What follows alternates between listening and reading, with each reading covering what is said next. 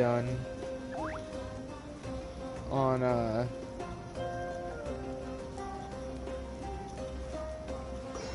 YouTube with Genshin Impact, because once it comes to Xbox, I can only stream to Twitch directly for these quests. It sucks, but it is what it is. The videos will of course be uploaded to YouTube, but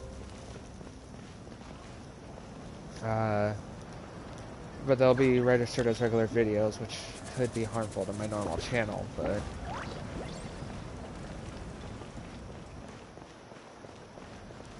today we're starting the 5.1 Archon quest. No, sadly I still didn't get Shiloh-Nin, and I'm still pretty upset by that. But I will pay to get her later. Shouldn't have spent so many pulls on Kanish Banner. Try and get some Chevreuse.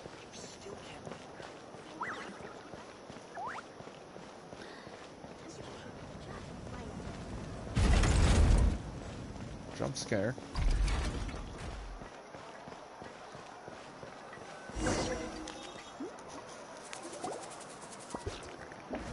I see. Thank you so much. The Adventurers Guild has been overwhelmed these days. No worries at all. We've always valued the strength of adventurers. Given the current situation, it's vital that we all work together. Since we're facing the same enemies, I'll send you the intel we've collected on the Abyss so far. Then we can take a look at how to coordinate our efforts.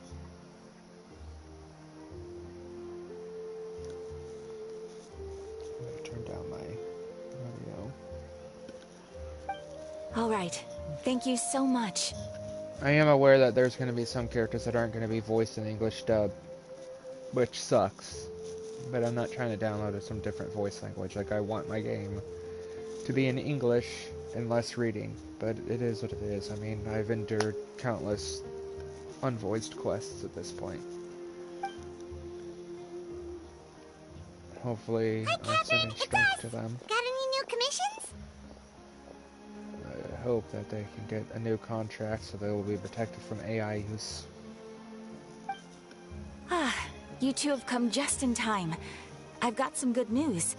The Pyro Archon has finished assembling her forces and stationed them all across Natlan. Given how the Abyss has ramped up its activities lately, we can no longer afford to act only after receiving news of an invasion. So the Pyro Archon suggested that the Scions of the Canopy and the Adventurers Guild focus on collecting and disseminating intel. That way, we can stay informed of everything that's happening across the land. Once we receive word of enemy activity, we can notify the nearest camp and the stationed forces can take immediate action. That'll lead to a faster response time? Yes, precisely. This should also allow us to focus on gathering information, rather than running around and trying to tackle everything at once. So please also take a chance to relax, you two. You've been working hard these days, and this will be a good opportunity for some well-deserved rest. So that's the plan! Whew, we can finally stop and take a break! But the threat of the Abyss is far from over. But the less work we take, the less we'll earn. Paimon knows that! It's not like Paimon just wanted to lay here and do nothing! The movements of the Abyss are always unpredictable. There have also been times when it suddenly became more active in the past. The people here generally see it as something like an acute natural disaster. Once the disaster is over, everyone will return to their normal lives. We just all hope that day will be sooner rather than later. Oh, right. Most people have no idea just how bad the situation has gotten in the Night Kingdom.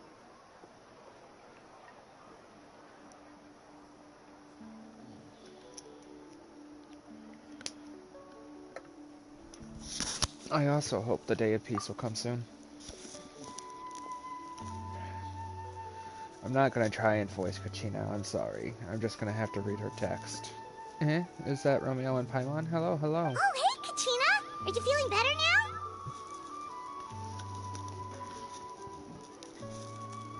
now? Besides not having a voice.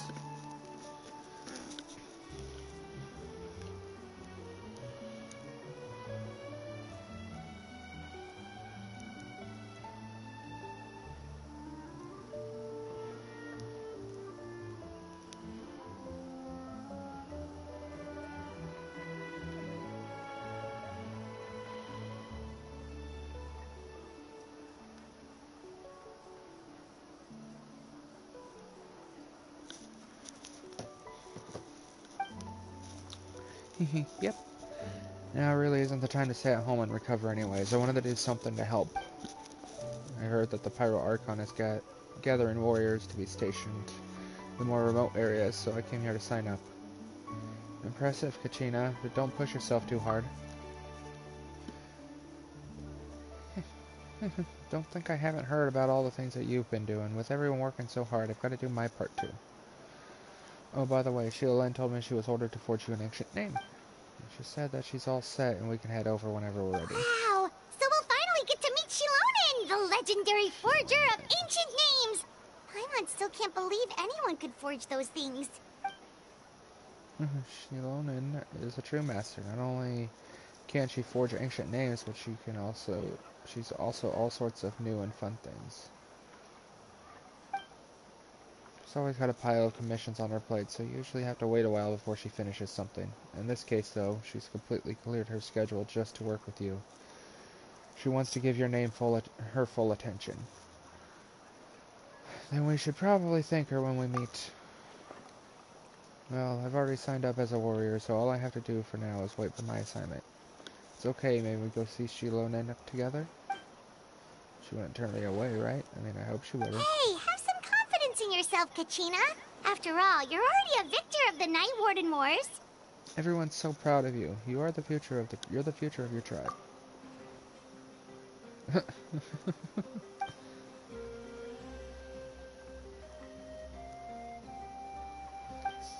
I'll just find a hole to jump in and hide for a while. Don't do that. Sorry, I forgot to read her line.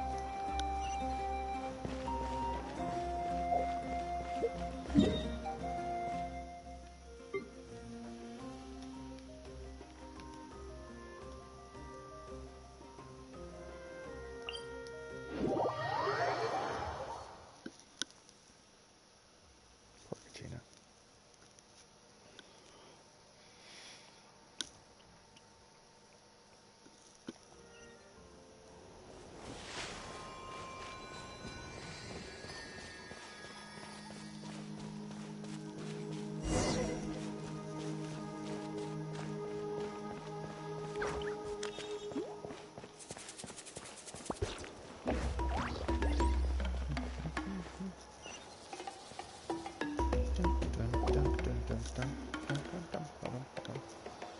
Tail.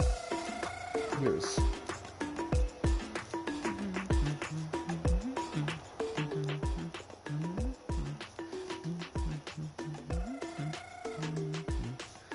Shilonen, I brought the person who needs an ancient name. He's super amazing. I've already learned tons of stuff from him. I can vouch that he's really worthy of a hero's name.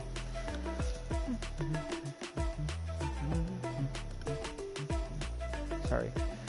The Children of Echo's music is too good. Ah, yes, so I've heard. So young, and yet you've already got quite the reputation. Wait, are you Outlanders? Yep, we're travelers who just arrived in Natland not too long ago. No, I mean, I was aware that you're travelers. It's just no one told me that you're Outlanders.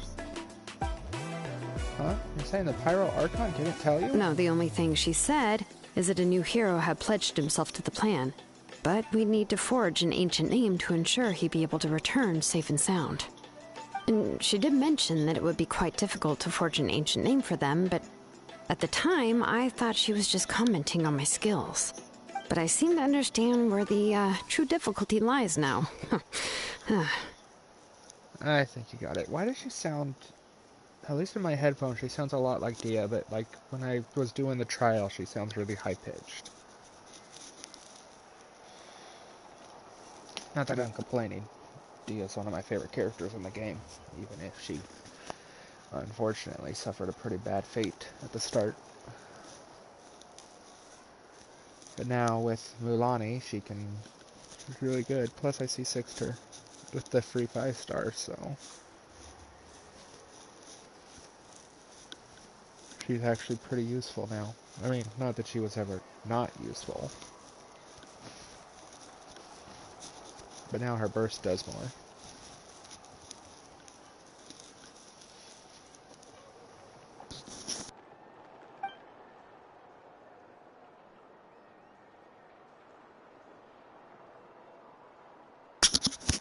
Are you upset? Oh, I wouldn't go that far. I'm used to it, really. I just need a moment to process things. The Pyro Archon's requests are always difficult to fulfill, and we used to argue a lot. Honestly, it's probably for the better that she didn't bring this up at the time.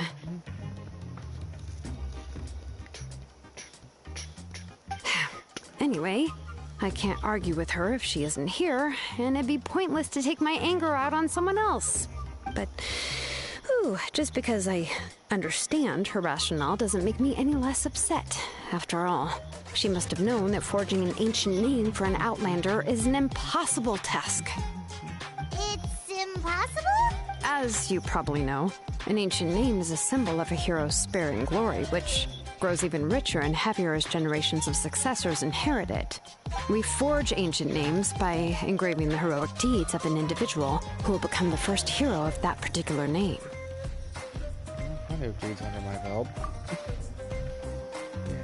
I saw countless feats recorded in the Adventurers Handbook. It felt like they could do anything. But they were all performed outside of Natlan, correct?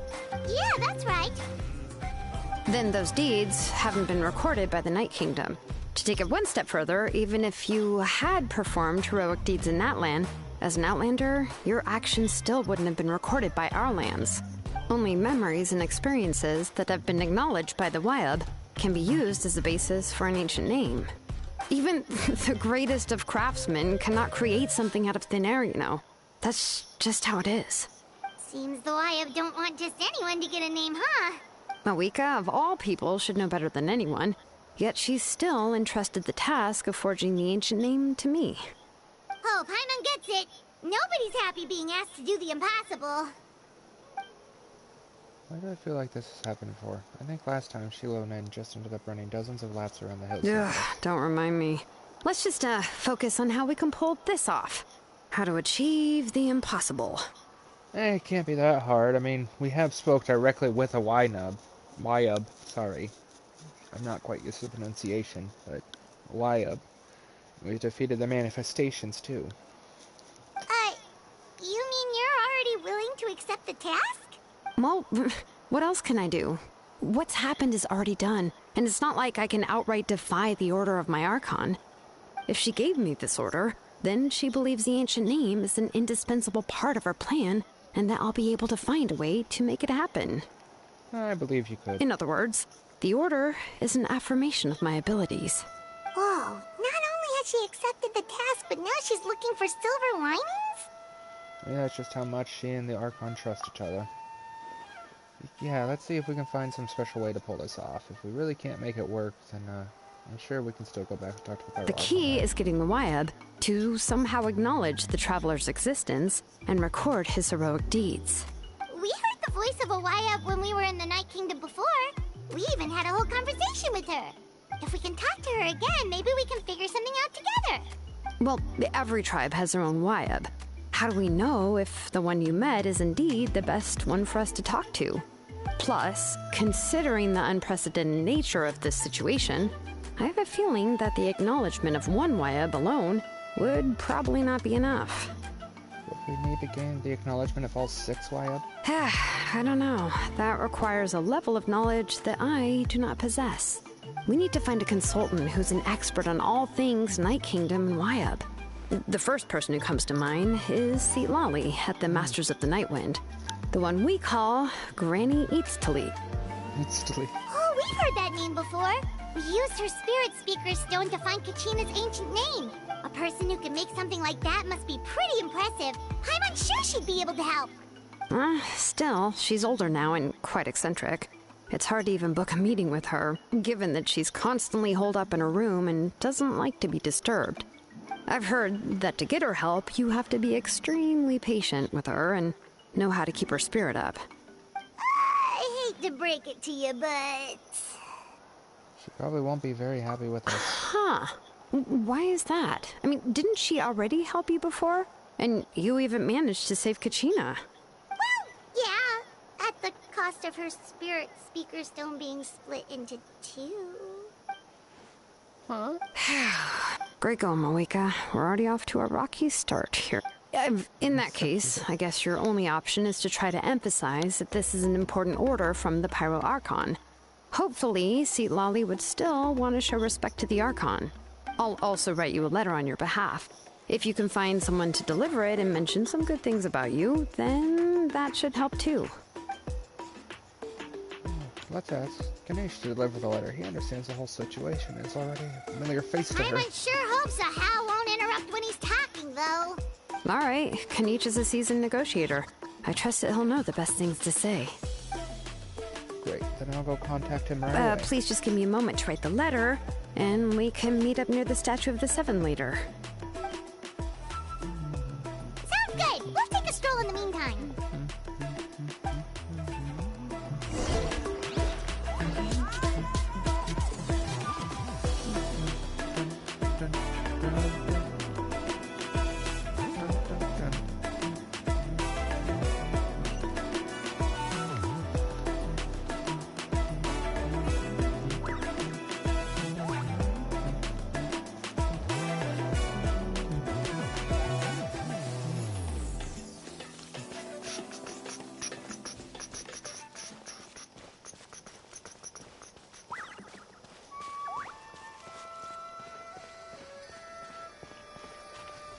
No, I still haven't given up my Pyrocules yet. It sucks. I can't get the Pyroculus thing either. That'll help me find them. We meet again. Kachina told me everything. I'll deliver the message to the Masters of Nightwind and convince Centilali to give you a chance. I'll also take this chance to explain what happened to the Spirit's Speaker's Stone and offer her an apology. I'm sorry to put this on you, Kanish. It's just that you're probably the only person who knows how to deal with her. Alright, we're all working for the sake of the Pyro Archon's plan, after all. Everyone here understands how dire the situation has become. Oh, wait, so Kachina and the Traveler also know about the plan? Because we all saw a hero of the past rematerialize right before our eyes, and then Milani said that a ton of knowledge and memories suddenly flooded her brain. Pyro Archon explained everything when we came back from the Night Kingdom, including the reason behind the appearance of the hero, as well as the current state of the Night Kingdom. Right. She mentioned there are 6 heroes and that Shilonen is one of 4 that have already been acknowledged. Oh, well, then I suppose there's no need to keep any secrets between us. Having companions walk by your side is perhaps the best solace when facing such a bleak reality. I have another piece of intel to show. We'll pretty much identify the person who rescued the captain in the Stadium of the Sacred Flame. His name is Auroron, and he also hails from the Masters of the Nightwind. However, he spent most of his life lying out in the wilderness by himself, away from the rest of the tribe. That's why his disappearance went unnoticed. By the time Citlali finally realized that he was gone, no one had heard from him for quite a while. Citlali knows him too? That's right, Auroron was an orphan raised by the chief of the Masters of the Nightwind, and many other kind-hearted people in his tribe. Still, he's had something of an odd reputation his whole life. Odd, huh? Given how the Masters of the Nightwind love to babble about dreams and revelations, they're already a pretty strange bunch to most. I've never met Auroron, but if they consider him the odd one, he's got to be pretty far out there. That's right, so in that sense, Auroron and Citlali actually have quite a bit in common, which is why they get along pretty well. Makes sense. But Paimon wonders how Citlali could be the first one to notice Auroron's disappearance if she spends the whole day in her room. As of now, we still haven't been able to confirm whether Auroron joined the Fatui voluntarily, or if he was coerced. Citlali is probably eager to prove that Auroron hasn't betrayed his people. I plan to use this as leverage when I go talk to him. Oh, so if I'm following, you mean we'll help her investigate Auroron and the captain's whereabouts? Yes, if you're all on board with the idea, then it's become a mutual beneficial collaboration rather than just a one-sided request. Even though I don't think Citlali is the kind of person to turn down an order from the Pyro Archon, working together with us will help her focus and not get distracted by the whole Auroron situation. Good idea. This way we can get 2 birds with 1 stone. Yeah! Plus, we kinda owe her one anyway to make up for breaking the Spirit Speaker's down. This is a pretty well thought out plan. As expected of Mollypo Kanish. Then, yeah, I'll leave my letter to you. Let's hope Citlali can meet at the stadium in 2 days. Sure, I'll head out right away. Take care out there, Kanish.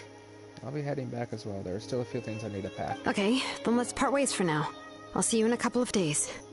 Alright, Shilonin. I keep wanting to say Shilolin.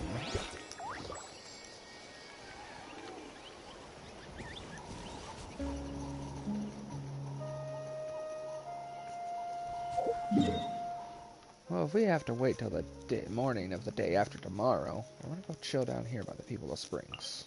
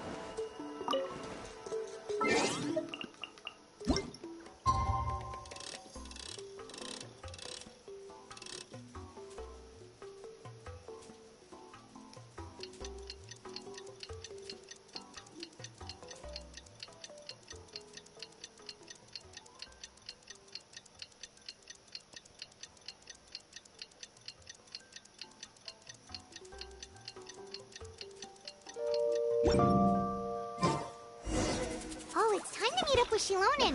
Let's ask her how things have been going.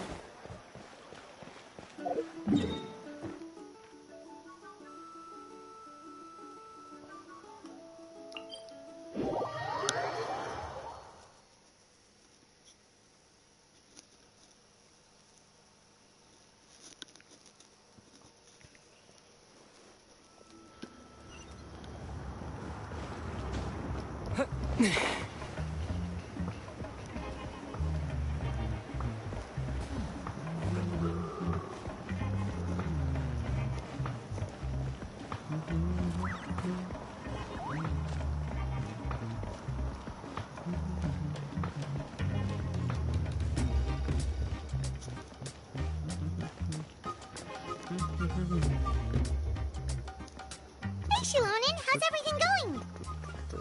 Oh, hi, Traveler and Paimon. I have bad news. Seat Lolly did not reply to our request. Although, I suppose I'm not too surprised. Huh? You mean she didn't even bother to give Kanichi a response? Guess she really does have quite the ego then. Yeah, well, she can be also quite eccentric, though she's one of the most gifted people around. Even the Masters of the Night Wind often struggle to work with her. My guess is that she probably has other reasons for not deigning us with a response. But let's go to the stadium and see if we can meet her there. If we do get a chance to talk to her in person, we can still try to work something out. That's true. Let's go!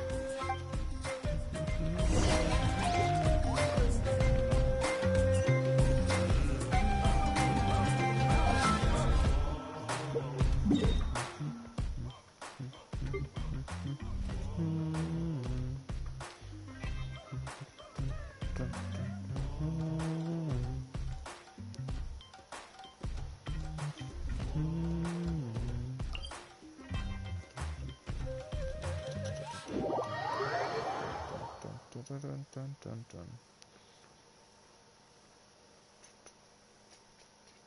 You're sorry, computer. Get ready to meet your best friend. Nellen, make that second best friend.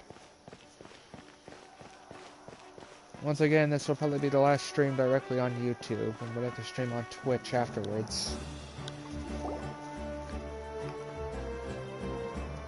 When it comes to Xbox, at least. Paimon doesn't see anybody. Seems she's just not gonna show up, huh? Because I'll be able to play it on my Xbox, which is already the next generation to the PS4, because there's no reason to buy a PS5, and I'm tired of paying $80 for 1 year subscription on PlayStation when I really only use it for one game. since the other two games that I like have been shut down server-wise. Little Big Planet and Dreams doesn't have any support anymore.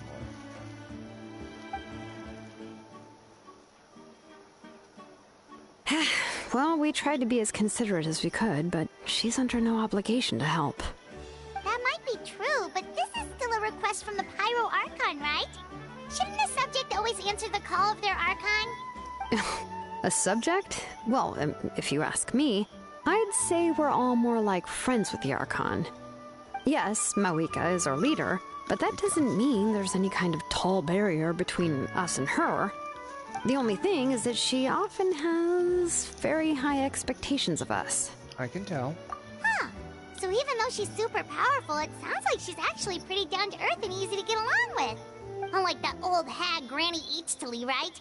Does she think she can ignore us just because she's famous? Probably shouldn't say that, Paimon. We'll talk about her like she's some kind of huge deal, but she didn't even bother to reply to our letter! Seriously, if she didn't want to come, she could at least let us know. If that's what aging does to you, Paimon never wants to get old. Oof. Oh, really? So, that's how you see me?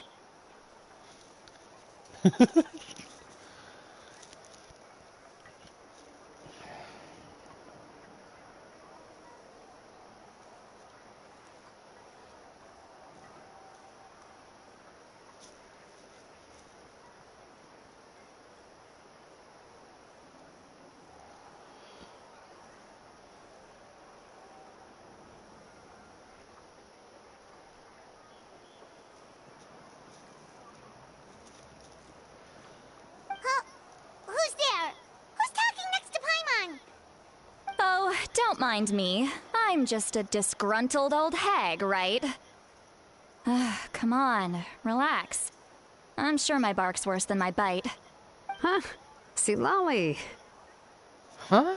Wait, you're Seat Lolly? You're Granny Eatstily? Yes, Granny Eatsley. But emphasis on Eatsley, not Granny.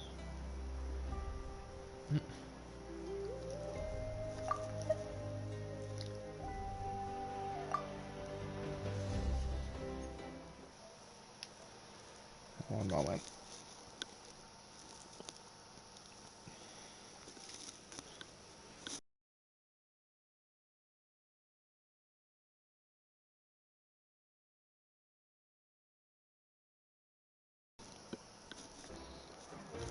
I still appreciate the fact we can hide the text now. You must know this trope from light novels, surely. They use it all the time. The young man who's actually the oldest person in the room. The girl next door who turns out to be a seasoned veteran. The wise sage who looks like a little kid. Oh, wipe that look off your face! You've seriously never seen an older lady that doesn't look her age? Okay, well, don't go thinking it's a trick either. See? I'm barely wearing any makeup.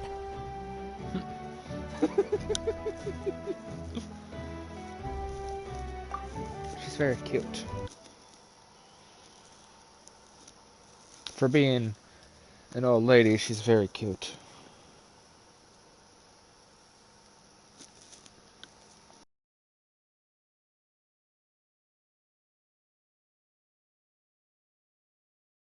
Her age, that's for sure.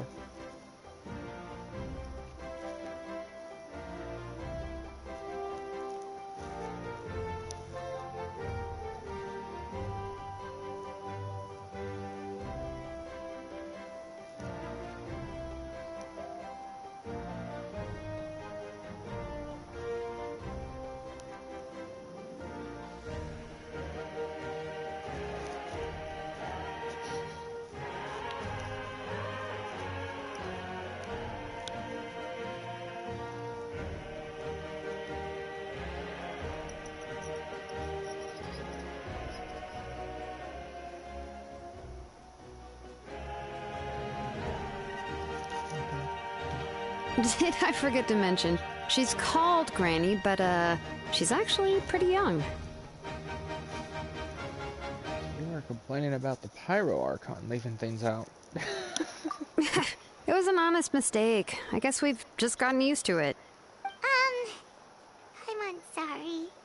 So, how old are you actually? What? How dare you? Don't you know it's rude to ask a lady her age? Paimon really didn't mean to offend you, it's just that... your case seems really unique. Oh, Paimon just wanted to apologize, but now she's putting more and more of her foot in her mouth. Really, Paimon just got a little mad since we thought, well, you were gonna leave us out to dry. It was my idea to invite you here, Seat Lolly. So if you're upset, you can just take it out on me. All right. I was only joking. I didn't mean to chastise anyone. There's really no need to take all this so seriously. If anything, I'm gonna feel awkward if we keep this going. I received Kenichi's letter and was planning to attend this meeting. Since I had already decided to come, I figured there was no need to draft a reply that simply said, "Understood." Besides, just showing up is the most important part. No, but of course... It's also natural for people to get held up by one thing or another as they're trying to leave the house. It certainly was a bit awkward to see that everyone else had arrived before me. At first, I was thinking of quietly sneaking over, but since you were already here waiting for me, I started to think about how I should phrase my apology. Only to hear you all talking smack about me. Well, it was only Paimon that was talking smack about you. I didn't say anything.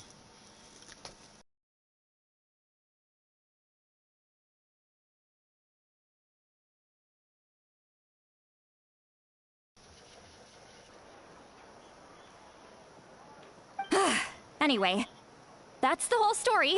Honestly, it's not like I owed you an explanation anyway.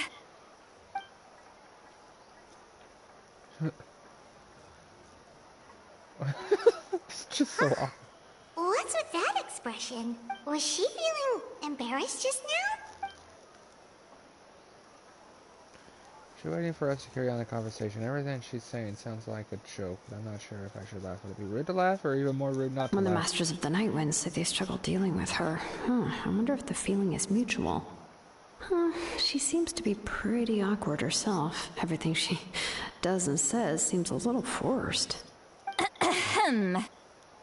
Anyway, Shilonen, I heard that you require my help in crafting an ancient name.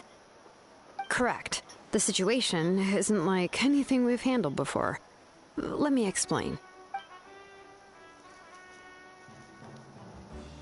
I see. So Mauika has asked you to forge an ancient name for an outlander. Well, that would be a first. It would certainly be an unprecedented dented feat. And you've also heard all about Auroron. I must say, he's always been a good kid. I can't see him joining the Fatui of his own volition. He must have been coerced somehow. We'll know once we find him. Yeah, that's what we came here to ask you. We'll help bring Auroron back if you help us solve the problems of forging the ancient name. What do you think? I suppose I'll just call you Traveler for now. Traveler, come here. Let me take a good look at you. Well, that's not a usual phase. Wealth leads to unending conflicts between people. Yet you alone transcend the value of gold. Baleful thunder and wrathful waves bring terror to mortal hearts. Yet again and again, you've braved them to find new worlds. O weary yet free soul, even the most verdant leaf in the forest will pray for your happiness and safe passage. Excuse me, what was all that supposed to be? Those are all the things that I could see in you. You've experienced far more than even most mortals could dream of. You possess the heart of a sincere hero, along with the conviction to lift a torch above your head and walk headlong into the night. Huh? Don't move. There's something here. Huh? What thing? Don't scare Paimon. Is the Traveler gonna be okay? Shoo! That should do it. You've just returned from the Night Kingdom, so some fragments of souls were still stuck to your body. No need to worry. I've just cleared out the last of them. Isn't that kinda like having part of a ghost come back with you? It's nothing as serious as that. If left unattended, the most it could do is stir up some chaos in your mind, and generally worsen your mood. Well, in that case, better to get rid of them. Thank you. It was nothing. Shilonen, let's follow your proposal. Once you've brought Auroran back, I'll take you to see the Lord of the Night. The Lord of the Night? But don't we need to talk to the Wyab of the tribes? Something this important is beyond their jurisdiction. Only the Lord of the Night can decide whether we can grant an ancient name to one who does not hail from our lands. The Lord of the Night is an ancient entity that rules over the entire Night Kingdom, constantly borrowing the power of the sacred flame to combat corrosion from the abyss. Oh, so you're basically saying it's even more powerful than the Wyab of the tribes. Well, that sort of makes sense, being the lord of the entire Night Kingdom and all. Not exactly. It's not so much that one's more powerful than the other. But never mind. That's not important. It would take too much time to explain. Just listen carefully to what I'm about to tell you. The Lord of the Night is currently in a deep slumber, and we can only communicate with its consciousness while in a trance. In other words, in a dream. Here we go with the dream stuff again. Just like in Sumeru. But I will need to prepare a few more things if we are to hold a ceremony to achieve the state of the trance. I'll make a list. Can any of you get everything for me? I can go. It'll probably be a long list, so better leave it to someone who knows all the local vendors. Sounds good. Then we'll go with St. Lolly to track down Auroran. Phew, the Fatui are nothing to scoff at, so please, be careful during your investigation. If you need any help, just come find me. Relax, Shiloh-man. I've fought the Fatui enough times. I've defeated 3 of the Harbingers. Technically couldn't defeat Arlecchino, but you're still very much stronger than she expected. Yep, we'll be sure to play it safe. I need to go back to using my girl Arlie. All right, now it's time for us to catch that brat and bring him back. I'm sorry I made you wait earlier. It was actually because I decided to swing by Auroran's place to look for clues. He has always lived alone, and I found a broken jar in his house. There was also something off about his phlogiston aphids, which I assume is because their keeper has been gone for quite some time. And interestingly enough, I saw some slash marks in the house that did not match any of our local weapons. My guess is they were left by Snezhnayan arms. Oh, sounds like the Fatui broke into his house and took him hostage.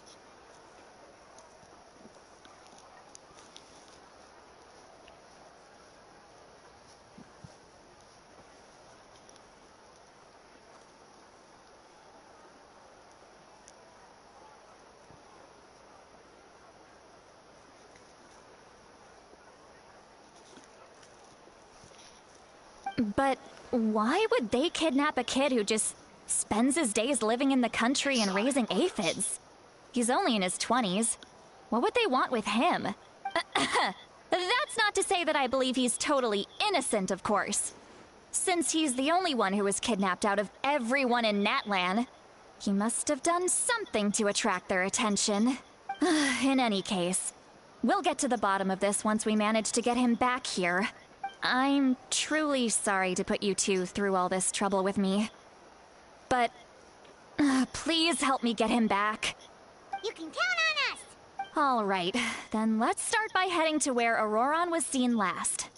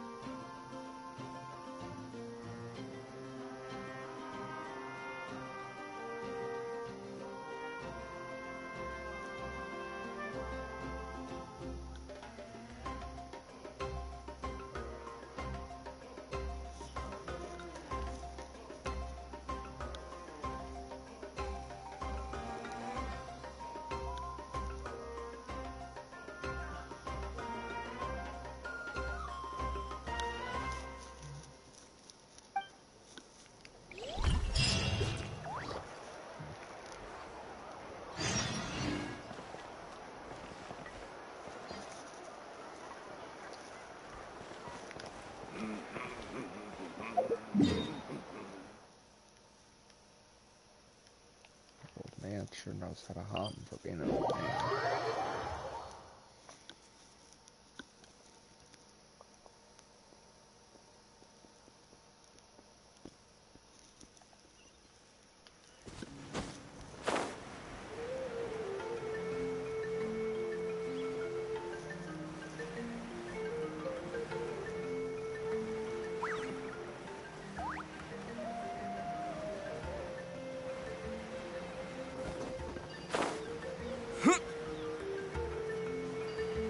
Exotic butters.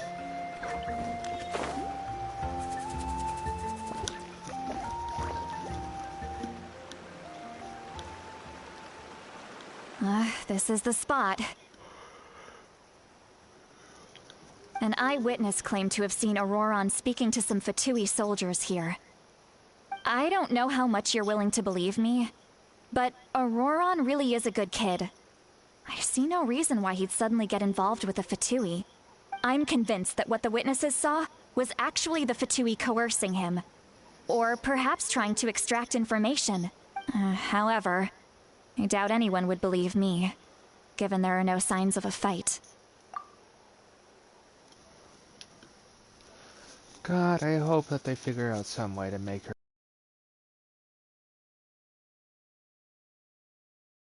be probably at least a year before she gets a rerun, or like Risley will never get, has yet to get a rerun.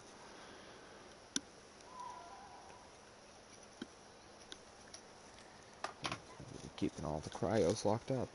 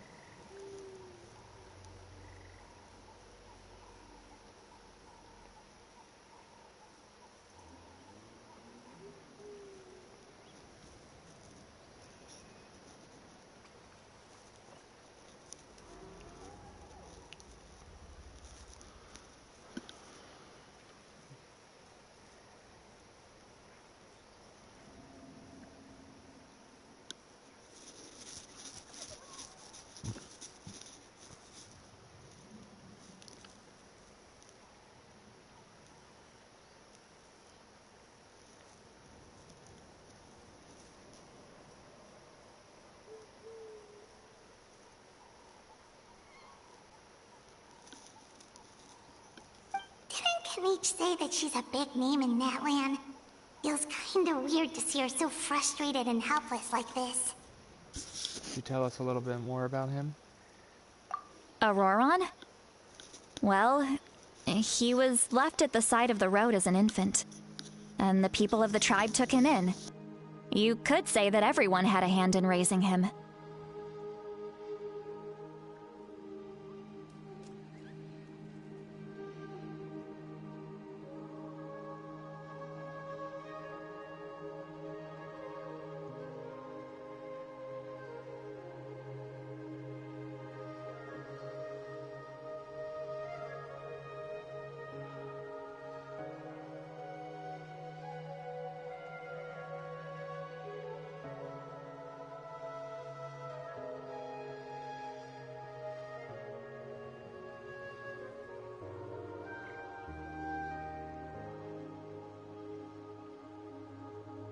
He learned a lot from us.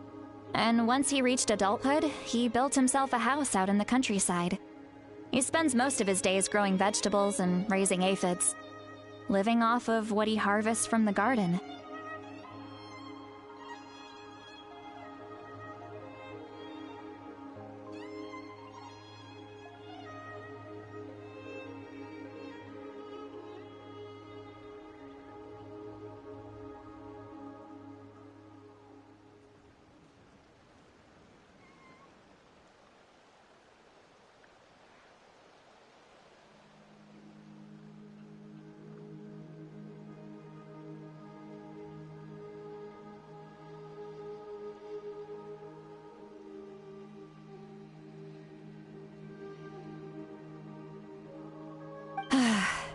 He's always been such a good kid. He would even get his friends to deliver whole bags of fresh produce to my place.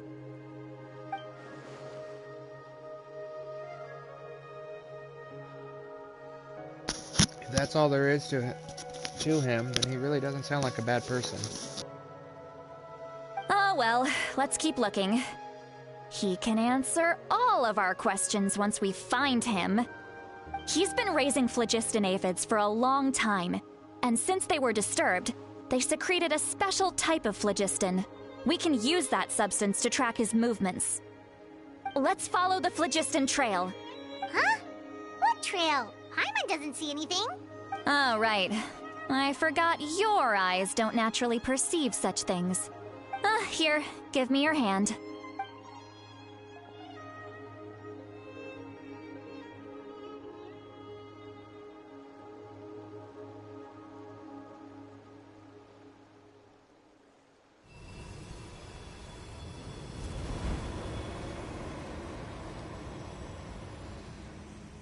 Huh? How about now? What do you see?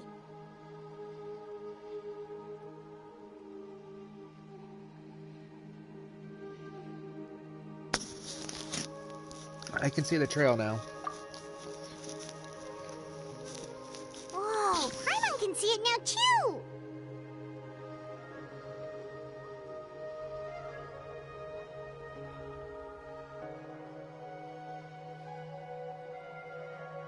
That's right. I used a spell to temporarily transfer a portion of my senses to you. For a short while, you'll be able to see the phlogiston too.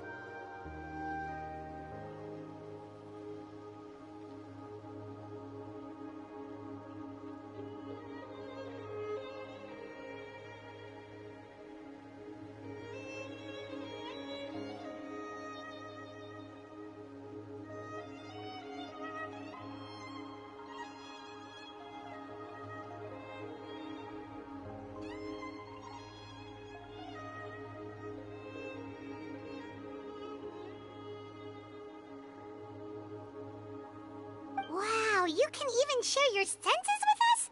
First time Paimon's heard anything like that. It requires a very rare spell that most people aren't adept at. But don't worry, it's a cinch for me. Between the two of you, it seems the Traveler's senses are a bit stronger than Paimon's. When I held your hand just now, I could sense that you've got a great affinity for phlogiston. You're extraordinarily gifted. Anyway, we'll need to use our vision now to track down Auroron. Good luck, you two. Over here, this way! See, Lolly might say a lot of deep and confusing stuff, but this spell of hers is really something. What was that? Oh, Paimon was just complimenting you. Really?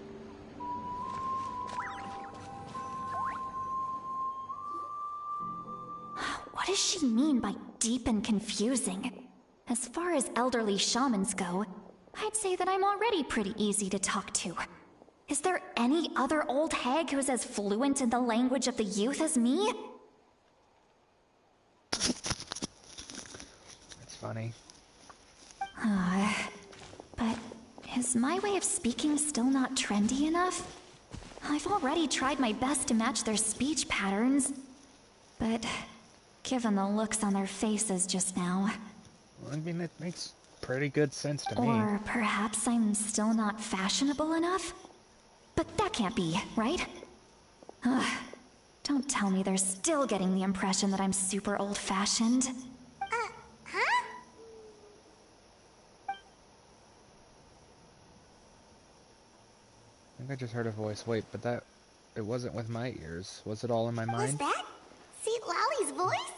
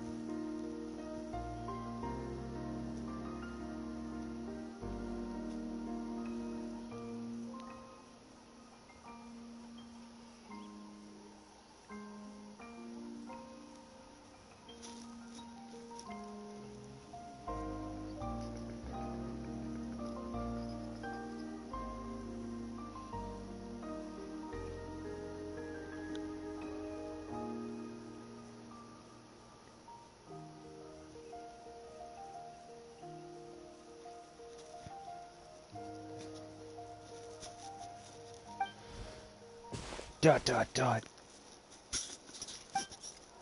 Seems Paimon heard the same voice, but she also looks like she understood what's going on. Lets me think. Ah, it must be a side effect of the spell she casts. Now that I think about it, it's a good thing I found some helpers this time. Some things are best done with the help of friends. So we can now hear her thoughts through telepathy? Wow, this is amazing. Something like that could only happen with Citlali. But it's still a question mark voice. Oh? They appear to be feeling quite confident. Looks like our work will go smoothly. You bet, just leave it to us. Hey,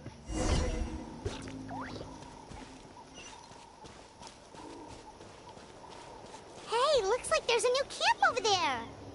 I don't see no camp. Let's go take a look. Oh, now I see it. That little brat. Shit. Yep. Judging by Paimon's experience as a guide, it definitely looks like people set up camp here. Okay. Well. You know, they really shouldn't do a voice line like right there.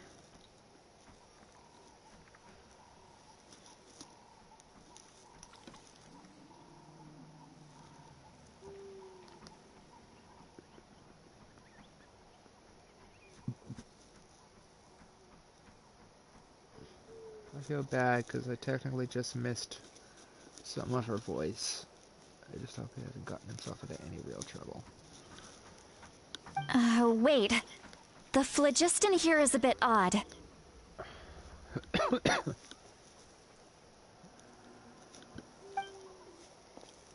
Let me see. Well, the trail still goes on. Paimon sees a small shape here. Could it be some sort of symbol?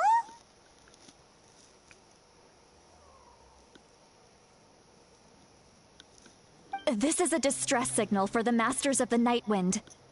Only someone from our tribe would recognize it. So Auroron was indeed being threatened.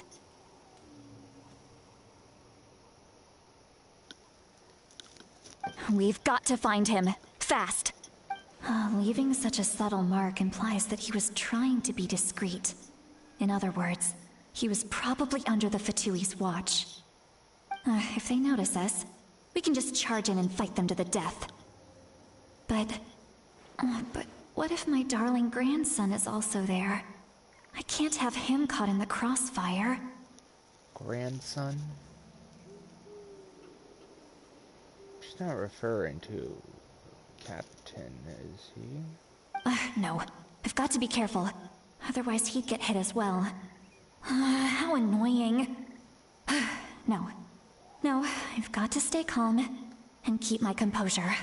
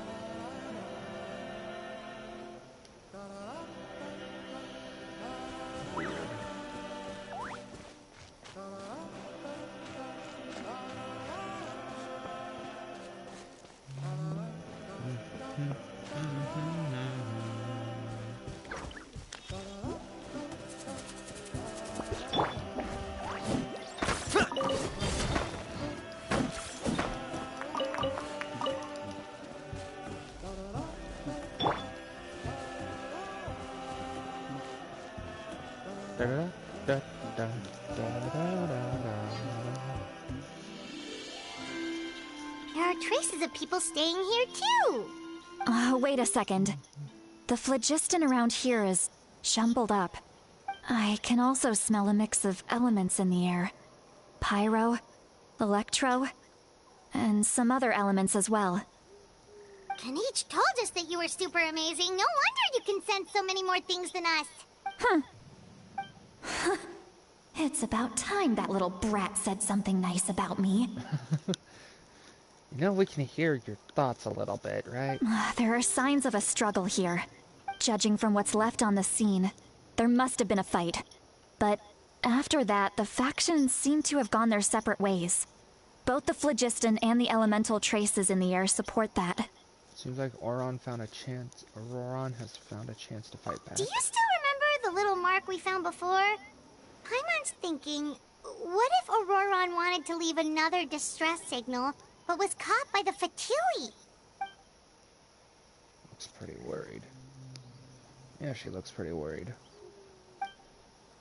Indeed, judging by the distress signal from before, Auroron was being held by the Fatui, so given the difference in the numbers, he probably wouldn't have been able to overpower them. Given there are 2 signals leading from here, we should split up as well. I'll take this direction, and leave the other one to you. Let's meet up again later. Auroron, what the heck were you doing? It's one thing to trouble me, but now I had to bring other people into this as well. Ah, you little brat. And off she goes. Traveler, did you hear all of that as well? Yep. Once Seatlali left, that voice went away as well. Paimon even tried calling her name inside Paimon's head, but there was no response. So the telepathy doesn't go both ways. So you were thinking the same thing. Paimon also thought that if we could hear what she was thinking, then she could probably also hear what we were thinking in our heads. I don't think Seatlali noticed anything. She did say that she was quite adept at this spell, and it doesn't sound like she's had any trouble with it in the past. Huh, maybe we're a special case and can hear her thoughts as a side effect. If you think about it, she's really got a lively inner world. It paints quite a different picture from Paimon's first impression of her.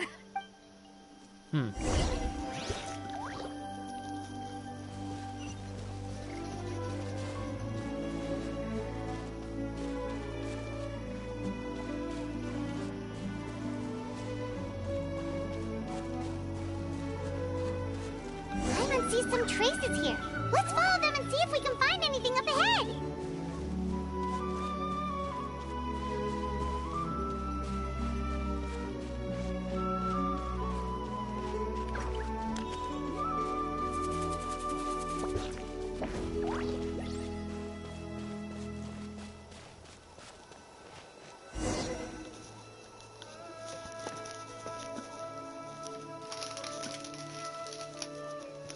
There are traces of phlogiston here, but Did you find something? I found some traces of phlogiston, but the trail completely ends here. Huh. So we can't tell where Auroron might have gone from here. That's weird. The phlogiston trail suddenly stops. We can't make anything of these footprints either. But he can't have just evaporated into thin air, right?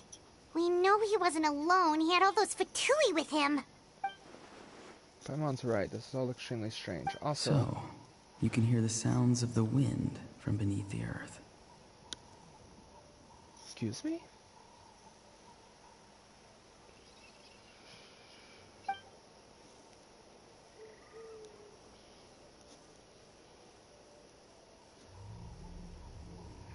Huh? Whose voice was I just now? What's with the glitch?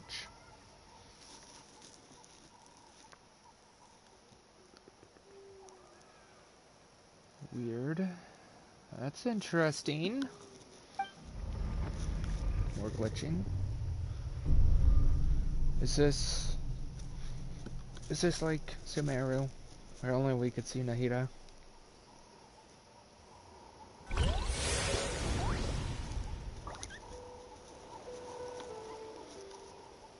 Oh, we're going in the Night Kingdom.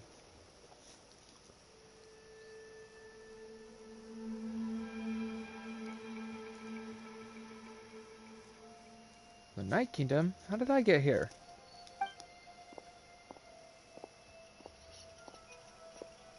I'm very sorry, but please do not move. I have no desire to hurt you. Huh?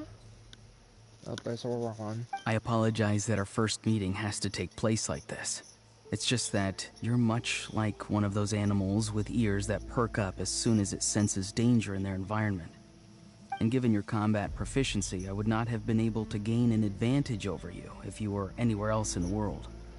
However, you're now in the Night Kingdom, a familiar domain to the Masters of the Night Wind. Hello, traveler. I'm Auroron, the one you've been searching for.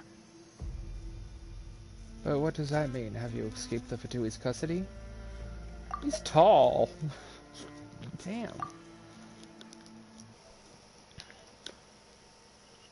No one's watching anymore. Sad.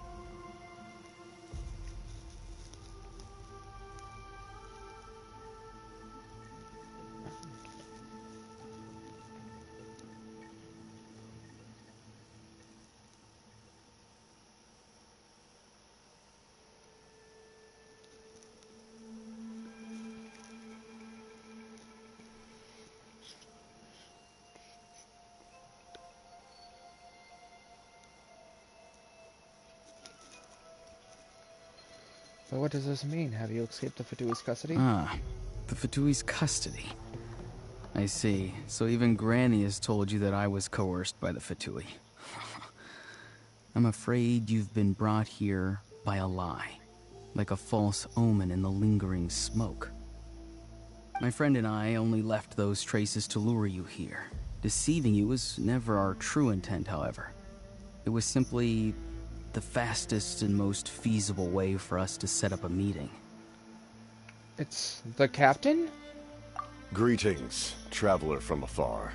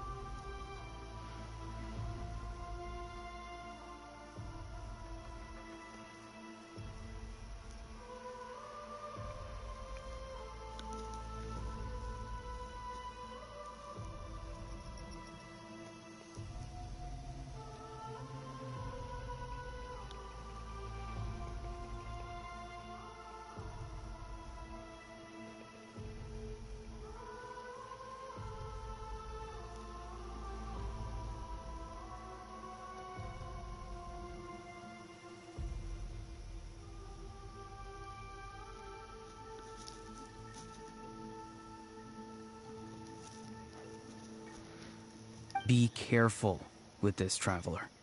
His soul is temporarily restrained by us, and it appears to have become more fragile in the process. It's taking all my concentration to hold on to him.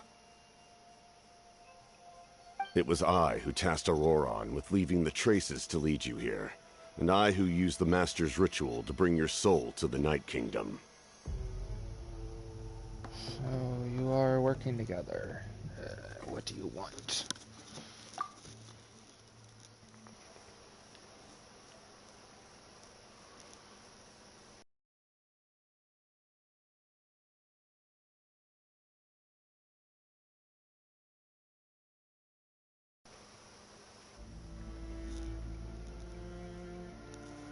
So you are working together. What do you want? I've heard much about you from the past encounters you've had with my colleagues. Given the present situation in Natlan, I would like to sincerely request a formal meeting with you, in person. I will use the opportunity to explain my goals and motivations to you, as well as why I mistrust Malwika, the Pyro Archon. I believe there is little reason for you to blindly follow her plan. If you would like to hear our intel, then find us to the east of the stadium. But remember, not a word of this to anyone. I would like to avoid any further conflict.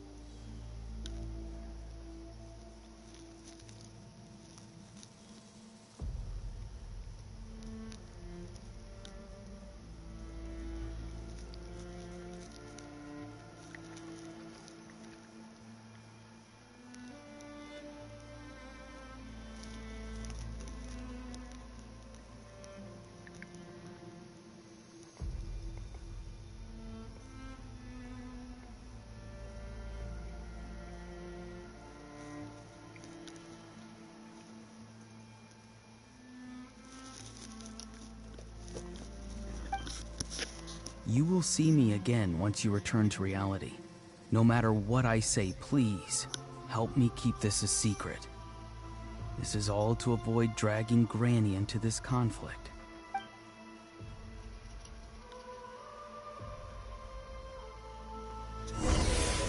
Quite literally took her soul then, for a moment.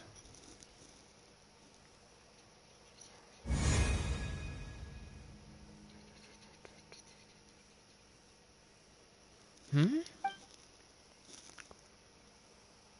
happened just now? You suddenly collapsed and stopped responding. I'm fine. Yes, my soul forcefully removed from... Was my soul forcefully removed from my body just now? That would explain why I couldn't hear Paimon at all. Hey, why are you sitting on the ground? Are you okay? See, Lolly! He froze for a moment and then just collapsed to the ground!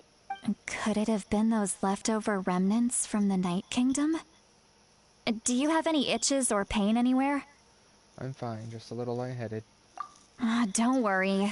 We can take a short break. Sorry, I know I asked for your help. But had I known you were feeling unwell, I wouldn't have taken you on this trip with me. If they were being truthful, then they must have reasonable motivations for what they did. But should I trust them? I could just share everything with Paimon and Citlali right now, but that means giving up on the lead. And I still haven't had much dealings with either the Fatui or the Masters of the Night One. I suppose I'll stay quiet for now. And see if I can find out anything else. If you're feeling sick, you should just say so. See, Lolly should be able to, exorcise any ghosts or weird stuff that you picked up in the Night Kingdom. A seasoned traveler must know the importance of not pushing yourself beyond your limit. If you need anything from me, just say the word. Thanks, everyone. I'm feeling fine now. In any case, let's take a bit more time to rest now. Even though the situation remains quite urgent, you take a longer break with Paimon and Citlali. Auroron's words still echo on your mind. Meanwhile, Citlali continues to keep her eyes on you and even plans another Need to be checkup. more careful next time. Feeling better yet, Traveler? Alright, let's get ready. I followed my phlogiston trail earlier to a stronghold guarded by soldiers. I have a feeling that Auroron is probably being held inside. Oh, so it's close by. Then let's head over right away. I'm so sorry, I didn't realize I was holding you up. Well, I recruited you to be my helper, which means we're in this together. Like the wind and the clouds. We either move as one or not at all. But if you want to make it up to me, then And just be sure to fight extra hard when the time comes. Okay.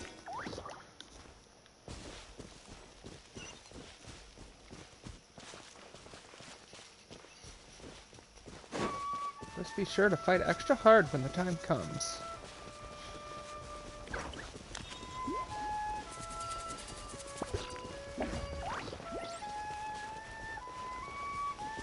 Okay.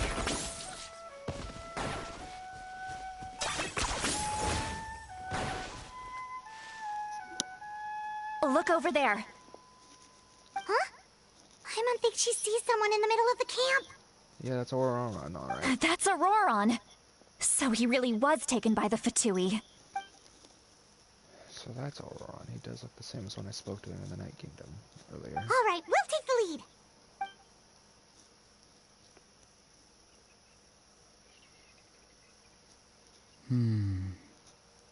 Hey, quit daydreaming. Don't you have work to do? Kosterlitsky? I cannot see the sun. What? Without the sun, I cannot see the truth.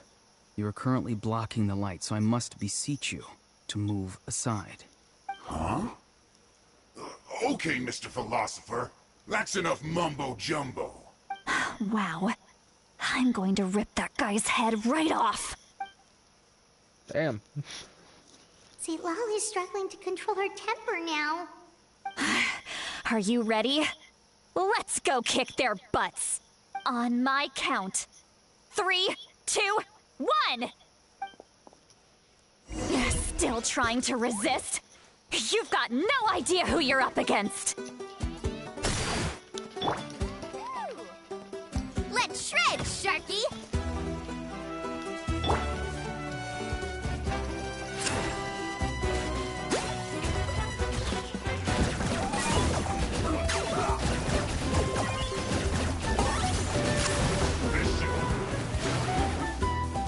Leaving so soon.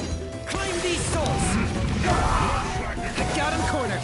Glory to which none can compare! Such power! Meanly insect!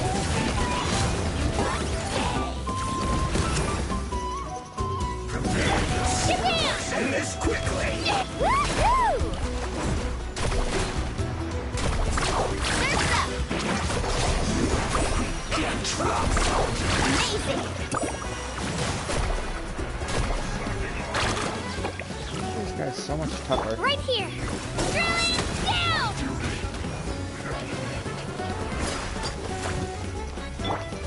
That's an epic win!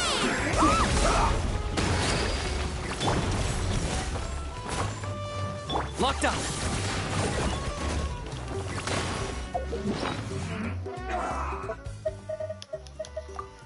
Okay, something is definitely not right about the combat.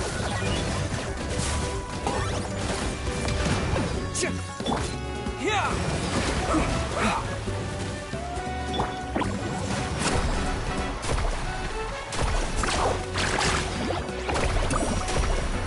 Send this quickly. I guess this is it. Don't be a killjoy. We've only just begun. Bow before your king! Guess I don't have pyro. Submit your soul in sacrifice! Get back! This was well done.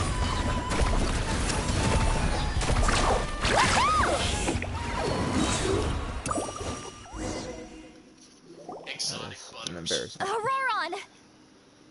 Granny! Paimon knows she's called Granny Eatsilly, but it's still kind of weird hearing someone actually call her Granny.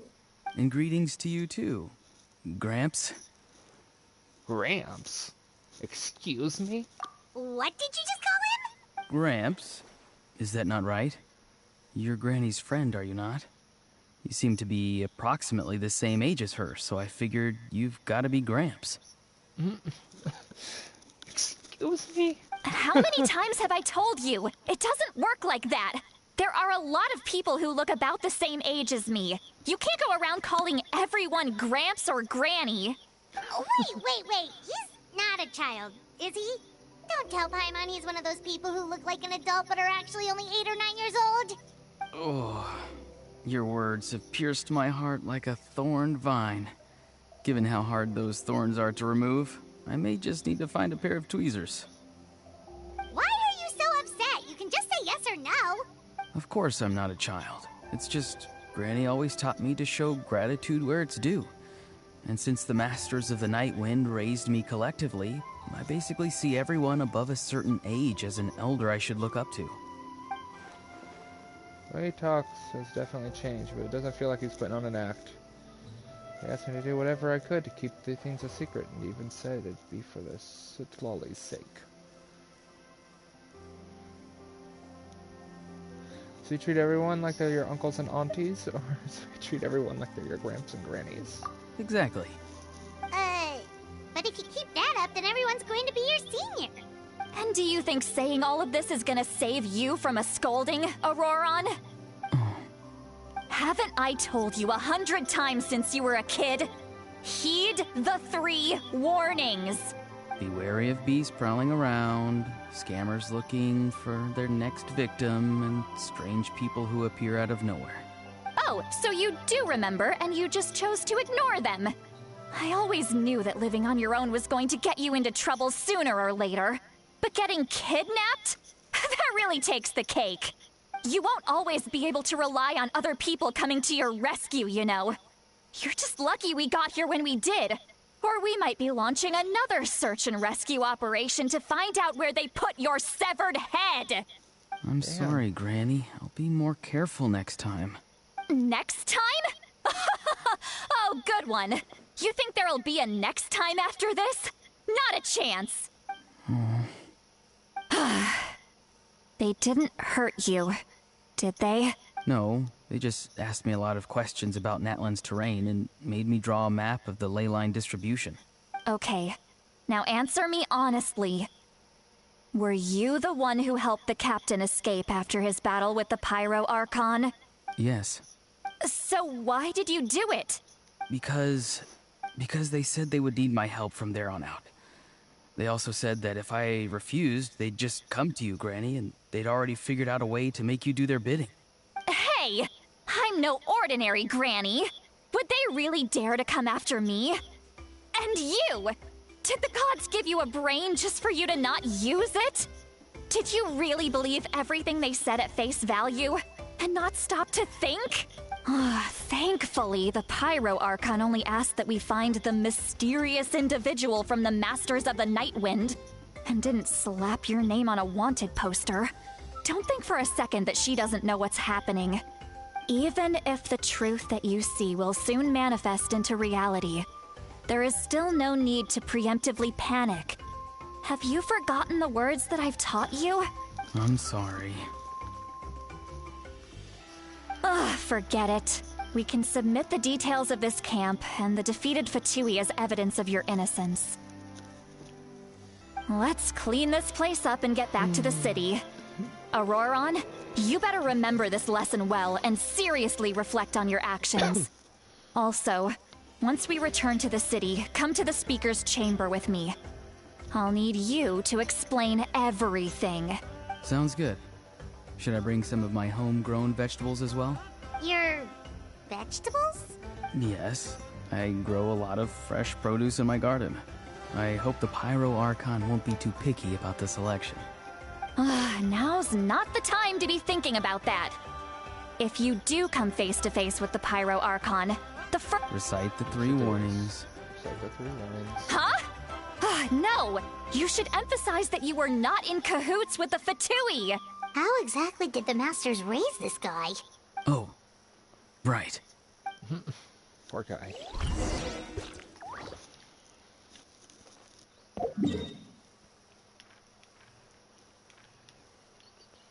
I will be right back. Give me just a second.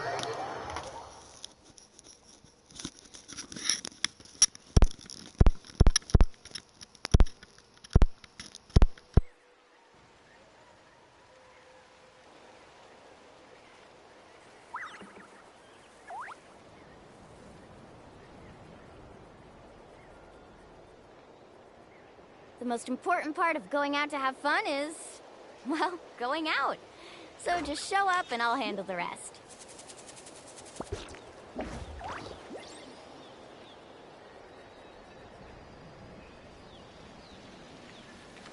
Woo! Whoa! Whoa! Ah. Whew.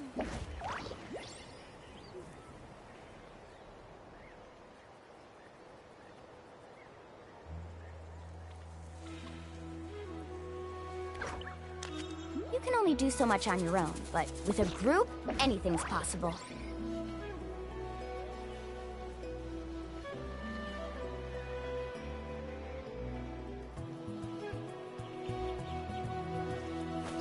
Woo! Whoa! Whoa! Ah. Whew.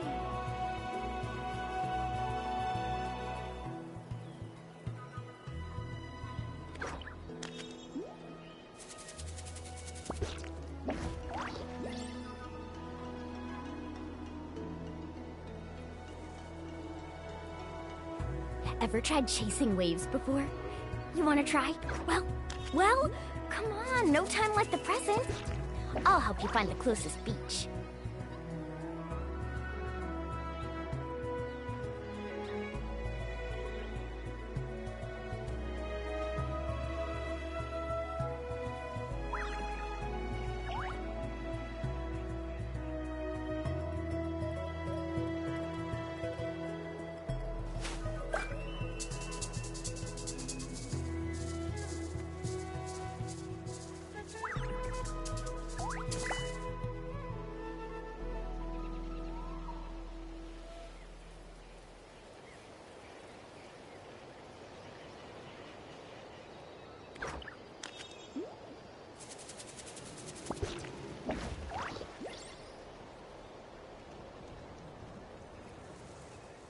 The most important part of going out to have fun is, well, going out.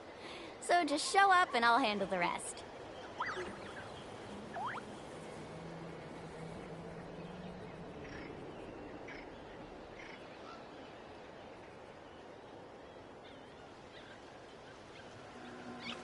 Woo!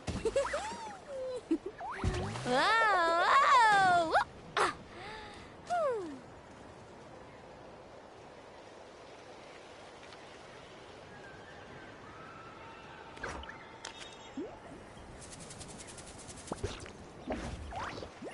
Ever tried chasing waves before? You wanna try? Well, come on, no time like the present. I'll help you find the closest beach.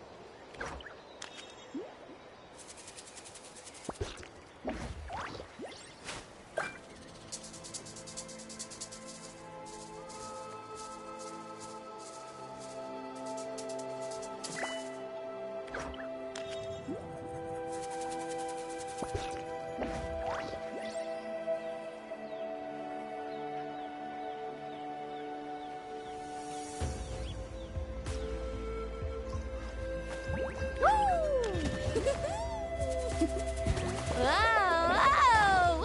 Ah. Whew.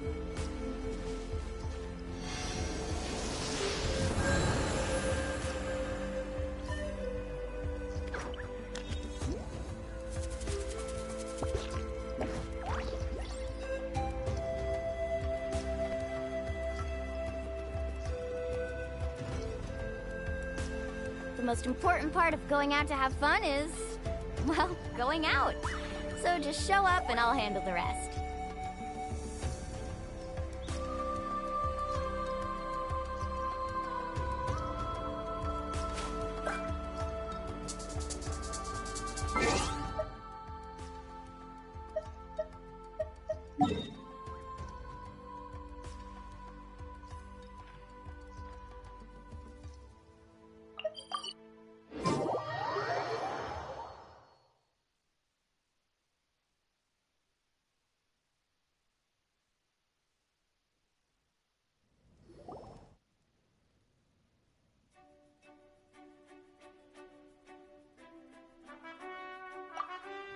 I see. So Auroron came to the captain's rescue because he promised to help him in exchange for Lali's safety. That's right. I'm sorry. Now that you know Auroron was only trying to protect another member of his tribe, could I ask you to petition the Pyro Archon for her forgiveness? We'll give her a full report. We'll let you know once she's reached a decision. Will I need to stay here? Technically, yes. But if Miss Lali is willing to serve as your guarantor, then we can release you from custody. Sure. I'd be happy to do that. I don't have any more time to waste here. I still have other things to do. Understood. Thank you very much.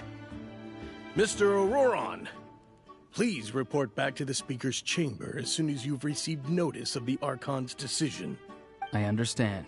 Thank you. And thank you too, Granny. Well, at least you won't need to hide your face anymore. Traveler, Paimon, thank you very much for your help. And don't worry, I haven't forgotten about my side of the deal. Once Auroron is settled, I'll go talk to Shilonen and get started on forging an ancient name for you. Oh, thank you!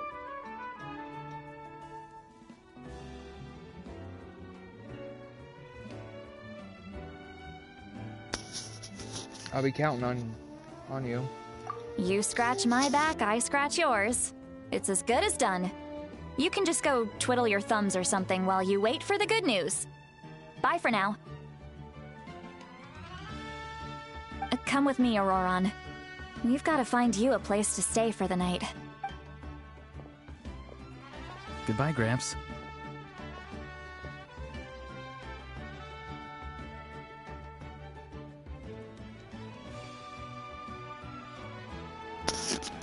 This new grandson of mine is way too polite.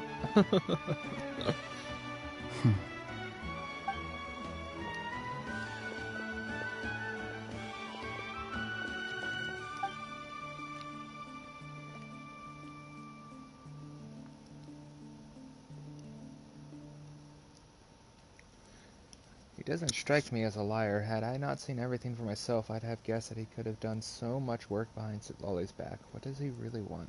Oh, we're finally done. Alright, it's time to find some grub.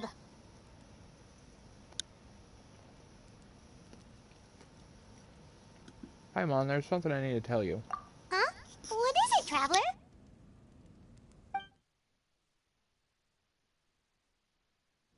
What? The captain?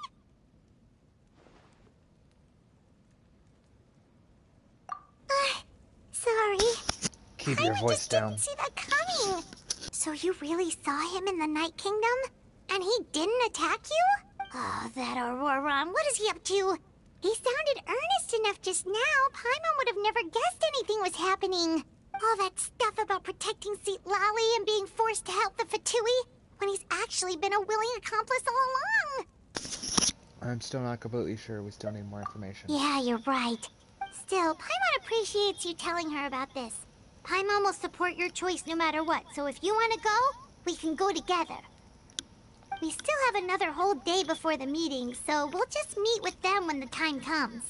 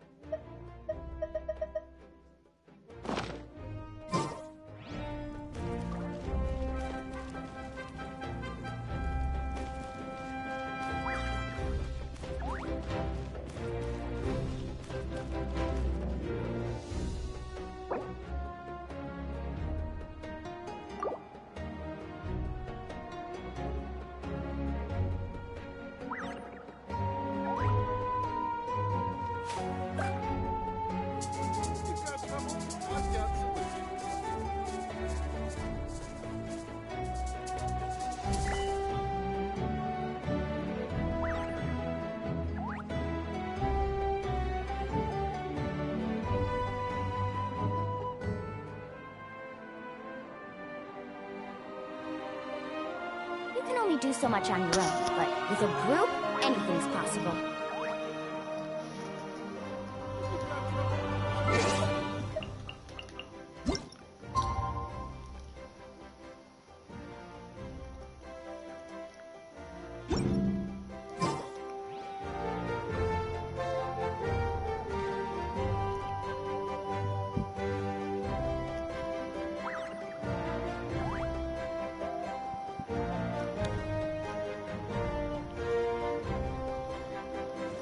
Oops.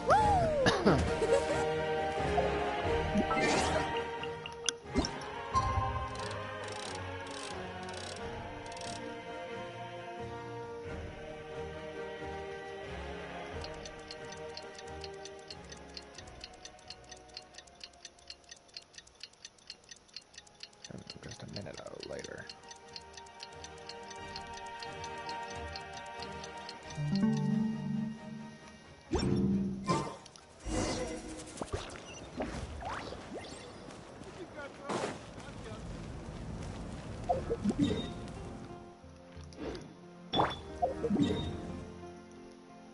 They added some new stuff to the teapot that's more themed around the city.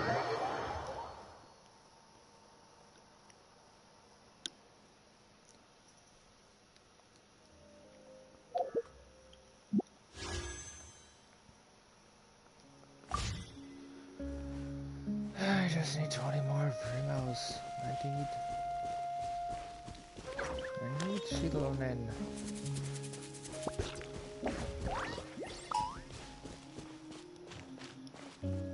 That's all you can soar, and I'm not here to hurt ya.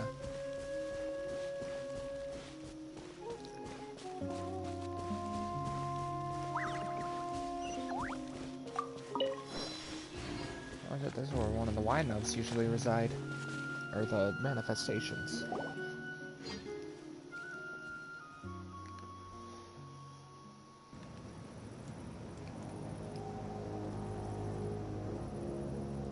Weird. Paimon doesn't see anyone. Oh, please don't let this be a trap.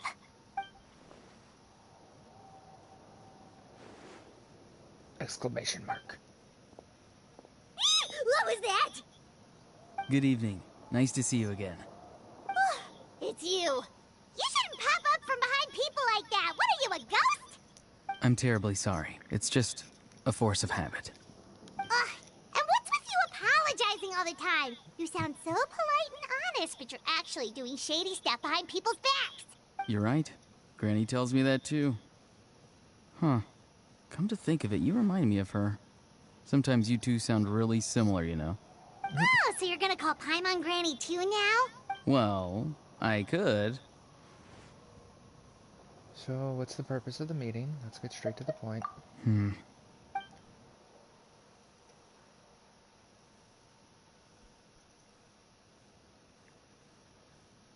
It's all clear.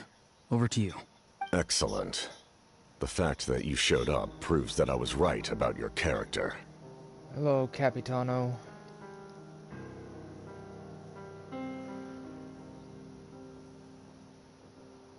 Ooh, that music, though.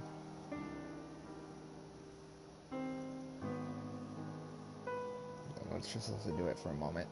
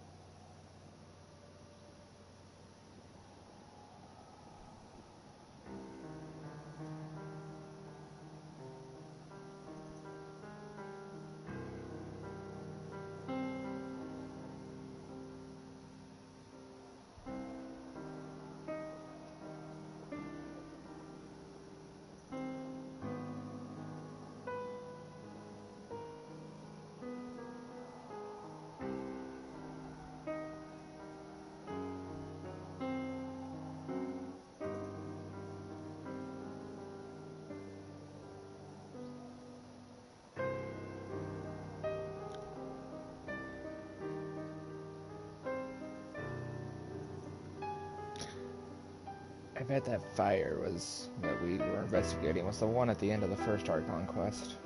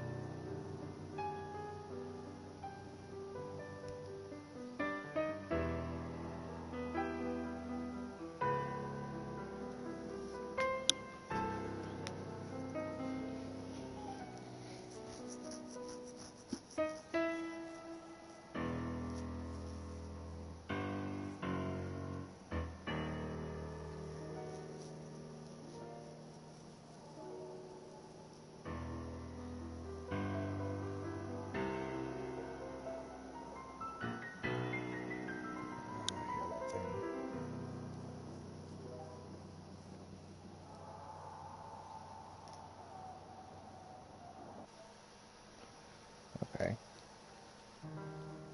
Sorry, I just wanted to listen to that thing because it's probably the only time we're going to hear it. I'm going to definitely record that video and I'm going to cut that video down to the textless version and just put it on my YouTube video.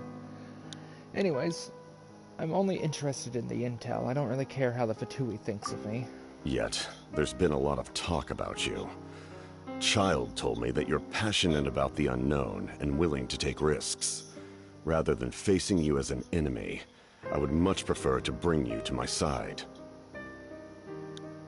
I mean, that would make sense. If we want to get into Snezhnaya, we're gonna want to be allies with one of the stronger Fatui Harbingers. Sure, Arlecchino doesn't necessarily hate us, but, I mean, she's still that wolf in sheep's clothing. The captain seems like a pretty honorable dude. If we allow the current state of things to continue, we will inevitably clash. And that's a scenario that I'd very much like to avoid. Why, exactly? I've long heard of your exploits across the nations. Though you have crossed swords with my colleagues many times, I know that you are by no means an unreasonable person. And once you've learned the truth that the Pyro Archon Malwika would never willingly share with you, you may just find it in your heart to consider my proposal.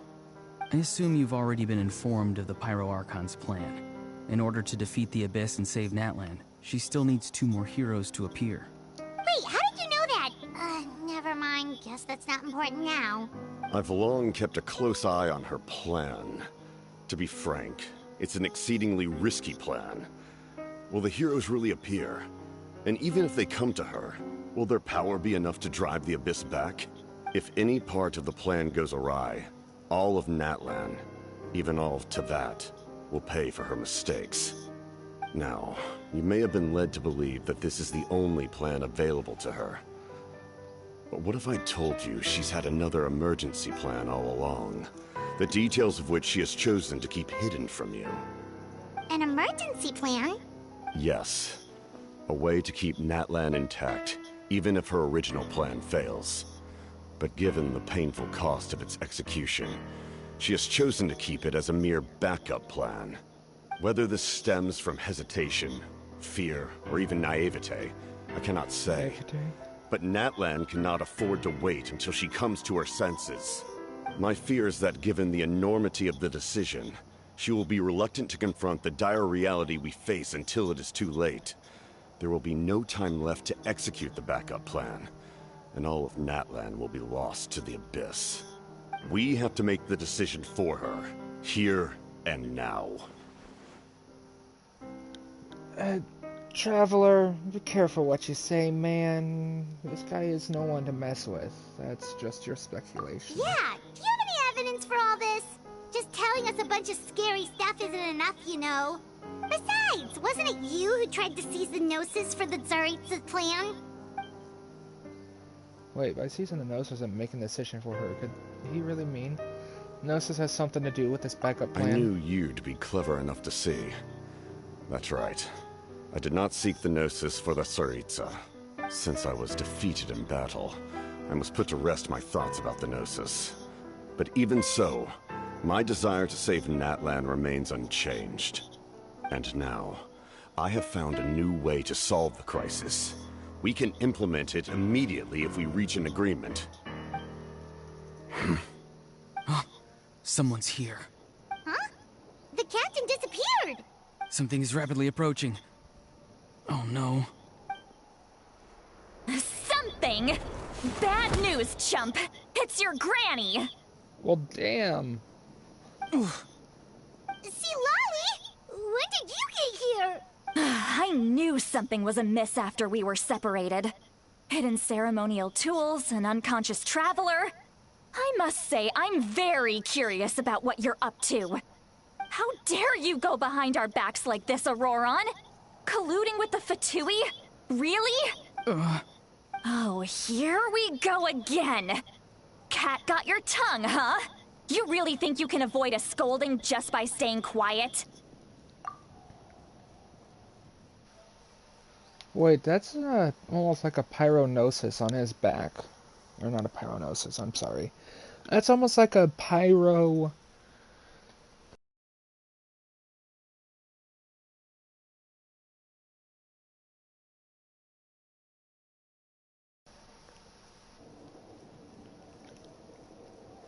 Well, it also just kind of looks like the things that Lolly made for us to communicate with the Night Kingdom. To try and bring back Kachina's name. However, I'm a little disappointed that we won't get to finish hearing what Capitano said. I'm just trying to get intel here. Let me be clear, Lolly. I'm not here to necessarily collude with the Fatui. Though it would be beneficial to us.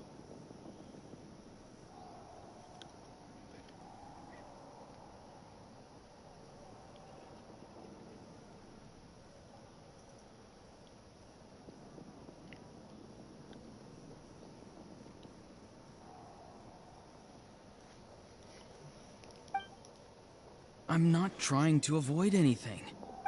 Oh, and now you're talking back. Well, go on then. Explain yourself. What? I'm sorry, Granny. What the heck are you up to? I feel so guilty. Oh, and now you're talking back. Well, go on then. Explain yourself. What the heck are you up to?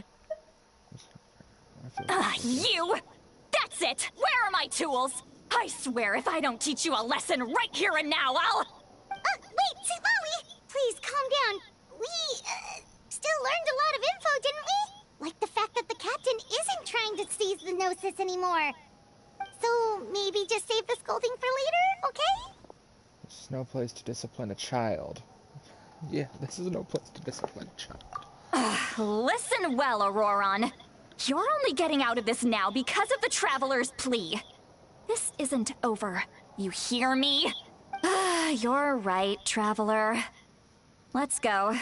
We can discuss this more back in the city. You two keep an eye on Auroron for me, okay? I feel like we're gonna get in trouble with the captain, but I mean, she already heard the information, so like, really.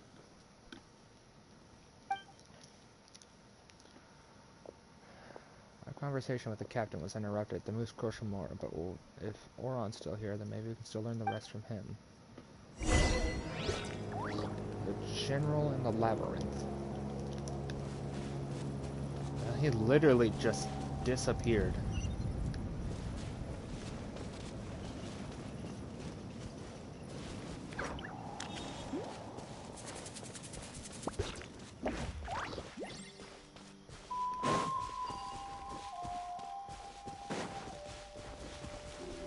This isn't exactly returning to the stadium, but okay.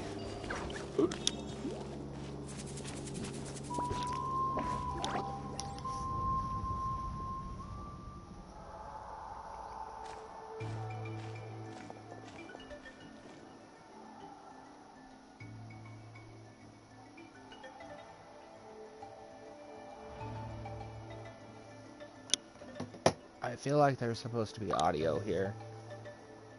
Why did you help the captain? And I want the truth this time. In all my years, I've never had a child cause me so much grief. Do you seriously not see what's at stake here? You've got a head on your shoulders, Auroron. Use it! Yeah, no, there wasn't supposed to not be audio voice. No answer? Think you're being smart? Then let me ask a different question. What does the captain want? What is his purpose in Natlan? Really? You're just going to stonewall me? Looks like Auron has no intention of Just answering her. use your brain for a second. What do you possibly stand to gain by helping the captain? Only endless trouble awaits you and everyone in the tribe. You've always been a good kid. Why would you throw that all away now? If you're worried about something, just talk to me. Granny would much rather we had a conversation instead of constantly clashing like this. Why is he staring at us all of a sudden? I'm sorry that you have to hear all this. It's fine. Well, it's definitely a little awkward. You're very kind. Most people would have fled by now. Not everyone can handle Granny's scolding. Oh? You dare gossip between yourselves instead of listening to me? You... Sorry, Granny. Sorry, Granny. Sorry, Granny. You know what? Fine. I'm perfectly aware that everything I say goes in one ear and out the other. You're all grown up now, so why would you listen to an old hag like me? You say all the right things, but then you go and completely ignore me. Well, if that's how you're going to treat me, you can stop sending Aoife over to my place to deliver your stupid vegetables. I don't need anything from you. Who's Aoife? A delivery person? That's irrelevant. The point is, he hangs out with this kid, so he must be no good. You kids get to a certain age and suddenly act like you know it all. There's nothing I can say to get through to you. Auroron, if you're still thinking about that so-called duty, then please, just forget about it. The ley lines did not fall to this state because of you. And we've long closed the book on that incident. Seems they've started talking about some kind of tribal history. I'm starting to get lost. That's not it, Granny. Something off about that voice. I know you tend to get down on yourself when you're upset, but I can tell I really hurt you this time. All I can say is I'm sorry. His voice. Auroron! Where have you gone? It sounds like he's somewhere super far away, but isn't he right here in front of us? I'm really sorry. It's up to all of us to do everything we can to save Natlan. So I've got to go. Get back here this instant! Auroron! What is this? Powder from plant spores? Is that the trick he used? What just happened? How was he able to suddenly get so far away like that? It's a trick of his. If you grind spores into a powder and spray it in the air, it can be manipulated to create an illusion. He pulled it off flawlessly. He must have put a lot of time into perfecting it. Don't tell me that's how he's been hunting in the fields these days. Oh, couldn't he have picked up something more useful? Little brat. That's it. The next time we meet, I'm definitely going to break his legs. Damn. Whoa, that's a little extreme. But still, why does he feel like he needs to run from us? If his goal is also to protect Natlan, then can't we work together? He still didn't want to tell us anything about his goals. I'm sorry for interrupting your conversation with them earlier. But even if you'd been able to hear them out, there's no guarantee you would have gained anything substantial.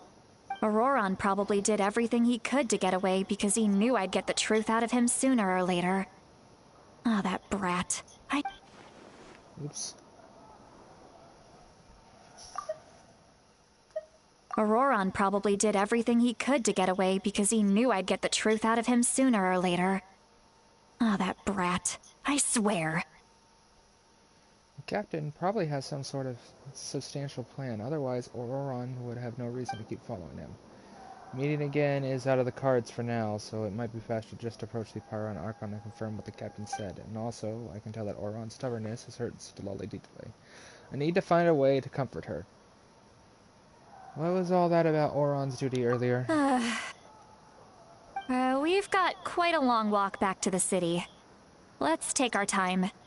It'll give me a moment to figure out how to explain all this. I don't really have that long of a walk. It's literally right next to us.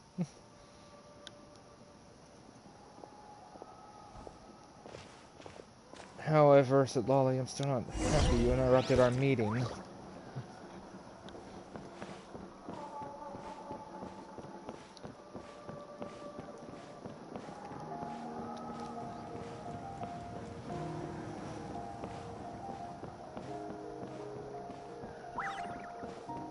Are you gonna talk?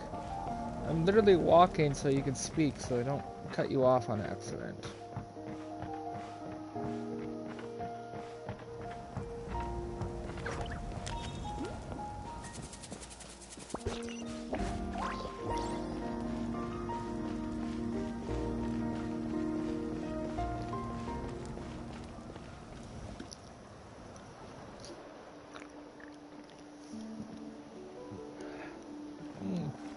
Do you two have some time?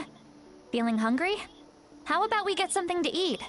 Oh, right. It's been a while since we last ate. Now that we can relax, Paimon just realized how hungry she is. Then let's go. We can find somewhere to sit down and talk. Food and drinks are on me. It's okay, we can cover our own bill. Paimon's got a secret food fund, so she could do all the honors. Really? You're not gonna take her offer?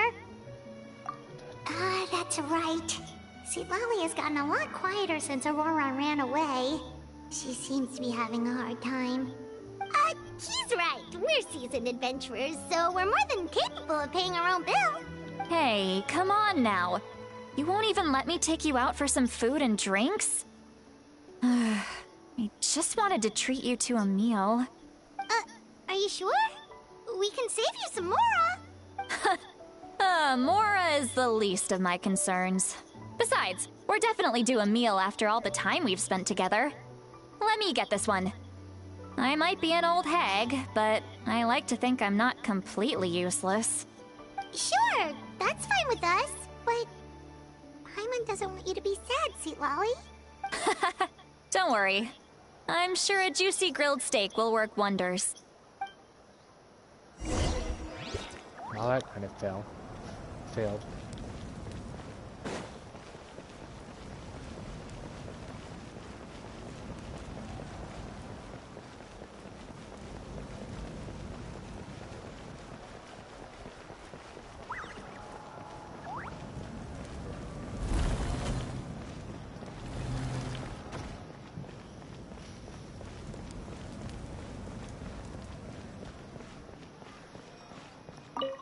Enter the Weary Inn.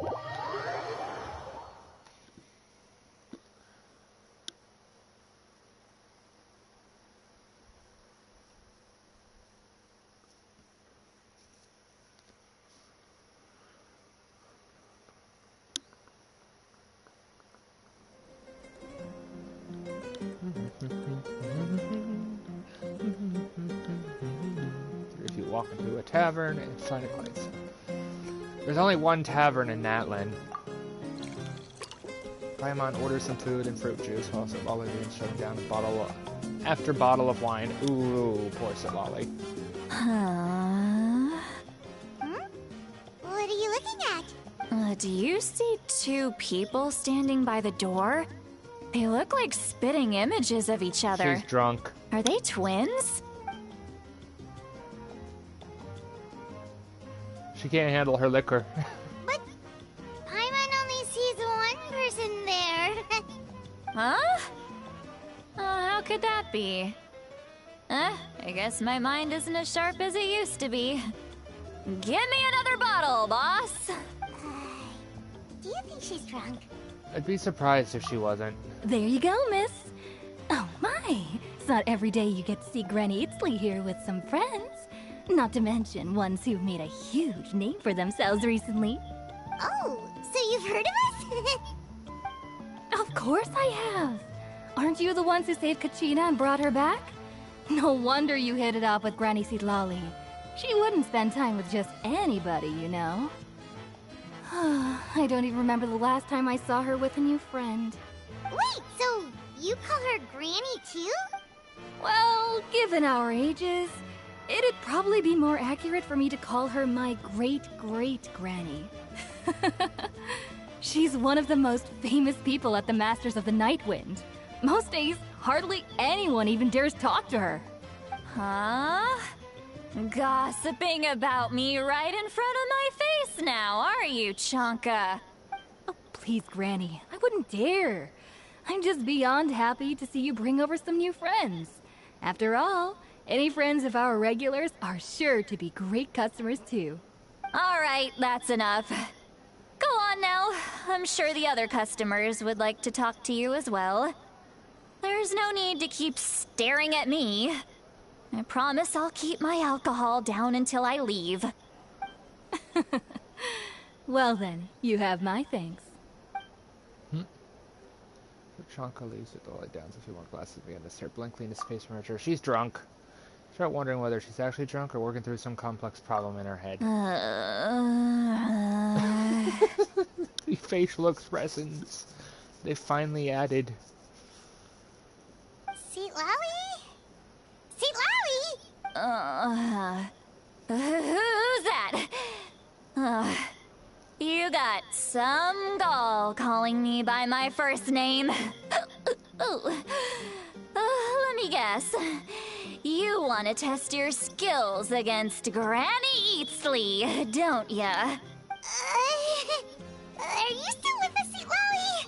You're kinda talking to no one. You chumps come around here, picking fights with me? Well, you know what happens next. You lose, and then run off home to tell everyone about how I'm this big scary bully. It's always the same story. You brats start it, I finish it, and then I end up with the reputation of being some kind of terrible monster among the shamans.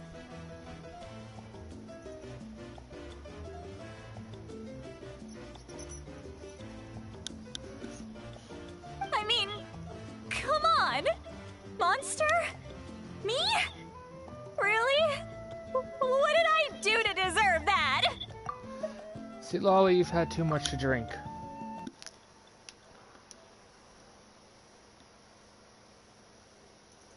Need to calm down.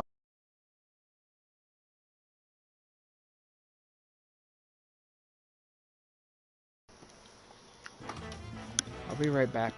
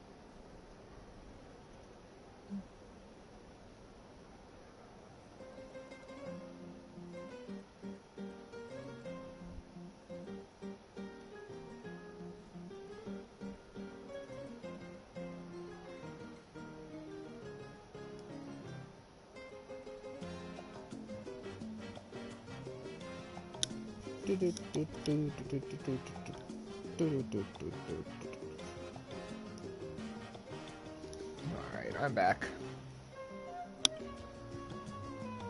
Granny Seat Lolly, you're not a monster at all. Exactly! And while we're at it, I'm not some lazy slacker either. Between meditation, advising the chief, and speaking with the Wyab, I actually have a pretty packed schedule, you know. Oh yeah. And I have to mentor all the new kids. Hey, new kid. Yeah, you. Who, me? Don't play dumb. Didn't I teach you how to find phlogiston? You see? I know my stuff. I'm a good teacher. You tell him.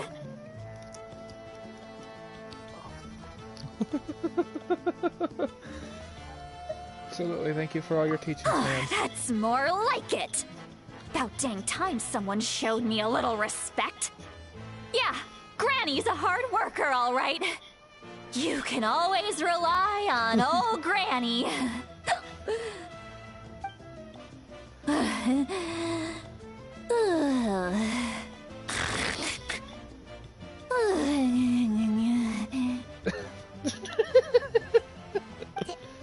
Did she just fall asleep with her eyes open? Oh, jeez.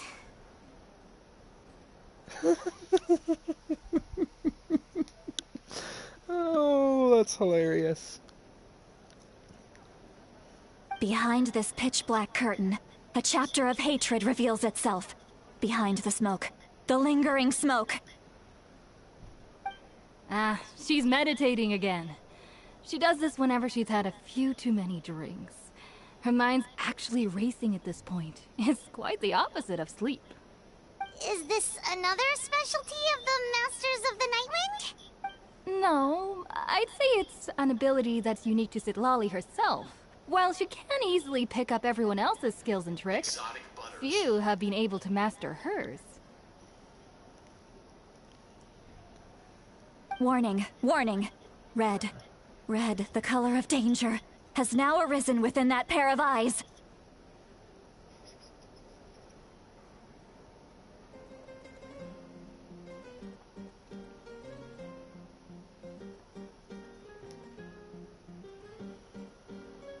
Warning, warning. Insert the Toru's Akatsuki record song.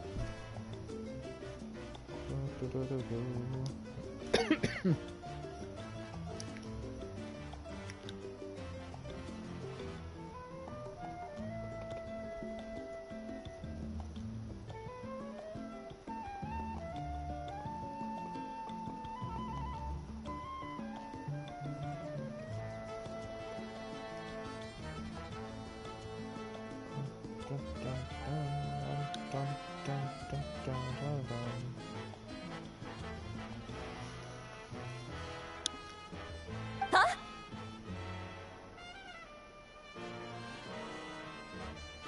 Well, now she's wide awake.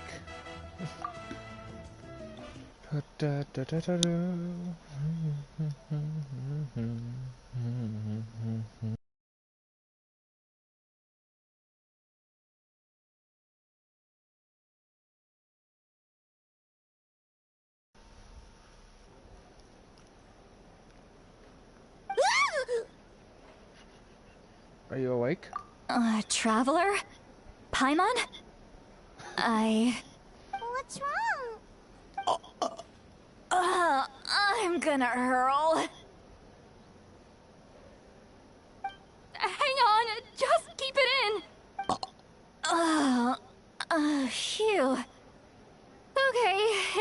fast. That was a close one. You had Paimon worried. Paimon really thought you were about to barf all over the table just now. How embarrassing. I'm sorry you had to see me like that.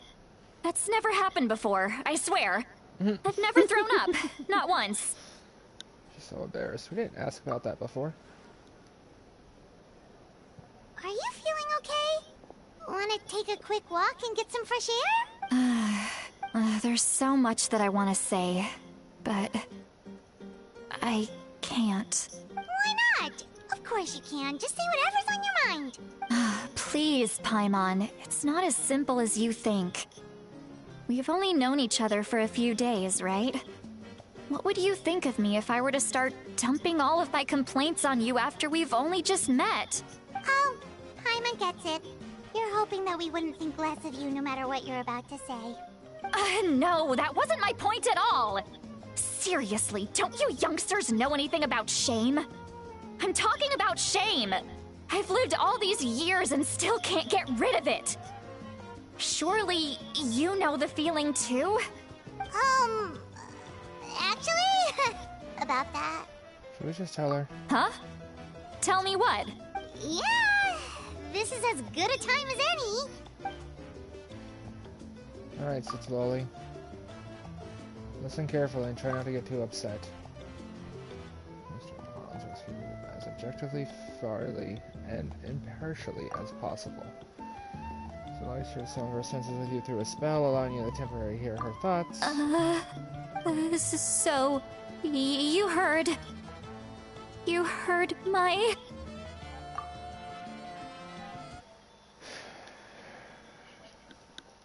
Yes, we heard your internal thoughts.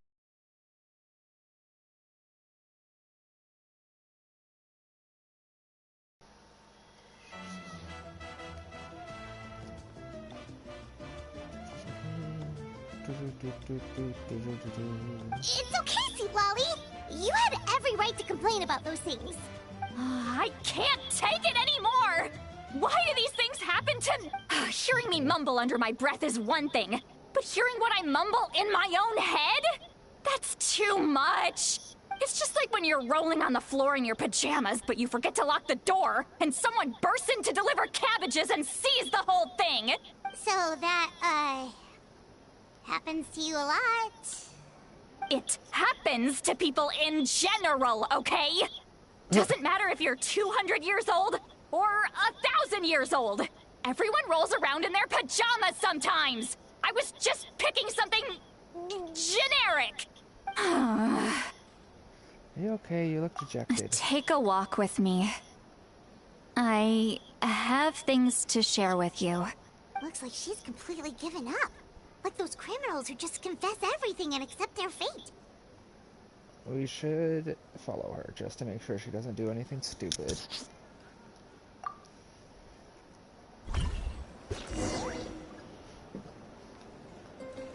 It's okay, Lolly.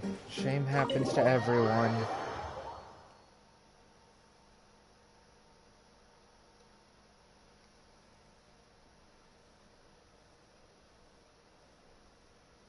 That's an interesting fact to state there. Elemental reactions.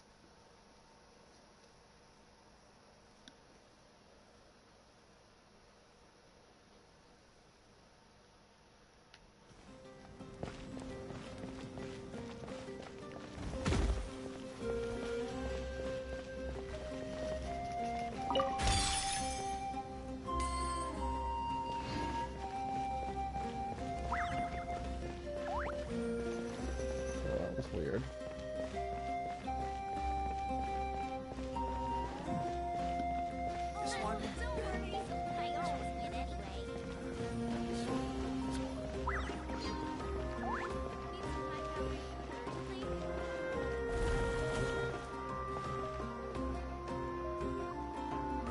That's suspicious.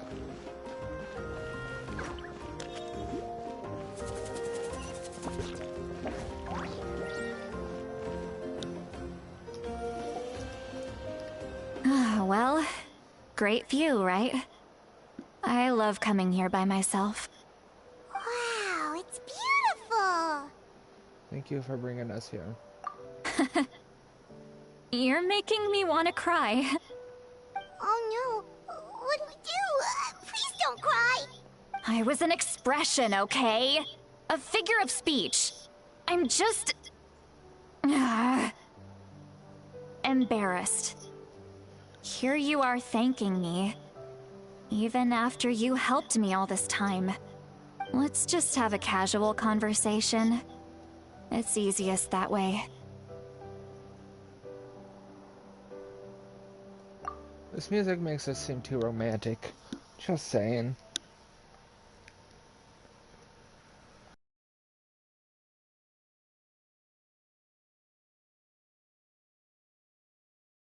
Necessarily. Really? You don't seem like the kind of person who keeps things casual. Well, I guess I used to be more of a stickler for the rules. That's me. I'm a stickler for the rules. It applies at work, too. And you're right. I don't usually open up to the people of my tribe like this. I'm just an eccentric old hag to them. That story's been passed down so long. It might as well be true. But you're just a regular person. The kids of my tribe would have a heart attack if they heard you say that. Granny Eatsley is a powerful figure. Be careful around her. That's what they'd say. Well, you are powerful. Are they afraid of you? Some are.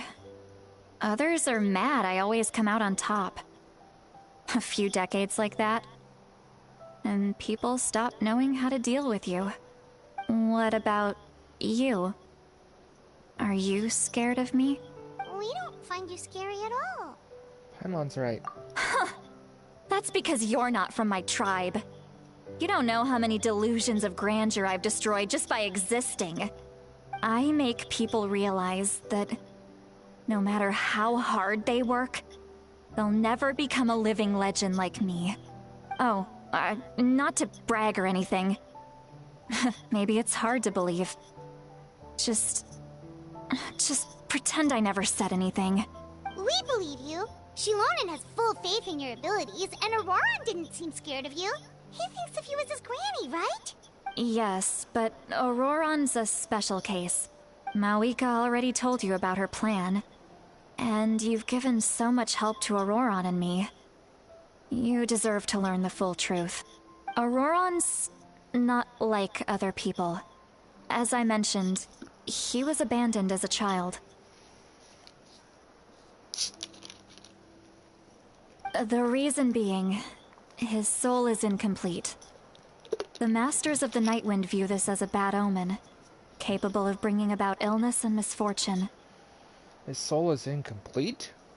How does a soul be incomplete? One must ask.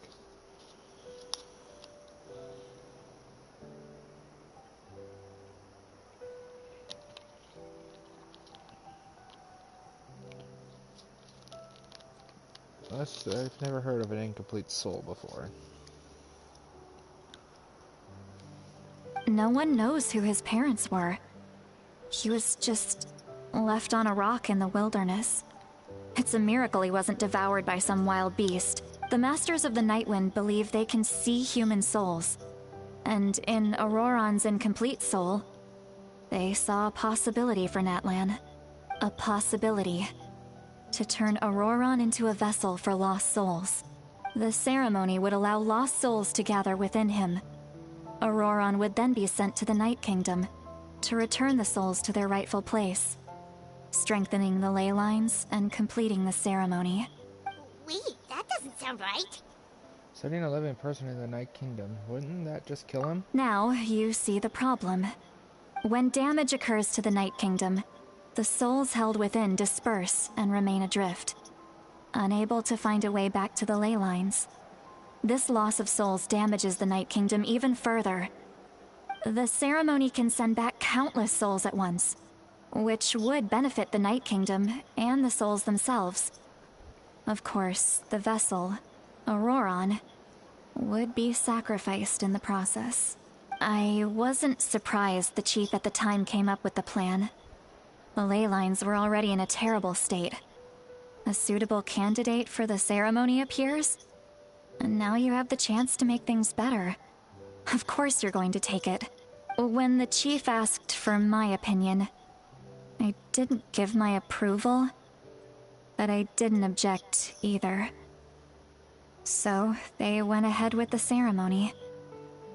It failed, and Auroron escaped with his life. Pathetic, isn't it? By not objecting, I basically gave them the go-ahead. Maybe they didn't have my explicit approval, but it's not like I did the right thing.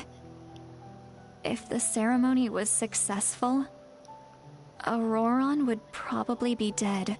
Of course, in my tribe, death is rarely something to fear.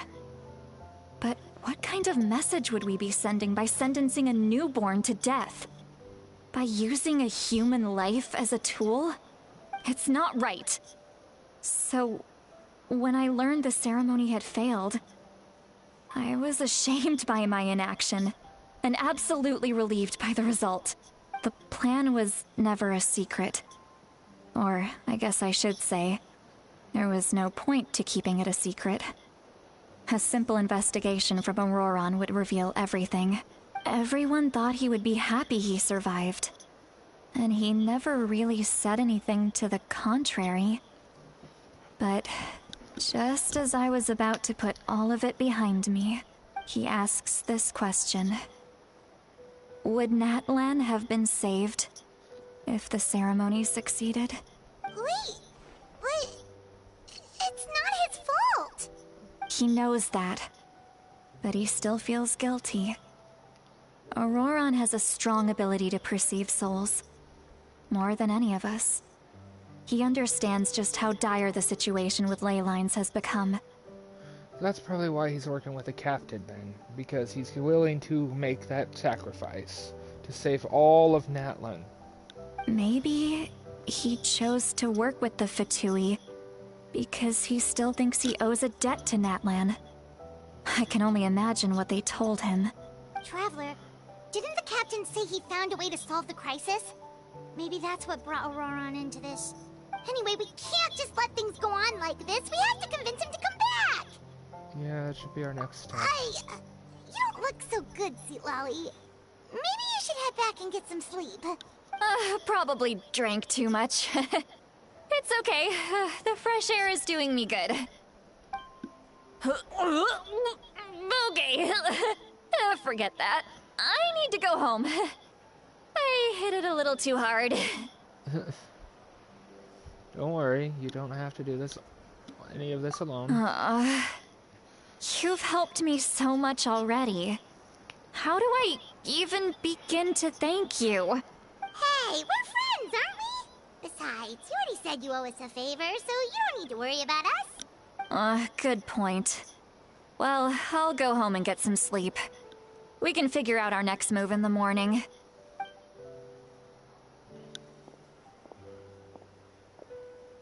And then she vomits off screen.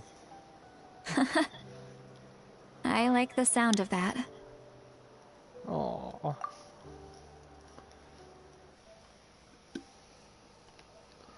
Is it me, or is Hoyo first getting a little less concerned with the censorship, which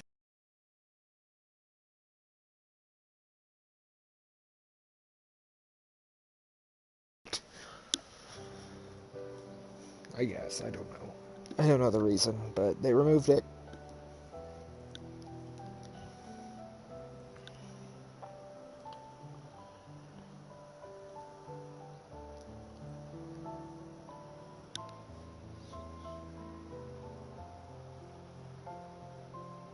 She got a little booba window. I like that.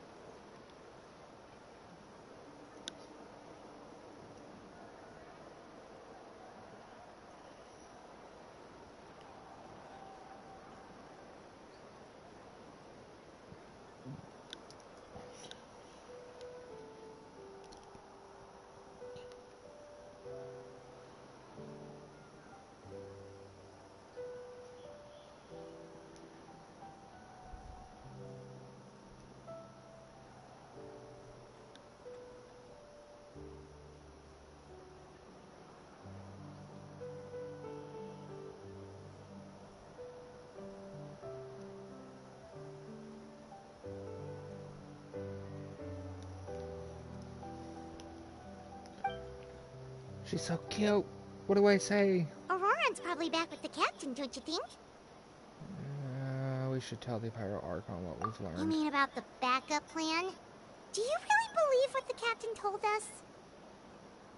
She needs to know regardless. We should just be upfront with her. Yeah, but we're going against the captain. Come on, Traveler. Let's at least learn a little bit more from the captain. Yeah, you're right. We should just go to her directly. But she's probably asleep. We can find her first thing in the morning. For now, let's... go to bed. God damn it, I'm yawning too. Fuck.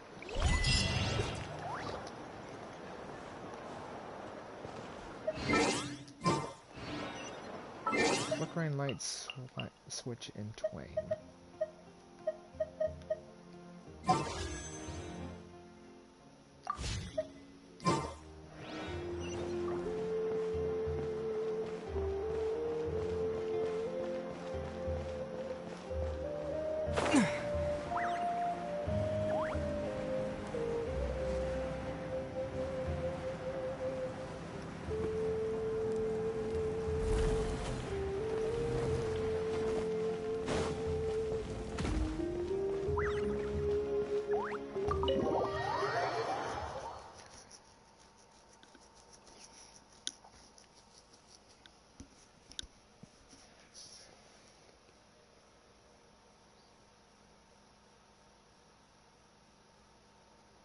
That's a random thing to include, the Bond of Life information when we're not in Fontaine anymore.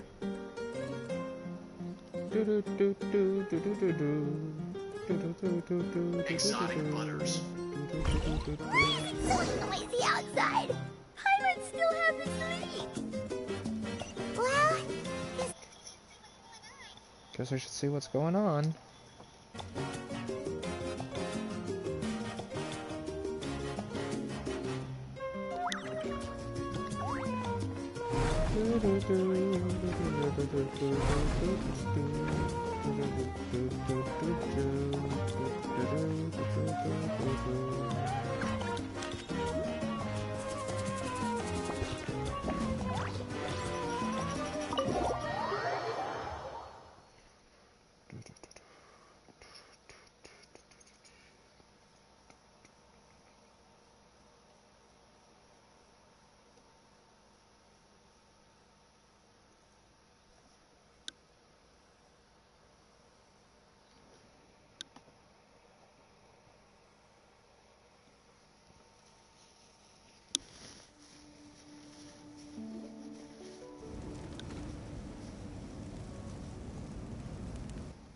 You're already here.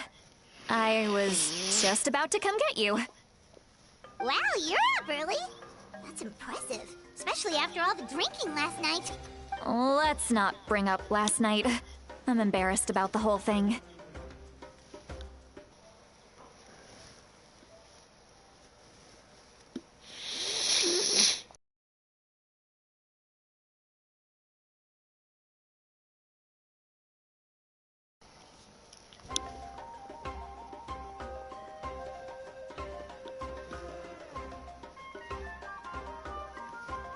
Anyway, I was also woken up by the commotion.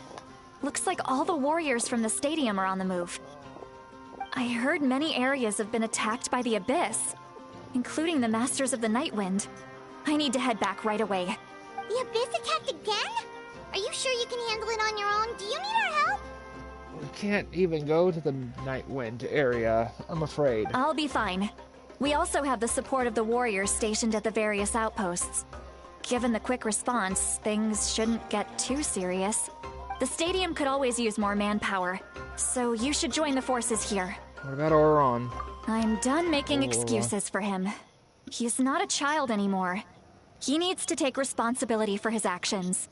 I was the one who vouched for him, so I need to report back to the Speaker's chamber. I'll accept however they choose to handle the situation. But I should be able to convince them to let me go back to my tribe first to deal with the attack. As for the ancient name, once we handle this crisis, I'll talk to Shilonen right away. Don't worry, I never forget a promise to a friend. Careful. Always keep an eye out for Aurora Thank you. as well. All right, I need to start heading back. She left in a hurry. The situation must be really serious. Oh, looks like a lot of people are heading to the stadium.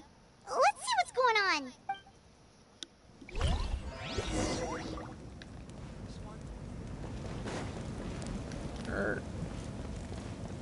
It's not the way to the stadium.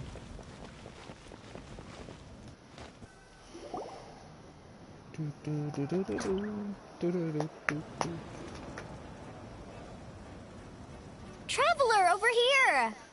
Oh, hi, Isan. Perfect. Our star Outlander has appeared. So happy. Or Ion-san. Oh, you're all here! But, what's with the whole Star Outlander thing? Just my way of saying how awesome you are. We've got a real emergency on our hands, so this is the perfect time for you to show off your skills.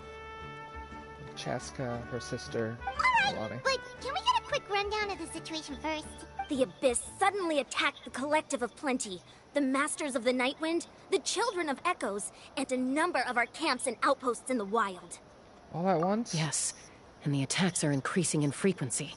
The tribes have plenty of defenses, so they're safe for now, but I can't say the same for the adventurers and merchants stuck in the wild. Chaska and I have been searching for survivors and treating the wounded. We just got back, but we need to head out again soon. I plan on heading back to the Collective of Plenty, just in case my tribe needs me. What about you, Mualani? Where are you gonna go? I'll go help the Children of Echoes. They're the closest, so I can start fighting right away. What about you guys? We could go together. I don't know which one to say. It probably doesn't matter at the end, but I need to talk to the Pyro Archon first. I learned a few things from the captain. Yeah, that does sound important. No worries. Just leave the Children of Echoes to us. Who knows? Maybe yours truly will have the Abyss on the run by the time you're finished. That would be pretty great, actually. I hope my tribe gets through okay. It'll be fine. Your tribe doesn't do all that bodybuilding for nothing. Let's part ways here for now. And most importantly, be careful, everyone. Oh, and some of us need to avoid getting contaminated by dangerous-looking substances. That will make my job a lot easier. Koichi, do we really have to do this now? It's alright. She's just looking out for everyone. Alright, let's hurry up and talk to the Pyro Archon so we can help the others. I wonder if I did select the other option if it would change anything. But I doubt it.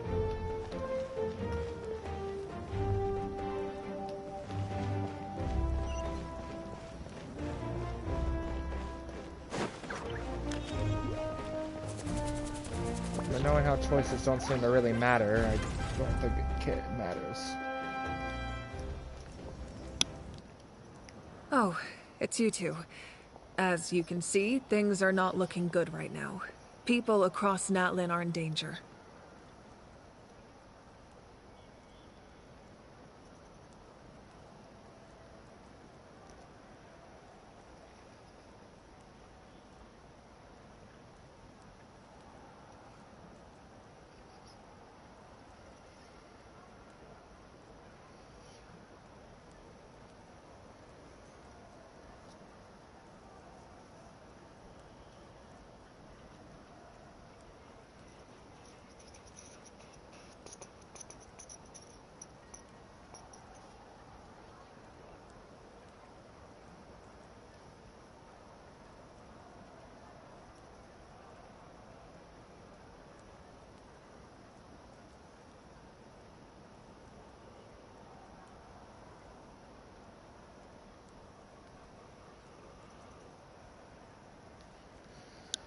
I don't think it matters which choice I would make. Look, I'm very interested in your recent adventures, but this is not a good time. So we'll have to keep our conversation short. That's alright, we're also in a hurry. We're gonna go help the Children of Echoes after this. We met the captain. What?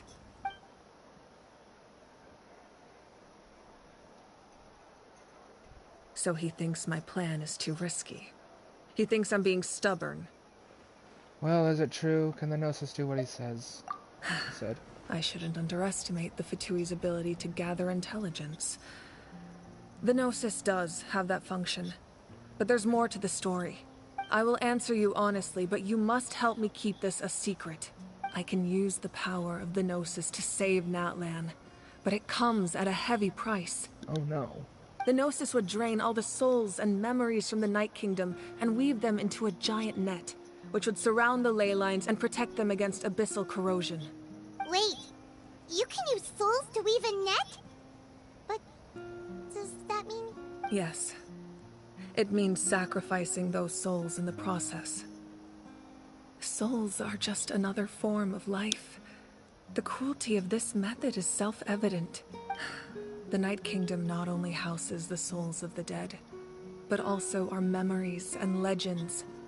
Using the Gnosis means converting all three into material for the net, erasing our history and culture. Even then, the net can still become corroded. If we cannot find a way to repair the damaged ley lines before that happens, then all those sacrifices are for nothing. Given the enormity of the price, it's a solution I refuse to consider right now. I want us to win, but I also care about how we win, and what that means for us in the end. Now, it's true, both plans come at a risk, but after weighing our options, this is our best bet. I'm surprised that Gnosis has this function. It doesn't sound like something an Archon would do. Natlan is unique among the nations of Teyvat. Given the ever-looming threat of the Abyss, the Pyro Archons had to account for the worst-case scenario. Having a contingency plan is our duty. Not just to the people of Natlan, but to all who live on this continent. Still, this has always been a well-kept secret. I'm very curious how the captain learned this information. Oh, one more thing? The captain said he found another way to solve the problem. Could be equally as extreme, though. Without the Gnosis, he should have no other option. But I see no reason for him to lie. Seems like our only path forward is to track him down, so he can answer that question for us. We shared an important secret with us, and she sends us here. Figuring out the captain's supposed new way of saving Natlan is... Judging by your expression, you must have doubted me. Even if just for a second. Maybe a little. Not even a little! We would never... Wait, what are you talking about, Traveler? Just as expected. I appreciate your sincerity. Maybe it was out of caution, anxiety, or simple curiosity, but know this. No matter what, our goal remains the same. We both want to save the people of this land. So now that you have your answer, do you still doubt me? Not at all. You scared Paimon. You've really got a lot of guts, Traveler. That's a good thing. Oh, and feel free to call me Mawika. It's what all my friends call me, and I like it that way.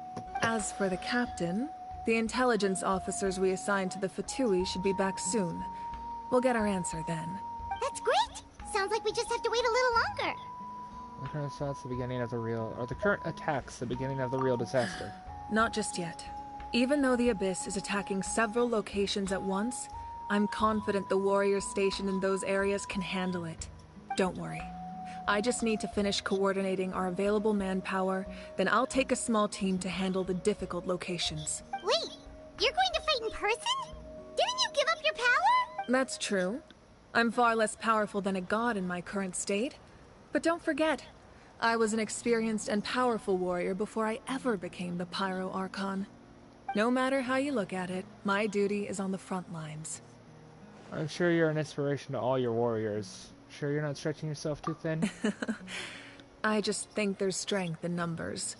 If the people feel emboldened, that's just a bonus.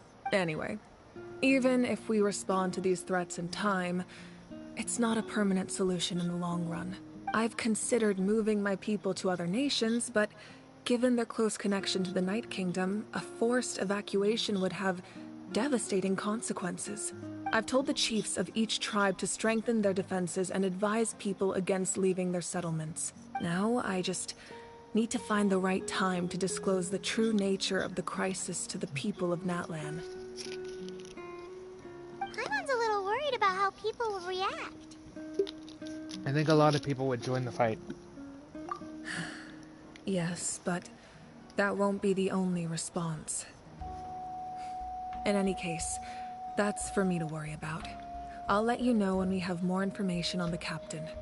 Alright, we should head out. Maybe we can join up with Moani. She can't be too far ahead.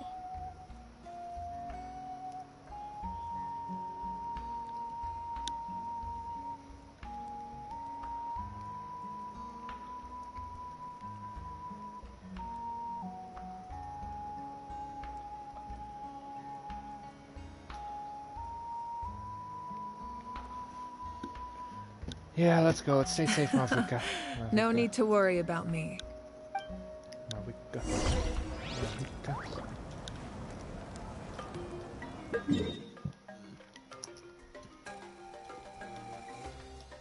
Mavuka.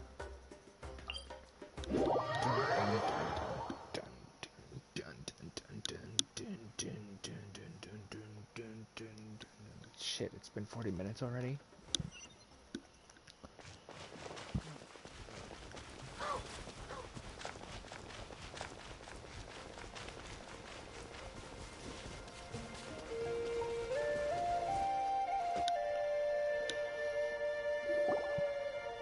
Man, I wish I had a stronger traveler.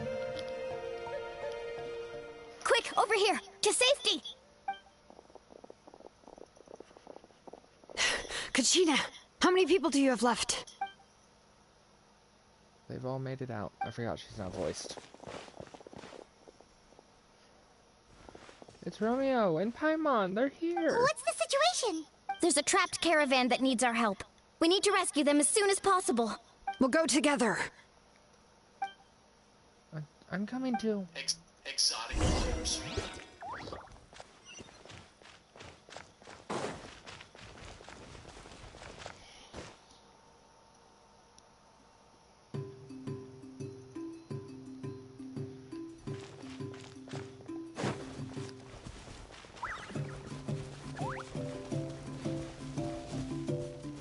Exotic butters.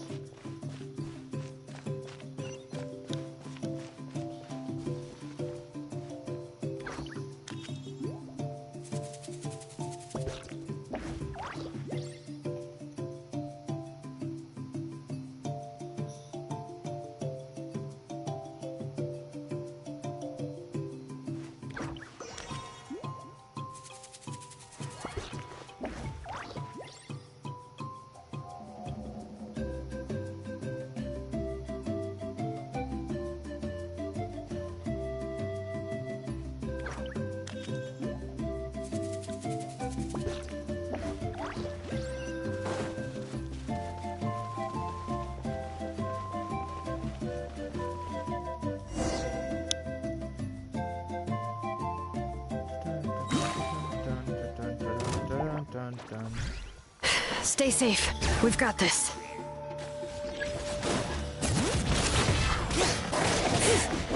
Letting brave names echo!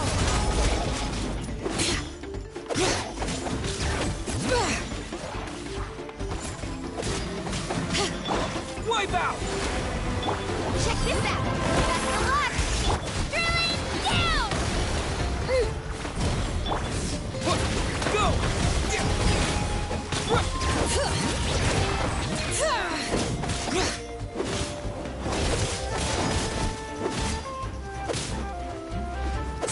Bring it! Let the mountain's veins boil!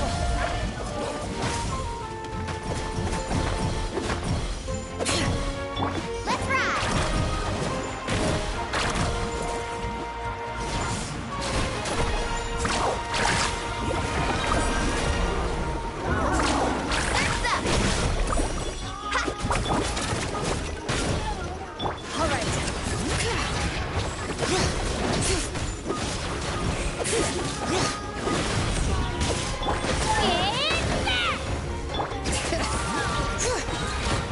Letting brave names echo!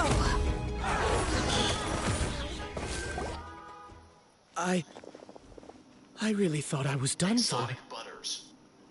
I can't thank you enough.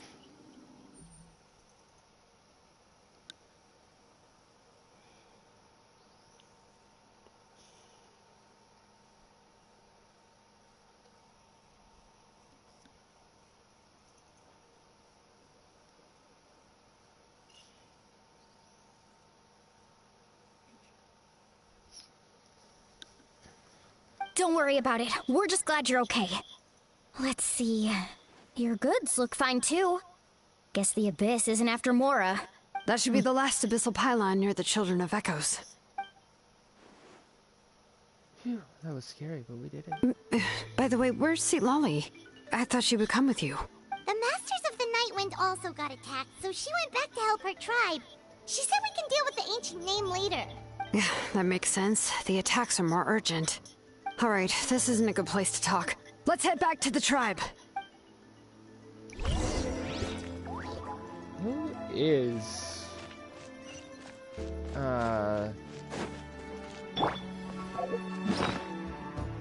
Shiloh Nin's voice actress? Because, I mean, it still sounds a little bit higher pitched than I expected, but it also still sounds a little bit older than I expected.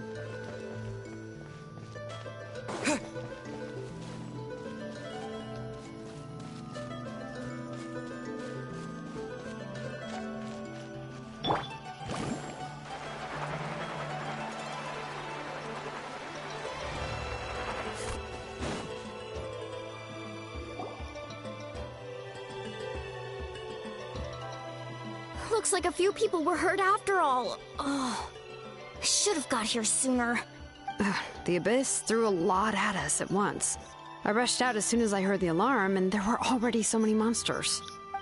Before long, Kachina brought over a whole group of warriors, and just like that, we destroyed several pylons as a team.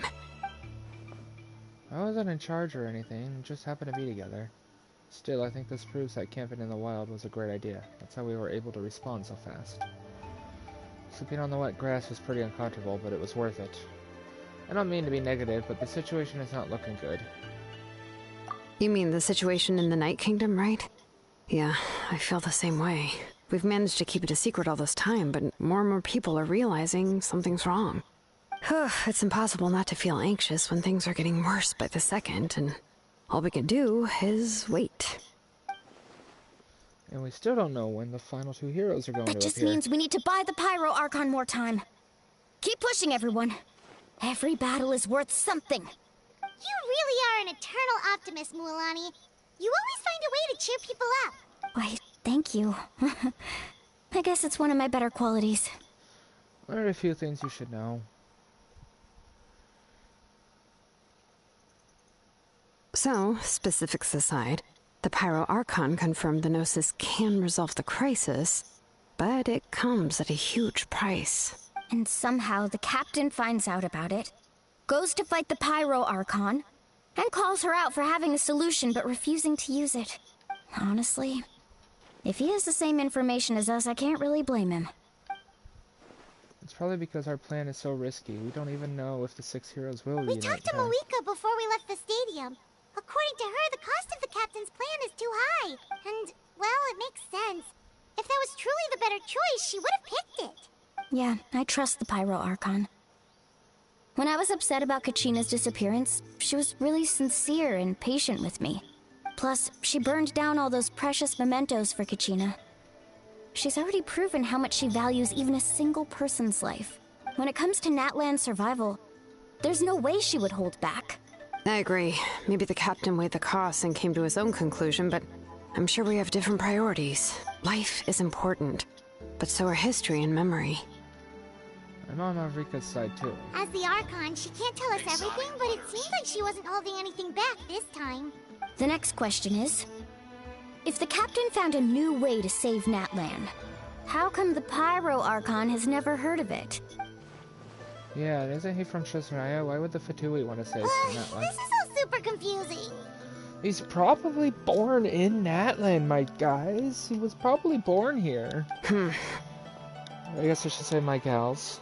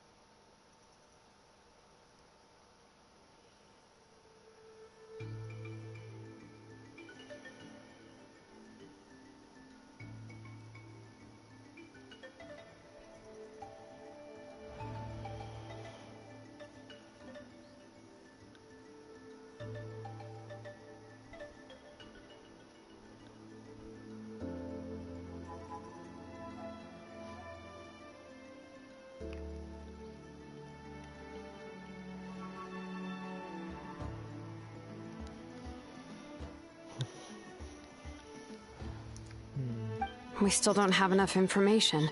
Once we figure out what the Fatui are doing, we'll have our answer. Let's head back then. Moika said her intelligence officers should return soon. With how many Fatui there are, someone's bound to give something away. Sounds good. I have a few theories of my own. With a bit more information, we just might get to the bottom of the whole thing. Want to join our garrison, Milani? I was just about to ask. Count me in. If I was just a bit faster, we could have prevented a few people from getting hurt. People who could help us in the next battle. It's all a chain reaction. Then you should go register right away. It shouldn't take long. Everyone's looking for Register? Nah. I'll just follow you around. You know, go where you go, do what you do.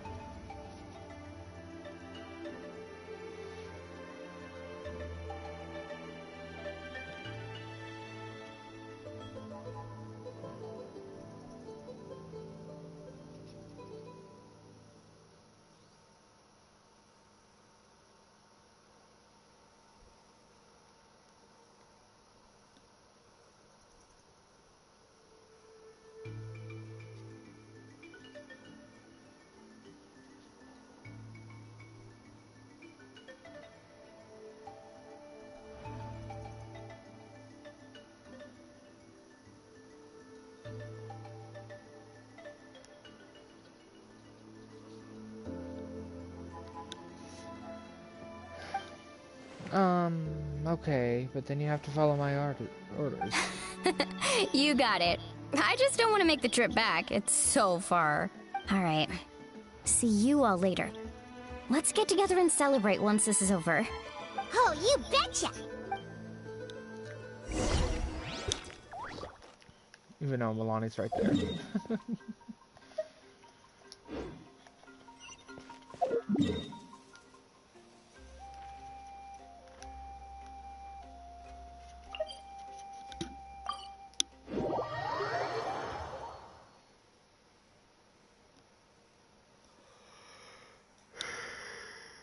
I feel like we're gonna get in big trouble, though. I don't want to cross swords with Capitano either. Not really.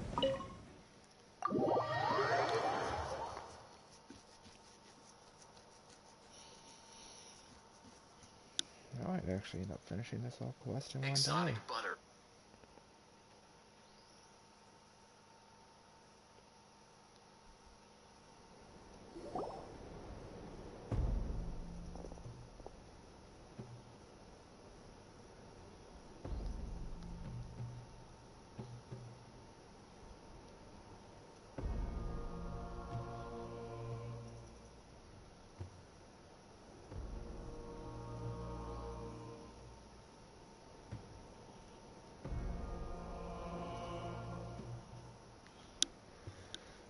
Rika, oh, Chaska and Chuichu is here. Wait, are you okay, Chuichu? I know that's not how her name. Chuichu. I'm fine. No need to worry. Wait, why is the Ode of Resurrection playing? Moika! Oh, Chaska and Koichi are here! Wait, Koichi. are you okay, Koichi? Koichi.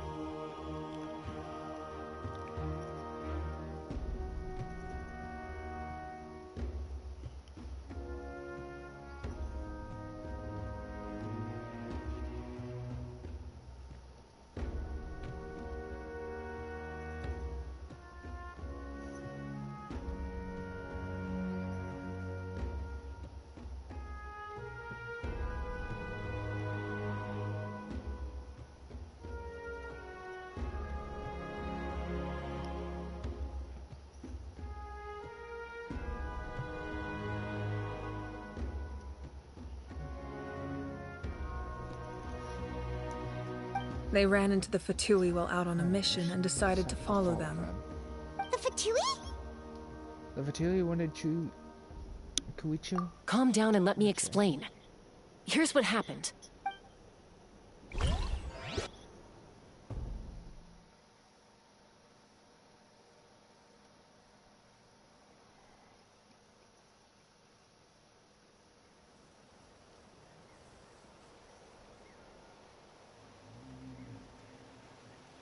It's not going to be available for the Chaska rerun, though.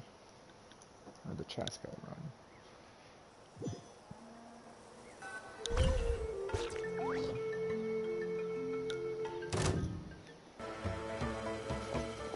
Watch out. It's the Fatui. Were they attacked by the Abyss? No, wait. It looks like they're protecting a group of travelers. Over there. Do you see? You're right. That's a traveling group from Natlan. Could they be trading for something? Let's keep observing for now. We're glad you're okay. Given the appearance of abyss monsters all over Natlan, you should cancel your journey and seek shelter at the stadium or one of the tribes. See, not all the Fatui are bad. Thank you so much. I wish there was something we could give you. We don't expect anything in return. We were out on a mission and saw you being attacked. It was our decision to help. If you truly wish to repay the favor, you can keep this a secret. If anyone asks, just say you were saved by warriors from Natlan. Oh, okay. We can do that. We're not asking you to cover up our activities. We haven't done anything illegal. Our captain simply wishes to remain undisturbed. Nonetheless, the decision remains yours. If we wanted to keep you quiet, we would have employed a harsher method. Got it. We'll get going now. Did you hear that? They mentioned a captain. Isn't that who the Pyro Archon is looking for? Exactly. We could be onto something big. Still, there was no trade. They were just helping people in need. I didn't sense an ulterior motive. I didn't believe the captain when he said he wanted to save Natlan. But based on what we just saw, it's possible he was telling the truth. Maybe we've been wrong about the Fatui this whole time. It's too early to say. Let's follow them and see what's really going on. Well, of course they're gonna pick up on you following them. They're the freaking Fatui. Chaska. So this is where they were headed. Looks tricky. It's heavily guarded on all sides. Koichi, wait for me here. I'll go in and check it out. Oh, no you don't. How are you planning to get through all the guards? Look, I can use this terrain to my advantage. With our tribe's special way of getting around, I doubt they'll see me coming. We still can't see anything on the inside. What if you can't find cover? You won't have anyone to watch your back if you go in alone. The more heavily guarded the location, the more valuable the secrets. Even if the captain isn't here, we can still figure out what the Fatui are planning. That intel is worth the risk. Fine. You're not gonna listen to me anyway, so let me come with you. That's even more risky. You've been running around saving people for days. You're already at your limit. I'm confident I can protect myself. I'm not sure you can say the same. At least right now. I can. You really believe that? Fine, don't believe me. But you can't honestly tell me infiltrating a heavily guarded Fatui hideout all on your own sounds more reasonable. You know, growing up, even if I insisted on doing something, it never gave you any trouble. I'm not sure you can say the same. All right. If we start arguing, this will never end. We can't let this opportunity go to waste. Guess that means I win. Don't worry, you're not the only capable young person from our tribe. I can handle this. All right, same plan as usual. We split up, communicate with hand signals, make sure our blind spots are covered, and support each other once we strike. Got your ropes? Yeah, let's go.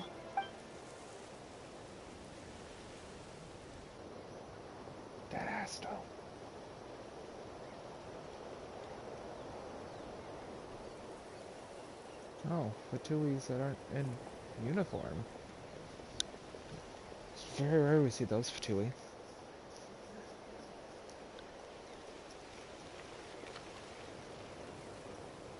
The Fatui have eyes all over this place. I should wait for Koichi's signal.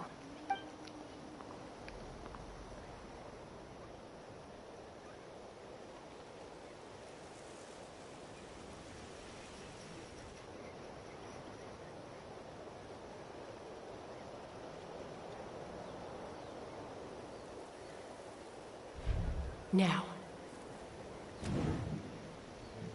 Go. The stealth music's playing. I didn't expect us to. Didn't expect a playable little situation here. This chest is not available Not sure yet. how many chances I'm gonna get. I need to act. Shit, these are quick time events. Good. I made it without getting caught. I should get to that platform over there. But it's guarded by the Fatui. Koichi should have line of sight. I'll wait for her signal.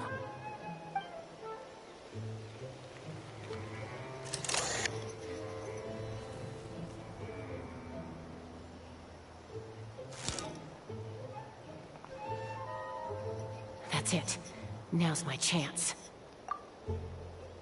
Refresh the area from underneath.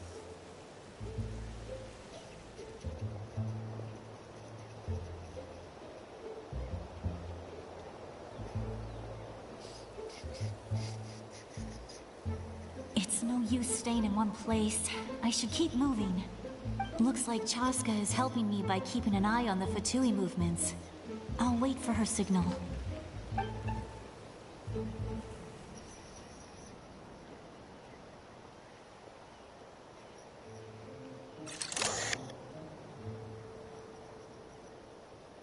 Time to move.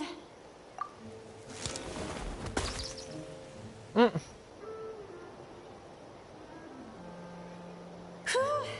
That was close. Almost got caught. Probably can't make it over in one go. I'll wait for my next chance. Now's my chance.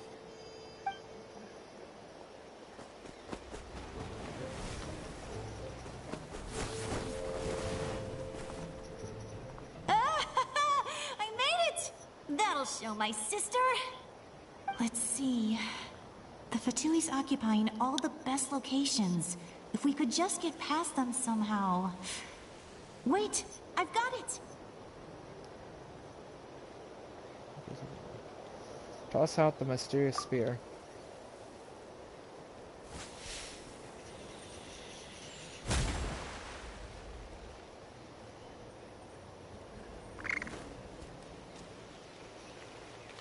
Huh? What's that noise? Did something explode? Oh! It stings! What the heck is that? What do you think you're doing? I could ask you the same thing! Good, they're arguing. Looks like they just needed an excuse.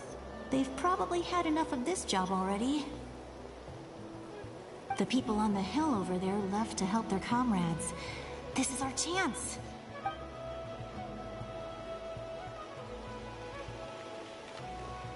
Come get me, Chaska. I hope she gets this hand signal. That's Koichi's signal. Smart idea. Alright, time to move. Give me your hand, quick. Coming! I checked, and this way is completely clear. It should lead us to the deepest part of this place.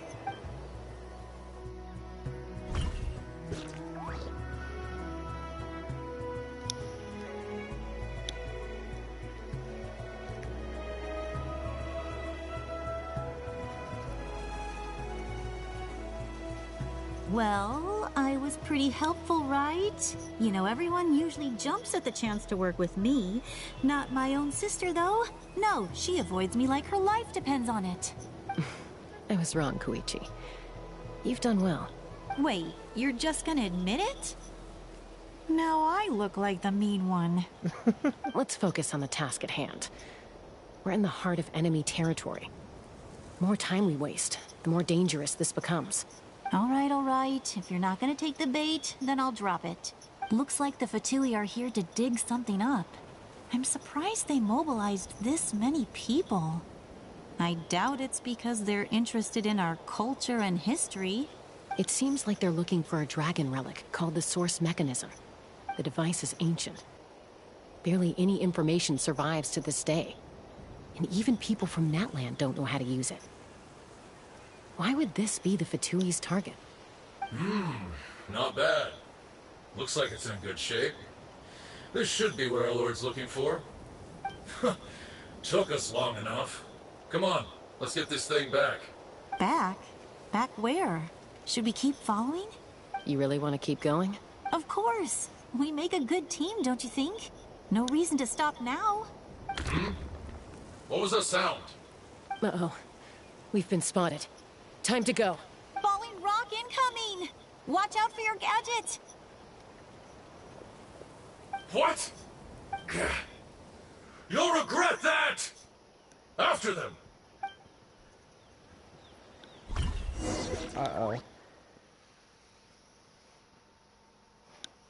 That doesn't seem good, dummy.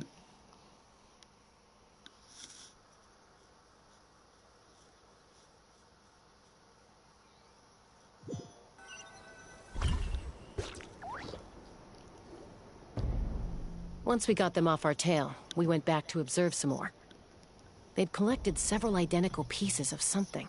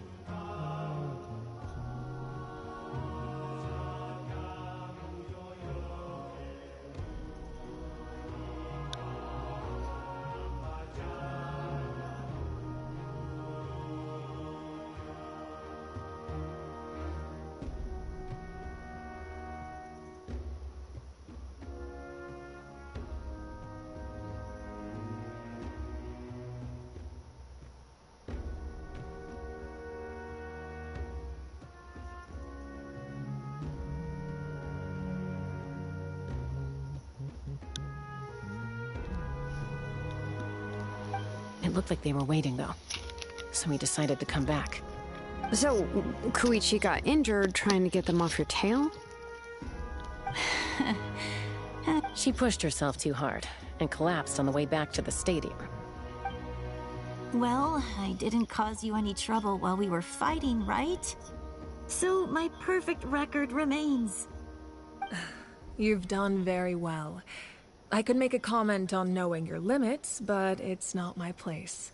I know. I'm already reflecting on my actions. So, our current intel suggests the Fatui is after the source mechanism. The device is a complete mystery, even to us. What does the captain want with it? I have no idea. But it's safe to assume the device could serve a similar purpose to the Gnosis. Shilonen, I need you to gather every scholar in Natland familiar with the secret source. I'll get right on it. Thank you both for your hard work. Koichi, it's time for you to get some rest. Oh, and there are gifts from your patients waiting at the speaker's chamber. I prepared a small gift of my own as a token of gratitude. I'll send it to your home along with the others. My patients. That's so nice of them. Guess that means I'm doing something right. You don't need to give us anything, Archon. We were just doing our duty for Natland. I should take Koichi home now. Well, if Koichi doesn't want her favorite Saurus crackers, then... I accept. Thank you, Archon. What am I gonna do with you? There's some for the rest of you as well. They're one of my favorites too, so don't be shy. I'll start investigating the source mechanism right away. If I learn anything, you'll be the first to know. Yummy snacks! That's Paimon for you.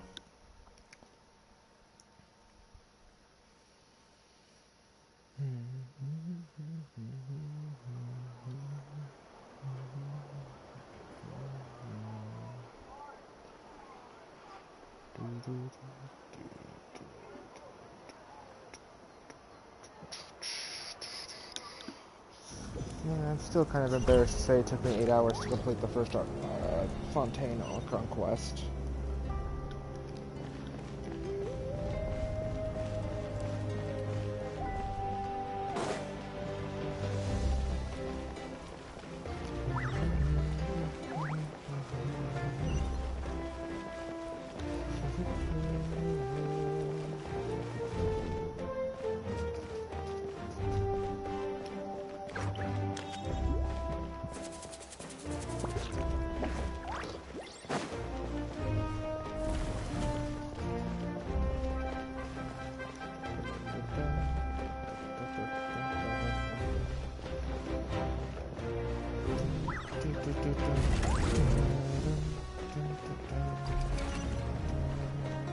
Wait, this is that offside. What's next for you two? I'm taking Koichi home, with our parents there to keep an eye on her. I can make sure she actually rests. Hey, it's not like I'm some kind of prisoner. I'll be fine in a day or two. There's no need to go all the way home. That's what you always say. Everything's no big deal until you collapse. What if the Abyss attacks again? You're saying if I let you rest in a hotel, you're not gonna rush out the minute you hear the alarm? I won't. Triple promise I won't. Mm-hmm. Fine. On the off chance something like that were to happen, I might. But I'm a doctor. I have a duty to help people in need, no matter how hard or tiring the work gets. We need you, so you need to look after yourself, too. I guess you're right. But I don't have to like it. This reminds Paimon of when we first met. Except you were the one trying to stop Chaska from doing something dangerous. I do the same for anyone trying to put their life in danger. As a doctor, I don't want people to get hurt because of a rash decision. Then try to see things from my perspective. You clearly want to protect your patients. So can't you understand why your own sister would feel the same way about you? The two of you are the same, you know? I disagree. I understand the risks and costs of my decisions. Who wants to be like her? Overconfident, always making excuses when things go wrong. That's just not true. You think I don't have proof? Okay, don't get into another fight. Just pretend Paimon never said anything. Don't worry, Paimon. You didn't do anything wrong. Arguing is just how we communicate. Neither of us really takes it to heart. Plus, I guess we are similar in some ways. Maybe I rush into things without thinking, but I learned that from her. We're family. I can't help it if my older sister is a bad influence.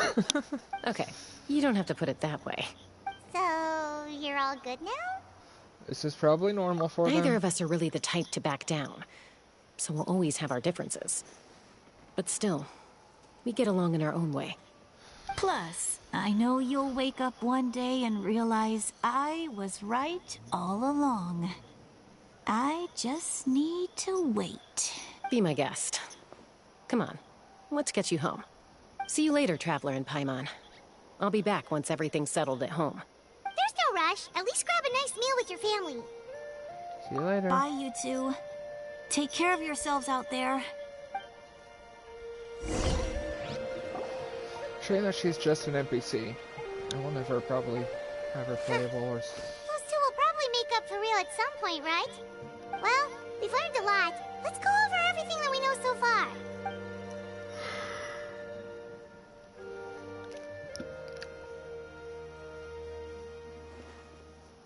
footsteps. Citlali? Ahem. Sorry for popping up out of nowhere. Again. But why do you look so awkward? Oh, is there something you need from us? Okay, I won't beat around the bush. Oh, and I'm sorry for interrupting your rest. I'll treat you to some charcoal grilled steak to make up for it. Awesome! Just give us your orders! Hey, friends don't order each other around. I'm just here to share some news. Remember what we talked about before parting ways?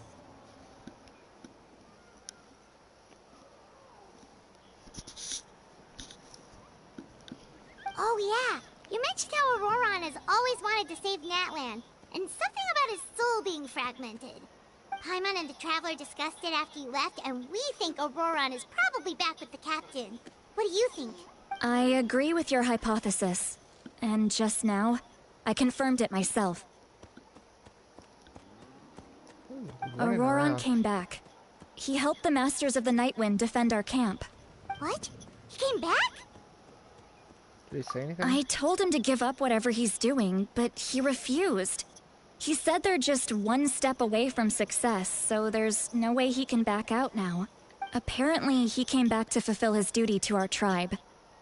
When he left, he said it was because he still has a duty to Natlan as a whole. I'm not surprised you let him go at all. I had to prioritize my tribe. Besides, the situation was intense. I couldn't focus on outside and inside threats at the same time. Plus, he was on guard. He knew I would try to go after him, so he made sure to keep his distance. I kept an eye out for a good opportunity, but it never came. All these years of calling me Granny, and I couldn't do a single thing for him in the end. Don't say that! Your tribe all raised him together, right? That couldn't have been easy. You're right. Seeing him come back reminded me of when he was little. Running around the tribe, dropping by random houses right and left. He's not only a child of the Masters of the Nightwind, but a child of Natlan. It's only natural for a child to want to do something for their family. Besides, Auroron is my apprentice. He might have a few tricks up his sleeve, but I guarantee I know every single one. Wait, what are you saying? Look, remember how I said Auroron's soul is fragmented? This is the talisman I created to keep it stable. And this gem is what makes the talisman work. It just so happens that Auroron is due for a gem replacement. Since I can't get close to him, I put the new gem in a supply bag and asked Aoife to bring it to him. You guys know Aoife, right? No? Well, he's a pretty famous vet around these parts. He's always bringing me all sorts of things, and he happens to be very good friends with Auroron. Aoife doesn't know what's going on, so he agreed, no questions asked. Auroron would find the gem as soon as he opened the bag. He knows how important it is, so I knew he would make the switch. He probably suspected that I tampered with it. But here's the catch. The trick is on the bag. The moment he touched it, a portion of his memories were copied onto the old gem, which he no longer needed. That's amazing. You can do something like that? Most people can't, but I can. That trick he used to bring you to the Night Kingdom isn't anything special, by the way. My technique is much more subtle. He won't notice anything. So in other words, we have a whole backup of Auroron's memories in this gem. The kid thinks he can take me on? Like I wasn't the one who taught him everything he knows? That's amazing, Sweet Lolly. Let's take a look right away. Once we get to the bottom of this, we can finally track him down. I know he thinks of me as his grandma, but do you think he'll get mad at me for this? You can be honest. Huh, that's a tough question. Paimon doesn't have a grandma, so she's not the best person to ask. It's possible families disagree sometimes, but as his family, you have to do this. To be honest, I've always doubted my ability to look after him. I didn't stop the ceremony all those years ago, and now I'm useless again. But if I stop here, it will haunt me until I'm 500 years old. Every night I'll wake up in a fit of anger. Then start crying and then start freaking out. I don't scare that easy. Still, if I back away from this and something happens to Auroron, I would never forgive myself. Reasonable. I need to look at his memory. Even if he resents me, refuses to see me, or runs away for good, I don't care. And I won't blame him. A family does whatever it takes to protect their own. You sure you'll be okay? We can come with you if you want. Did you just say you'll come with me? Is that okay? We have a pretty good reason to see it too, don't we? Because, right, we need leads on the Fatui. Paimon's right, we should be there. You really mean it? Fine, you can come. Just promise me you'll see this through. No backing out. Don't worry, we're professional adventurers. Then I place my trust in your professionalism. All right, time to sneak into someone else's memory and engage in some, unwanted spying. You heard it here first. I wouldn't be doing this if I had any other choice. Are you ready? I'm ready. Oh, some llamas.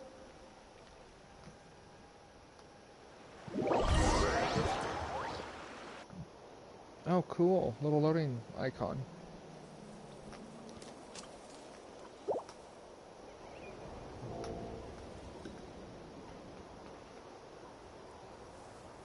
Look how good you're doing.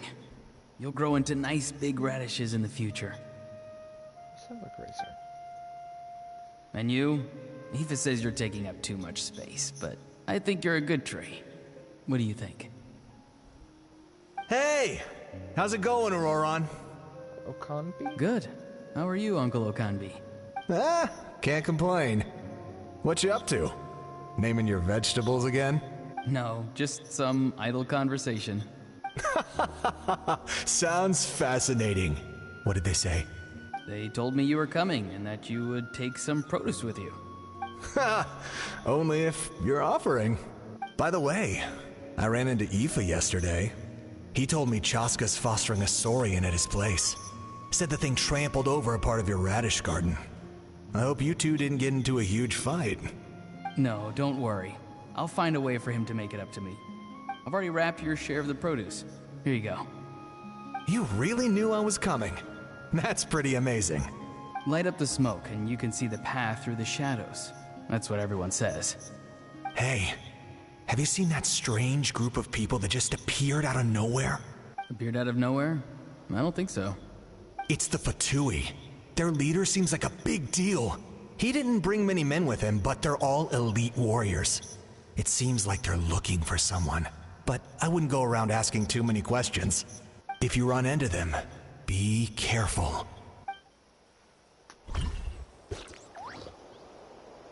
Reasonable. You're from the Masters of the Nightwind, are you not? Why do you live here alone? I enjoy living by myself out in the wild. I guess you're from the Fatui, one everyone's calling a big deal. Not an inaccurate description. I'm looking for someone who may be known to you. Citlali is her name. Granny? What does an Outlander want with her? I've heard the name. You have business with her? There's no point to further questioning if you insist on hiding things from me. I shall seek answers elsewhere. Oh, he could tell I was lying and now he's leaving? He gave up just like that? Hey! At least tell me why you're looking for Citlali.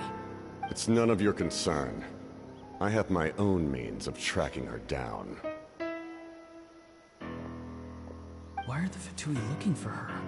What does she have to do with them? I can't just let them go like this. I have to figure out what they're planning.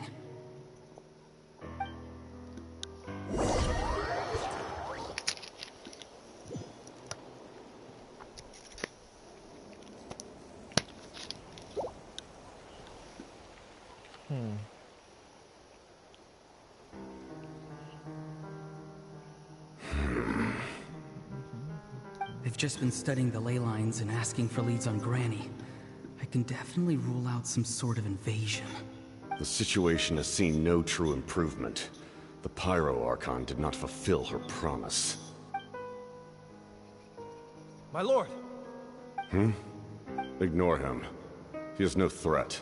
He knows I'm following him, but he doesn't seem to care. He's strong, I can tell. But there's something unusual about him, and also familiar in some way. I can't describe it. Is he possibly...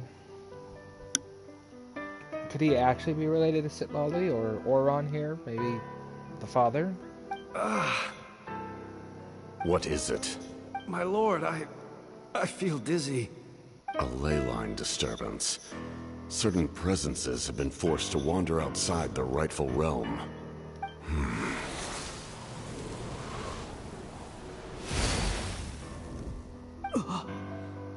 That was a spell from the Masters of the Nightwind. How did he know that? Is he sending those escaped souls back into the ley lines? So he is someone from the Masters of the Nightwind?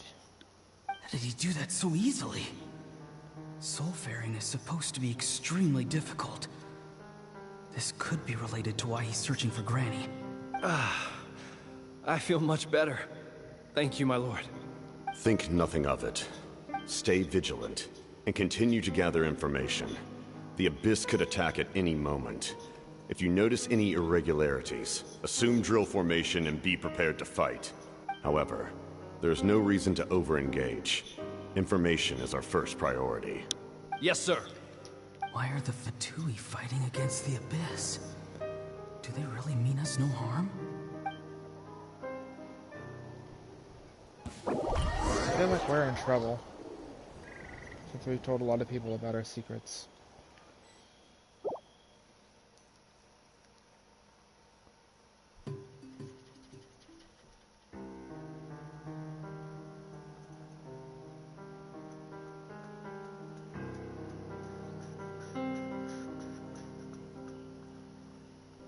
I've been following him this whole time and still they ignore me?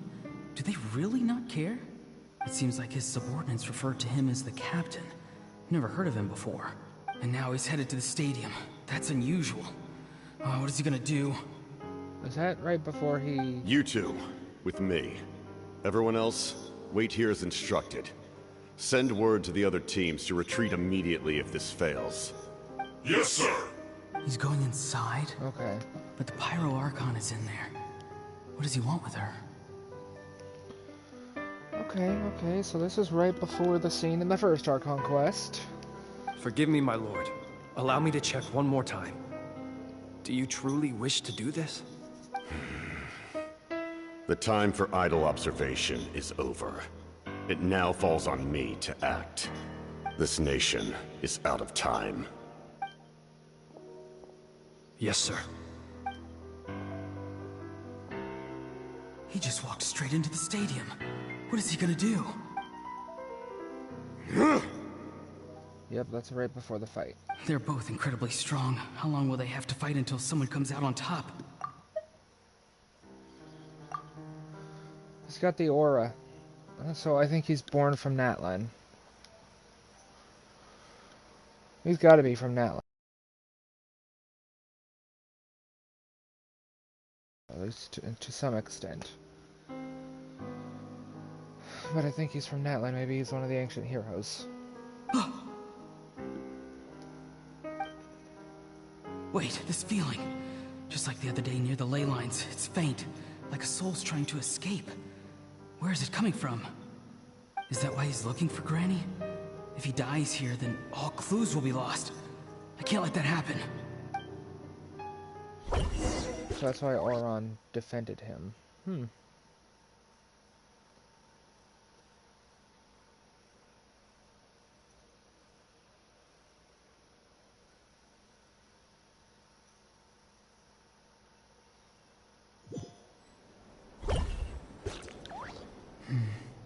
As for you, I must confess, I did not expect that little trick of yours to save the day. Oh, yep, this is just at the end of the first Archon No matter quest. how dense the fog, as long as the sun remains, we cannot turn day into night. She could have dispelled it. She simply chose not to. You don't have much time, and you're injured on top of that. What do you plan to do next? I'm beginning to see just how useful you may turn out to be. You heard something from here, didn't you?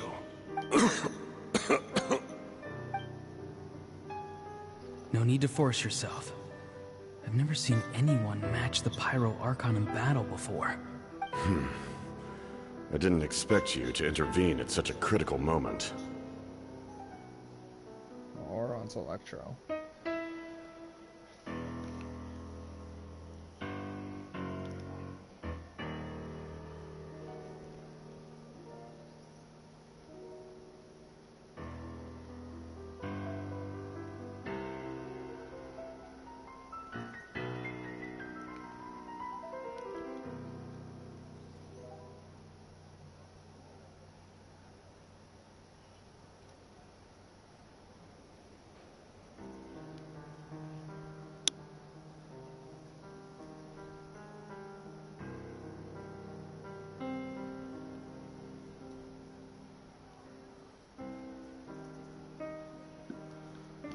You know I've been following you.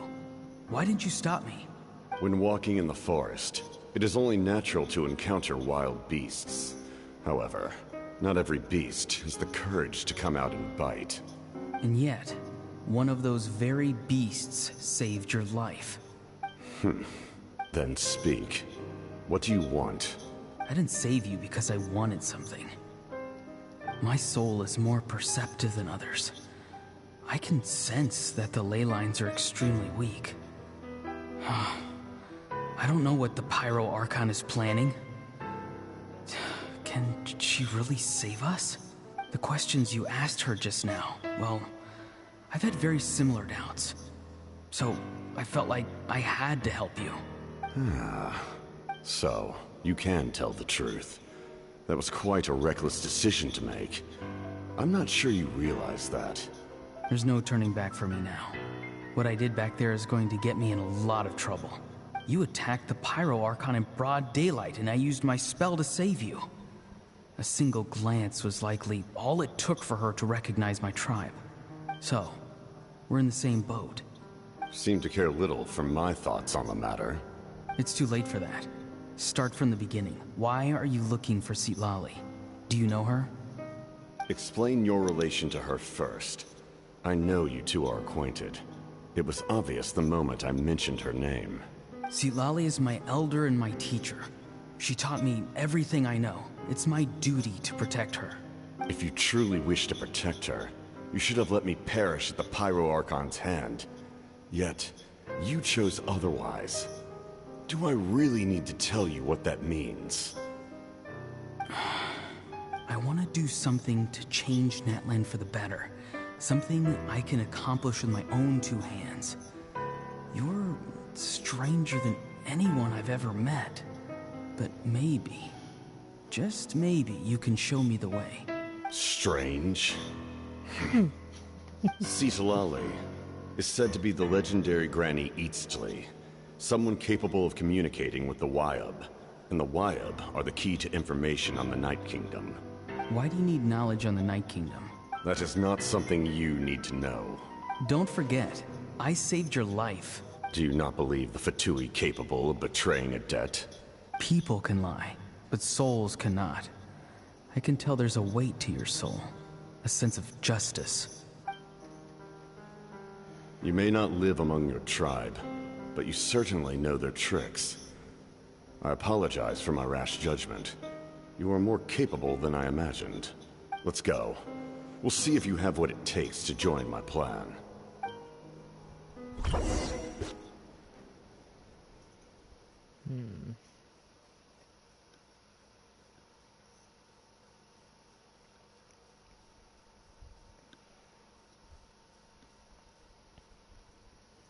Interesting. Very interesting.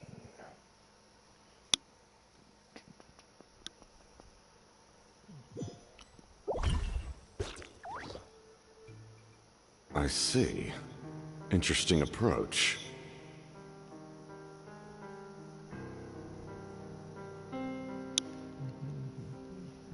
Worth trying, I think.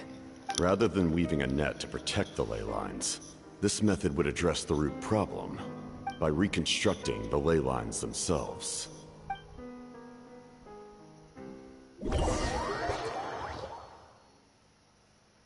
Okay. I feel like I should have been inclined to help the captain. It should at least be mentioned to the Pyro Archon.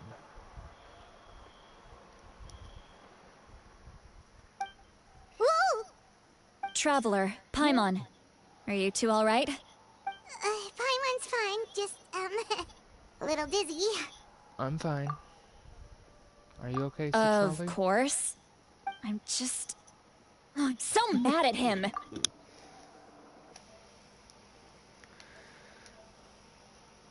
That's kind of a cool little shot. Yeah.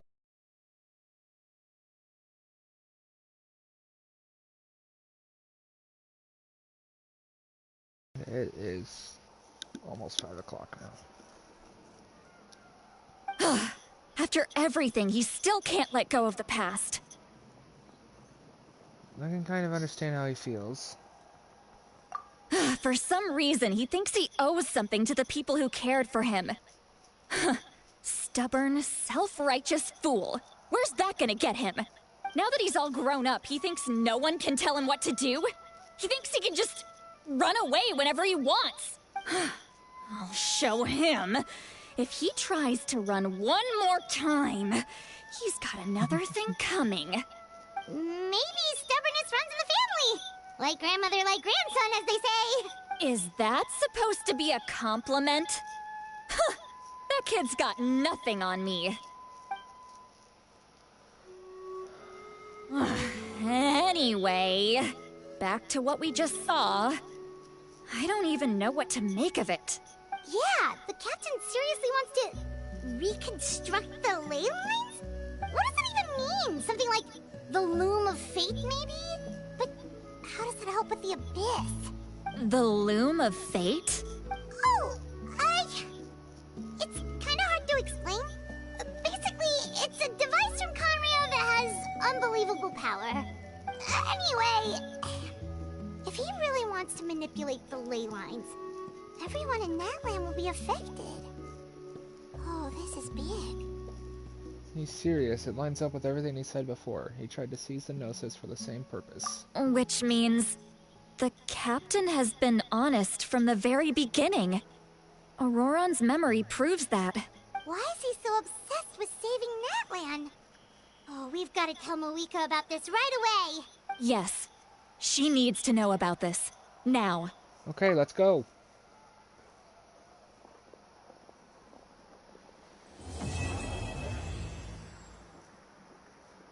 Wait, that's the end?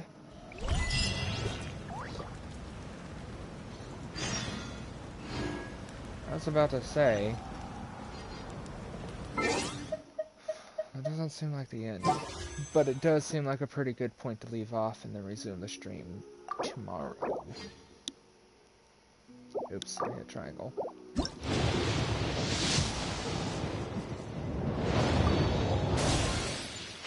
Same. I must have been so unlucky.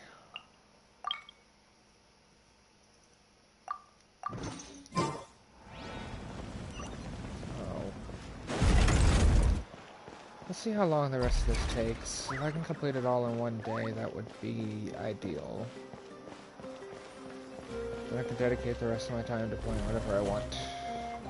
Just until I get the Battle Pass.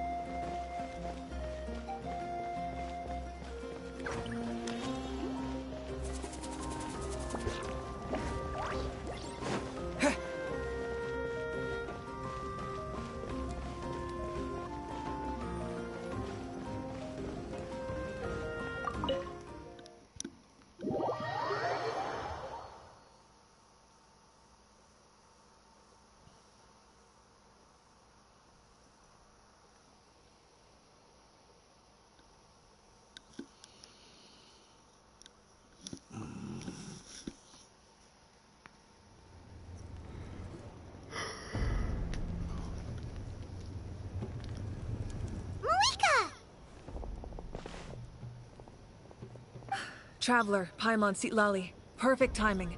I've located the captain. Oh, really? That's great! We also just took a peek at Auroron's memories and discovered something huge! Oh, all with his granny's permission, of course. Or no, actually it was... Calm down, Paimon. I'll take it from here.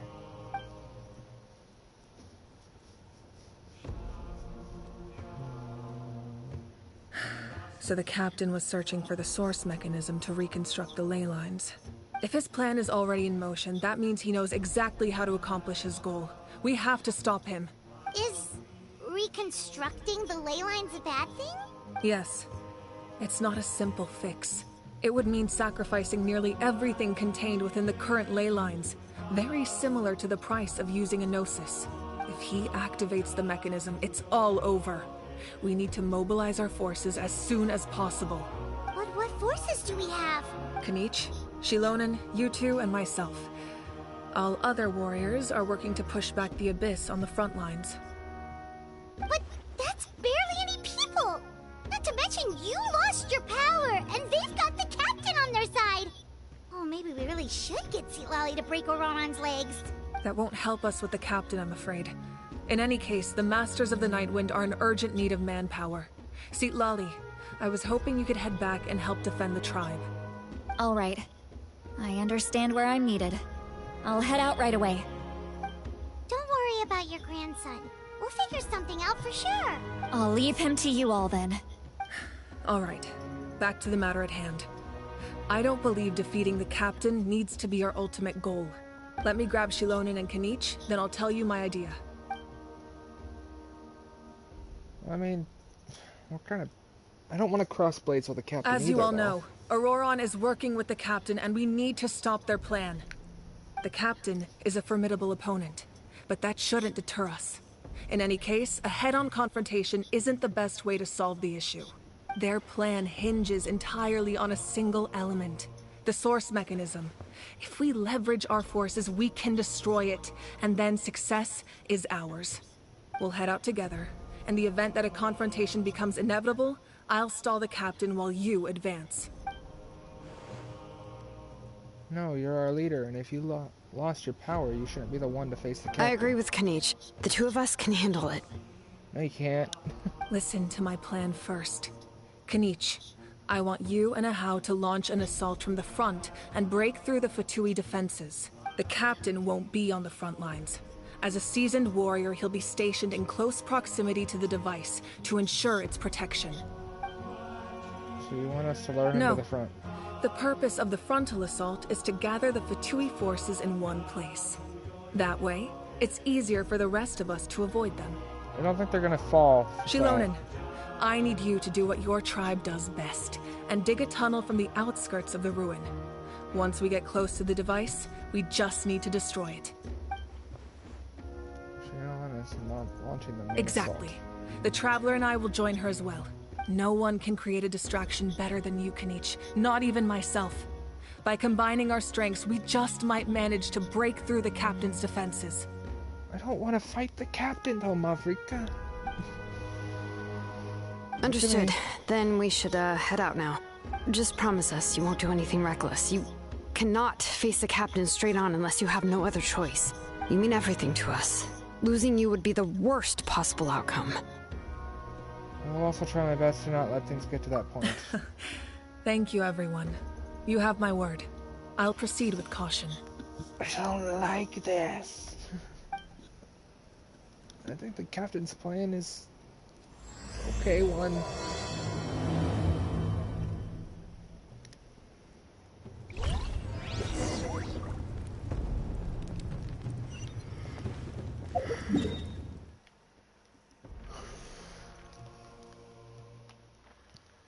Isn't it? Yeah. Right before the boss fight down there. That thing's not easy. Well, let's go, I guess.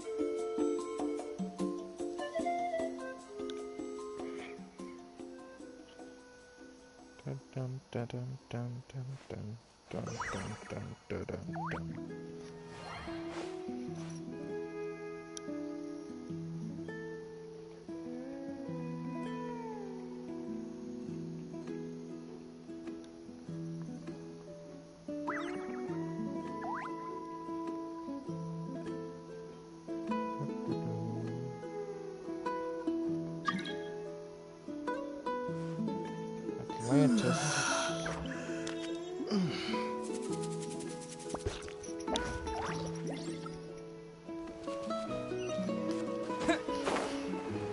Okay. I just had to think for a moment.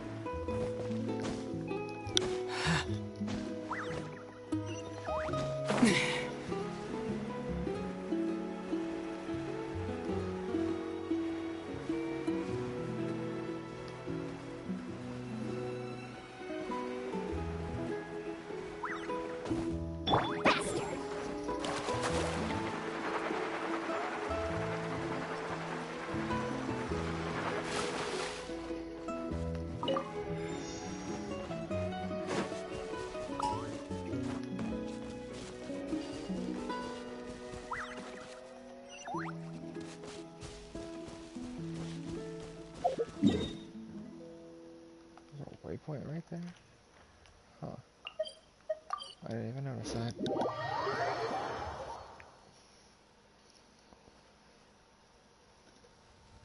I didn't notice it because the quest icon's marked covering it.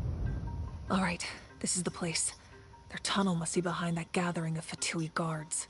Any of the nearby mountains could be a good infiltration point, but if we want to stay under the radar, we should approach from the side. As agreed, Ajal and I will handle things in the There are only a front few Fatui stationed around the perimeter. We should take care of them first so they can't alert anyone.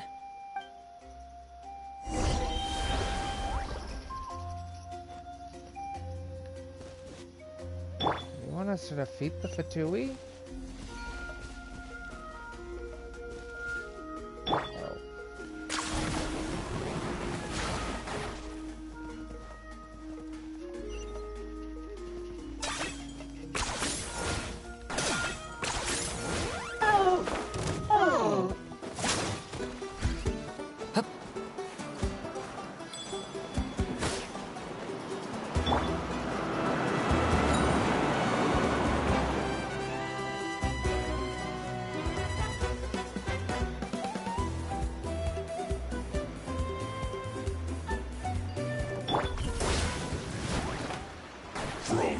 I got him cornered.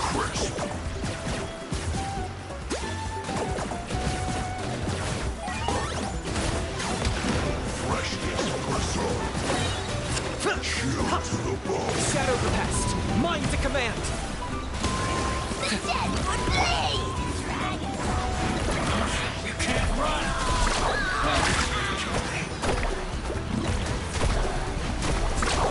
Amazing! Don't be a killjoy.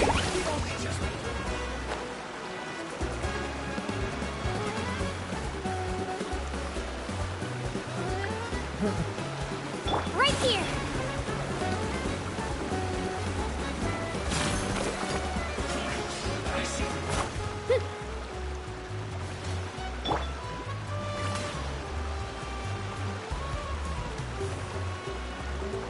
I think he fell. Off we go! Okay.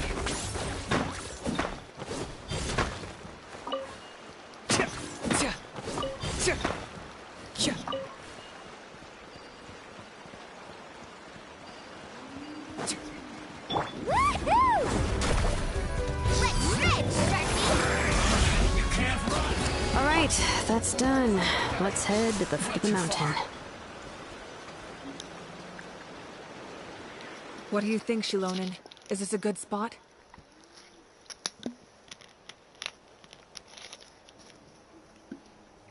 Yeah, looks good. We'll take it from here. Keeping as quiet as possible, tried some from the children back will make quick work of digging a tunnel. I can see the inside! Perfect. We'll keep going. The rest of you should head back. Things are about to get dangerous. All right.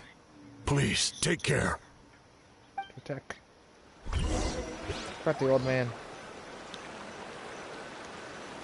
Can I restore my phlogiston first?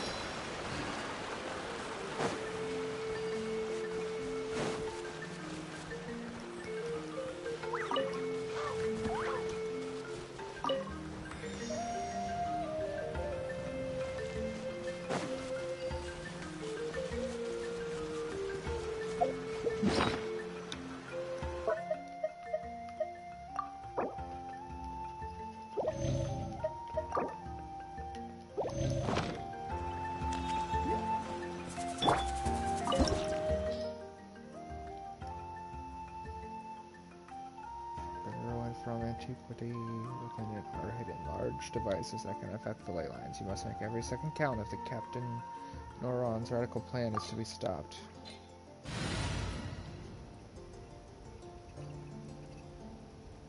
I think we'll be fine. 2 level 90 characters, plus Traveler. Kachina is stuck at level 80 only because I just haven't used resources to get it to 90. I don't know if there's any good reason to for her. Not that I don't want to. I genuinely really like Kachina. She's very cute. Very precious. The Fatui wouldn't concentrate all their forces in one place. There's sure to be guards on the inside, so stay sharp. Oh, nice job smashing those rocks, Moika. You look super cool. Ah, that was some expert level rock clearing. Even by my tribe standards. Shabam! Lockdown!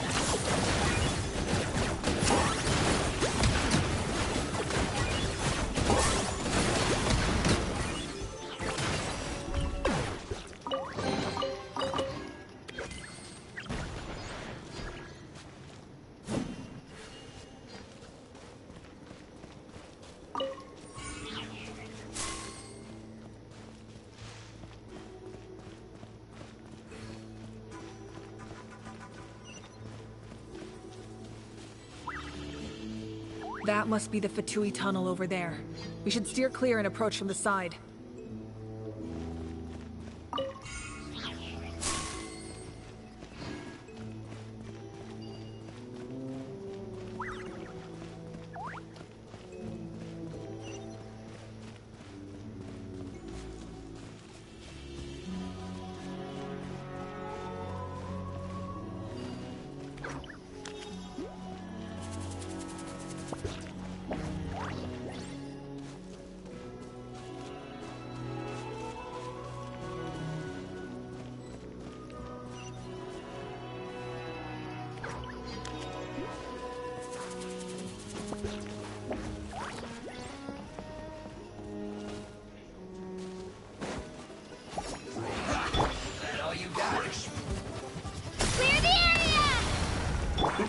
Bombs away! Target acquired.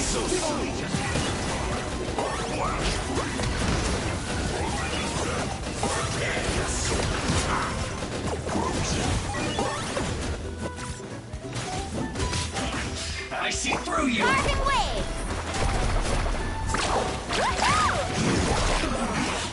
Looks like I went too far. Amazing! Locked up! Going anywhere! Chill to the bone. Oh, glory! The glory to which none can compare! Especially someone in a bad mood. Measly insects! Buff speed to dodge his stupid attacks. God, I hate the frozen ones. You must pay!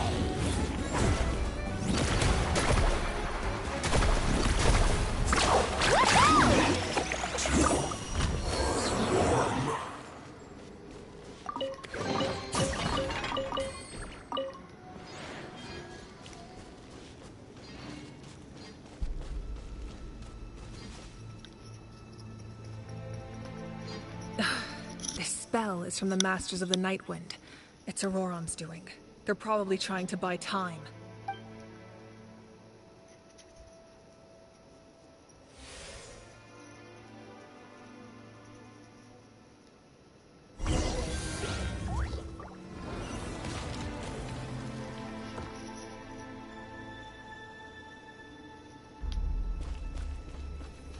Giant pool of night winds seem to be really close to the abyss. So we're able to cast spells like that.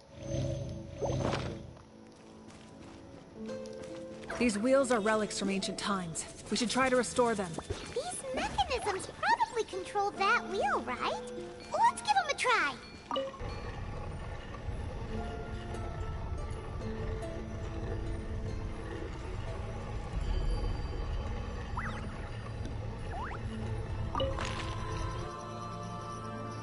Exotic butters.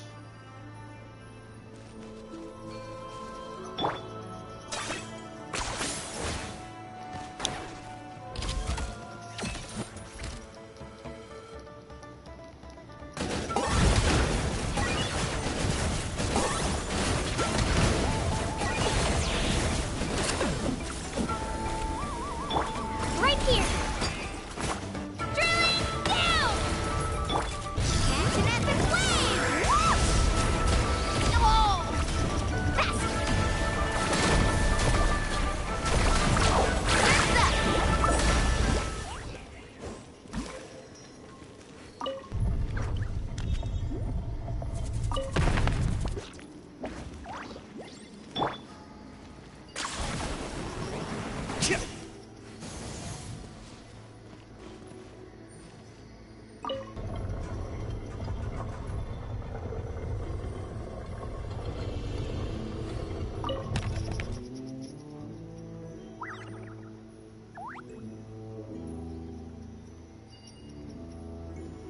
Is there anything else that gives us hints on how this is supposed to look?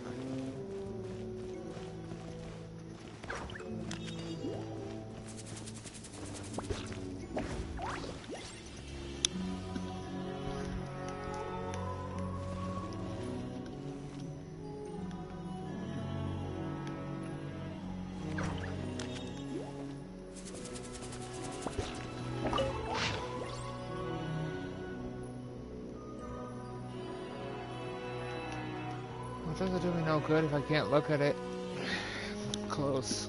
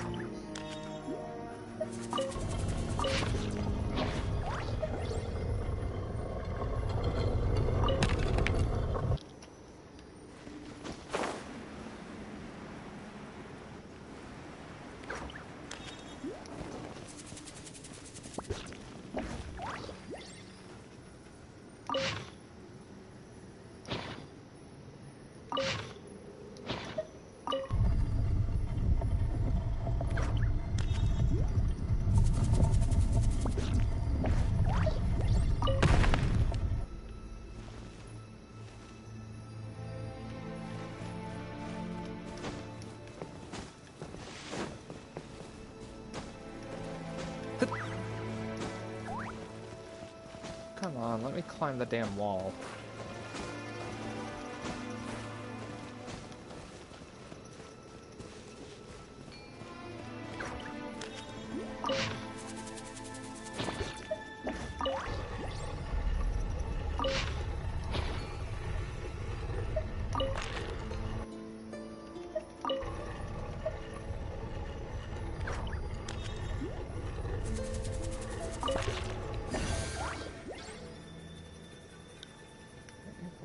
Lined up.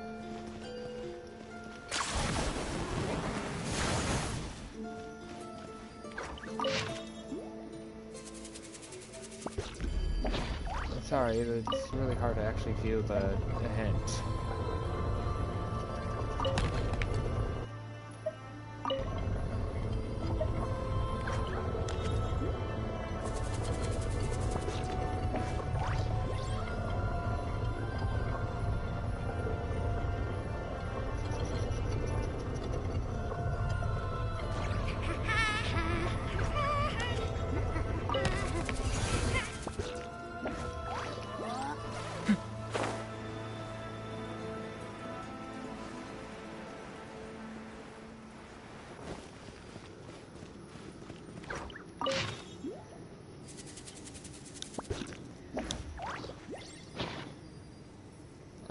see.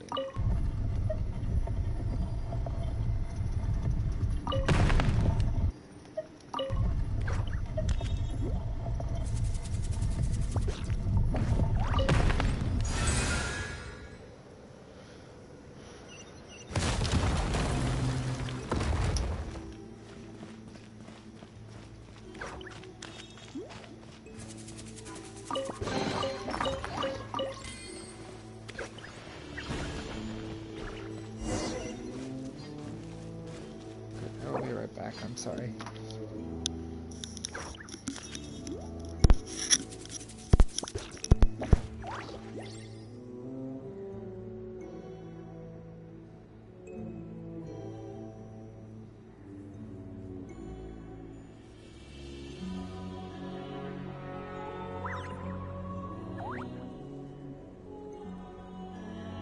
I'm not the friend to come to for words of comfort or encouragement.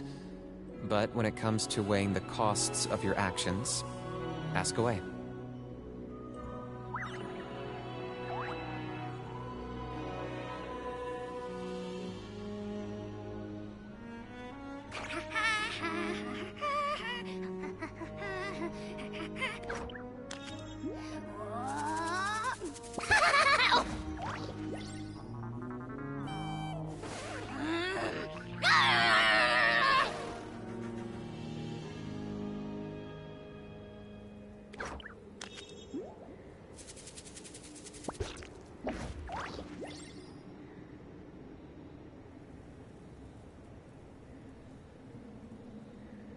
Here's how I allocate my energy on a job. 70% goes to investigating, 10% to making a final decision, and the remainder for execution.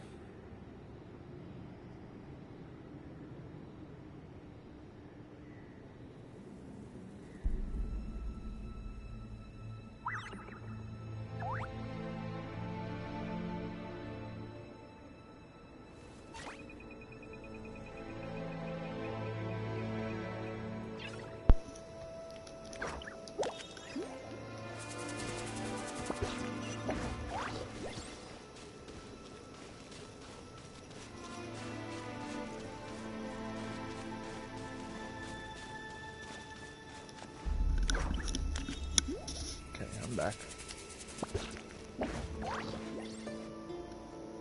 I can restore my flow just. This must be it. There they are! Oh, the captain's here too. Perfect. Looks like they focused their defenses over there. Oh, they're here. Huh. I thought the Pyro Archon would choose a frontal assault. It doesn't matter. They're too late anyway. Stop! It's too late. We need to turn it off! There's still time. I won't let you do this!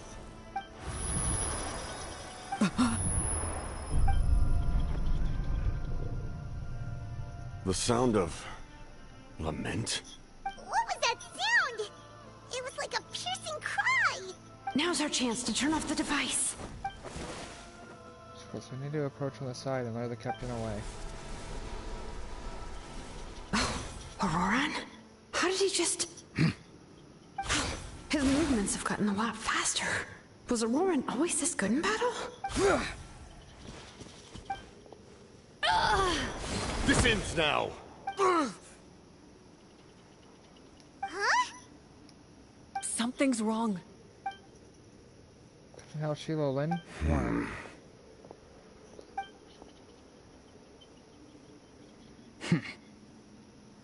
You are not Auroran. Who are you? What? Commander. You. Exotic butters. So, you still recognize me, Commander? I'm glad. Although, I believe you have some more pressing concerns at the moment. We did it! You see? You indulge your sense of honor for just a moment, and now you've lost your chance. Even now, you're still the same as ever.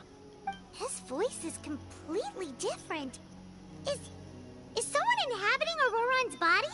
Stop worrying about other people's survival, about their losses and sacrifices. You just need to win. That must be why I've returned. For this moment. Please finish what you set out to do, Commander. I didn't expect to see you here, but I have to disagree. Abandoning one's comrades is not the way of a warrior. Why do you care about a doomed man? I know you can see it. He's already close to death. After all, his soul has been incomplete from the start.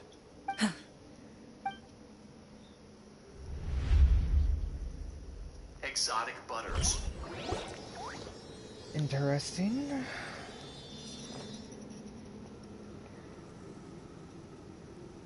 Oh, someone said I'm close to death. Is it because of that noise just now? The piercing cry came from underground when I activated the device.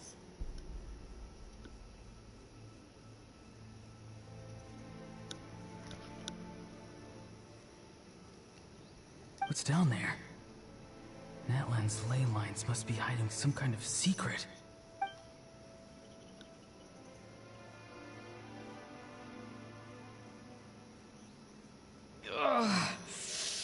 Am I dying? Oh, no. It's too soon. Ah, Auroron, it's you.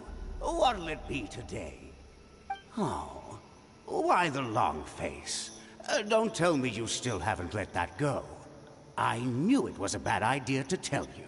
I heard everyone wanted me to be the savior. Savior? Ha! Sounds nice, doesn't it? But, does such a person truly exist? Even if they do, why would you have to become that person? Auroron, is that you? Oh, here, have a seat. Let Granny cut you some fruit. We just got a fresh batch.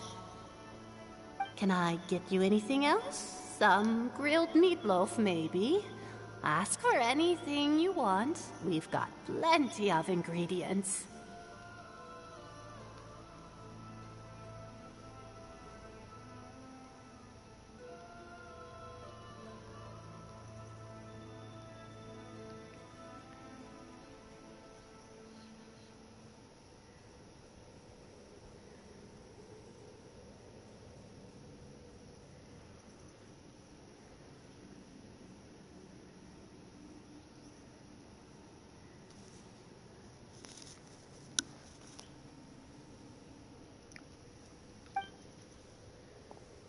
What about those spiced rub mushrooms you made me last time, Granny Kuimi? Ah, you liked those, did you? An outlander taught me that recipe, actually. A merchant, to be exact. Never thought about going into business yourself, my boy. You could travel all over. Our Auroron? A merchant? He's far too honest for that line of work. Well, at least an honest merchant like him wouldn't prey on old-timers like us. Everyone said a true savior does not really exist, but then... why did my birth open the door to the possibility? Why give people false hope? Maybe I don't need to sacrifice myself, but surely everyone is born for a purpose. So, what's mine? If I had succeeded back then, would the world have become a better place? What's the meaning of my existence? Why does he sound like Traveler? Done spacing out, Auroron? Did you finish your homework? Yes, Granny, it's just... will learning all this really make me as strong as you? Of course not. I'm a special case. Other shamans study their whole lives without reaching a fraction of my abilities. Because you're a genius, right? You could say that. Or maybe I've just been alive longer than the rest of them, and picked up a few tricks that they didn't want to touch. It's rude to bring up a woman's age. Never do that again, no matter the circumstances. I wasn't the one who brought it up. Anyway, class is canceled tomorrow. Go have fun. What about my homework then? Do what you want.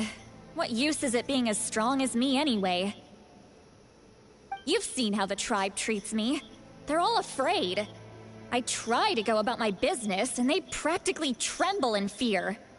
Not the most fun way to go about living one's life, I'd say. Take it from me. The happiest people are the ones who do their own thing. So do what you want, Auroron.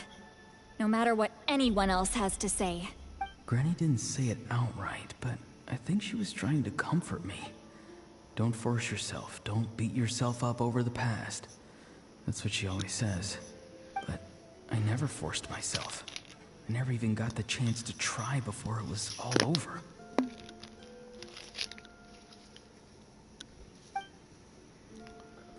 Hey, you zoning out over here again? There's such a thing as overwatering the radishes, you know.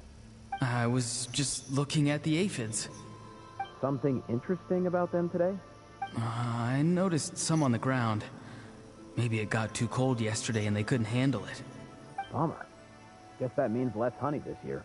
Aoife, do you think being a vet is fun? Fun? I'm not sure about that. Do you think planting vegetables is fun? Fun enough, I guess. I don't have anything else to do. Exactly. Most people live like that. No special purpose or calling. That's just how the world works. Oh, jeez. That troublemaker's at it again. Auroron, my man, come inside and give me a hand, would you? Why should I? I thought being a vet was no fun. Well, I guess there is a fun part. Trying to outsmart these rascals. Come on, give me a hand. Maybe Aoife was just too nice to tell me the truth. That attempting something above your capabilities will kill you. My soul is unstable. I only survived because I had people to help keep me in one piece. A part of me has always been missing. That's why the other spirits said I was close to death, but... Why struggle? It's a miracle you were even born. That's right. Just close your eyes and wait for death. Well, he's Conrian for sure with that outfit. It was you. The thing that came out of nowhere. Thing? I'm a warrior. Far stronger than a weakling like you. I'm not weak. There's just a limit to what I can do. And that's exactly why your fantasy is so ridiculous. You really think a useless thing like you can save the world? Useless? Savior? Ha! Sounds nice, doesn't it? But, does such a person truly exist? Even if they do, why would you have to become that person? Hmm?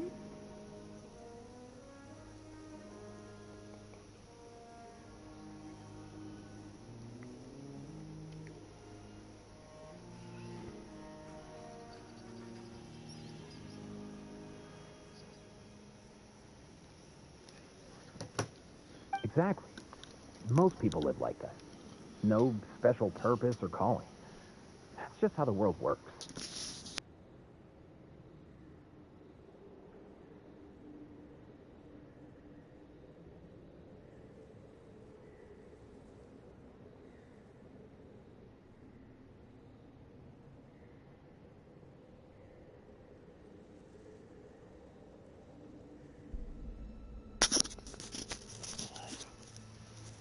Take it from me. The happiest people are the ones who do their own thing. So do what you want, Auroron. No matter what anyone else has to say. But I don't want things to end here. Auroron? It's all right. We'll take things from here. Every time they marched into battle, I had to stay behind. Don't worry. With the Archon on our side, the Abyss doesn't stand a chance. All the best warriors are fighting on the front lines. I want to do my part too. Both of us are bound to disappear. But your end will come sooner than mine, because you've been broken from the start. Once your soul shatters into pieces and dissipates into the wind, I will take temporary control over this body. I will serve my commander until the end. No. No, this isn't right. My life can't end like this. I still haven't done anything important with my life. My end will not come first, and I'm not giving up. I can't die here. No! I won't die here!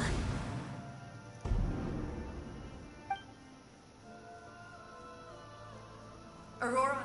Aurora! That voice. Control your mind. Feel the ground beneath your feet. This is not your end.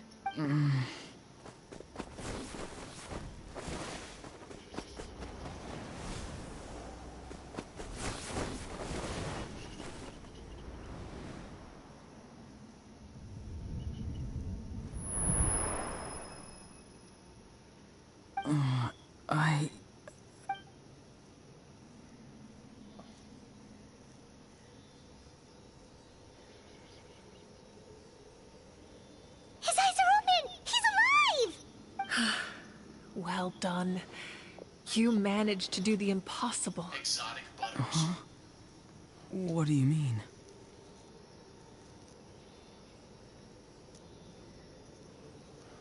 Don't try to talk. Focus on holding yourself together. I can't believe the captain did that. Maybe he thinks of Auroran as a comrade. He was helping to rein him in all this time. It's the only reason I had the chance to turn off the device. I'm fine now. Damage to the soul is a tricky thing. The pain almost consumed you for a moment, but you managed to hold on to yourself. That's no easy feat. The worst appears to be over. I'm sorry for causing so much trouble. We can talk about that later. Our plan. It failed, didn't it? I'm sorry. We were so close. You saved my life, and now the debt is repaid. Auroran, I never thought you actually wanted to sacrifice yourself in that ceremony. But you never gave up. Have you come to a conclusion on what it is that you truly want? I just want an answer. A reason why I exist and why everyone always did so much for me. No one is born a hero. And no one should be treated like one from birth. I had a chance to do something important back then, but I failed. All I want is to find some more ways to make up for that. The answer you seek now lies before you. An ancient name.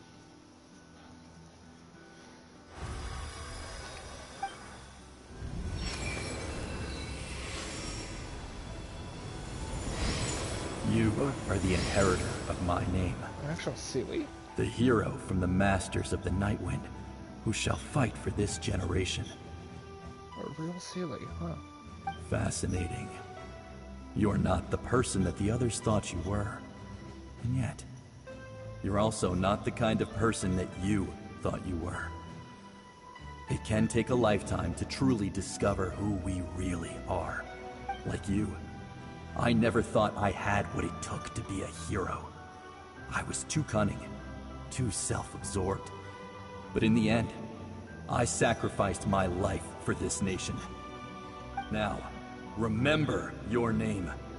Even if others will see a different meaning, it still symbolizes your nobility and yearning. My ancient name. BD. Devotion. BD, devotion. It means devotion. You will give your all, not for the sake of a heroic death, but to do justice by the answer you found for your life. For that answer, you will offer all of your strength and be born anew. Through your devotion, you will prove your worth. Having foretold his own death, the omniscient man holds a feast in celebration. Let us raise our cups in honor of his heroism and send him off with this final tribute. For at last, his wish is now fulfilled. It's nice to see you again, Sanhaj. With your recognition, we now have cool. the 5th hero of this era. Okay, that's cool. His aura is pretty cool. Let me,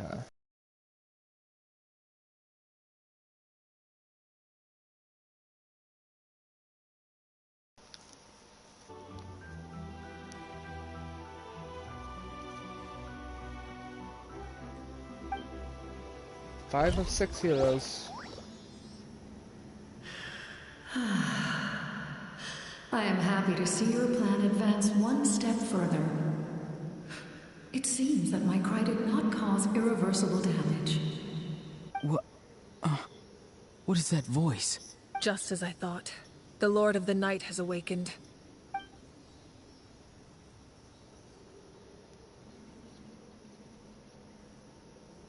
The Lord of the Night? As in the one who rules over the Night Kingdom? I preside over a realm of souls. Due to my limited power, sleep is the only way I can extend my existence. Yoho the Takutin, Lord of the Night. I am sorry if I butchered that. That's a very long and hard name to say. I do apologize if I butchered it. When you activated the device, I awoke and could not hold back my cry. It is a sound that agitates souls.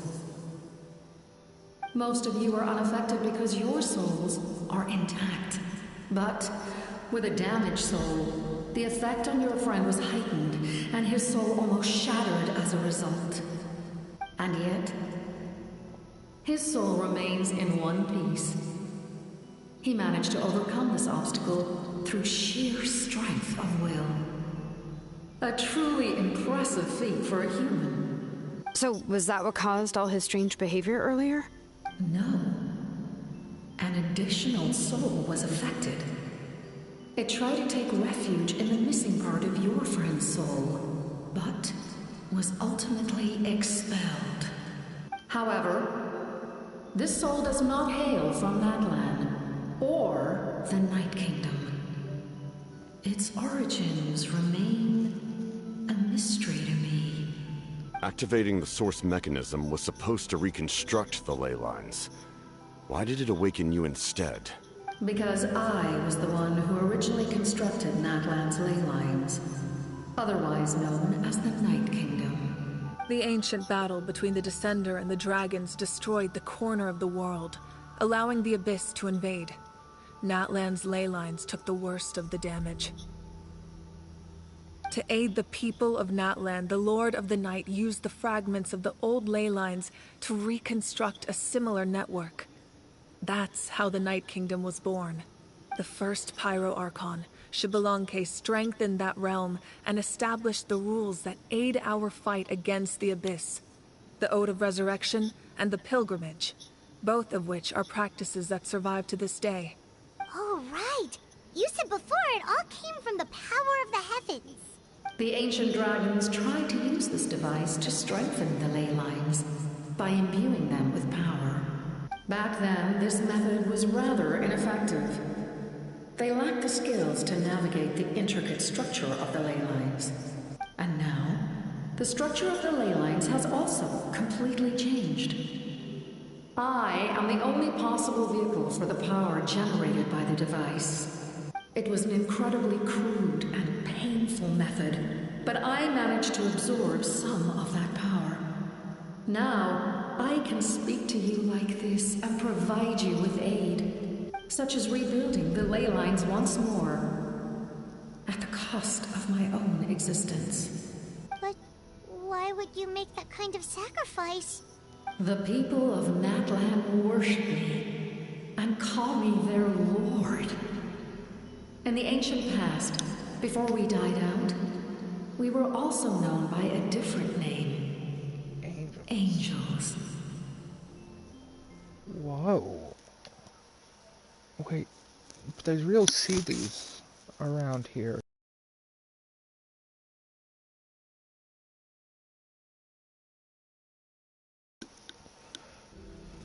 Or at least they used to be, before the Heavenly Principles did what they did. But adventurers like you are probably more familiar with our devolved form. Sealies. Well, like I just said. So Seelies are angels. No wonder there are Seelies around here. A Seelie also helped us in the Night Kingdom. Few angels remain in Natlan, so the same is true of Seelies. Everyone rallied around me and offered their power to humanity to reconstruct the ley lines.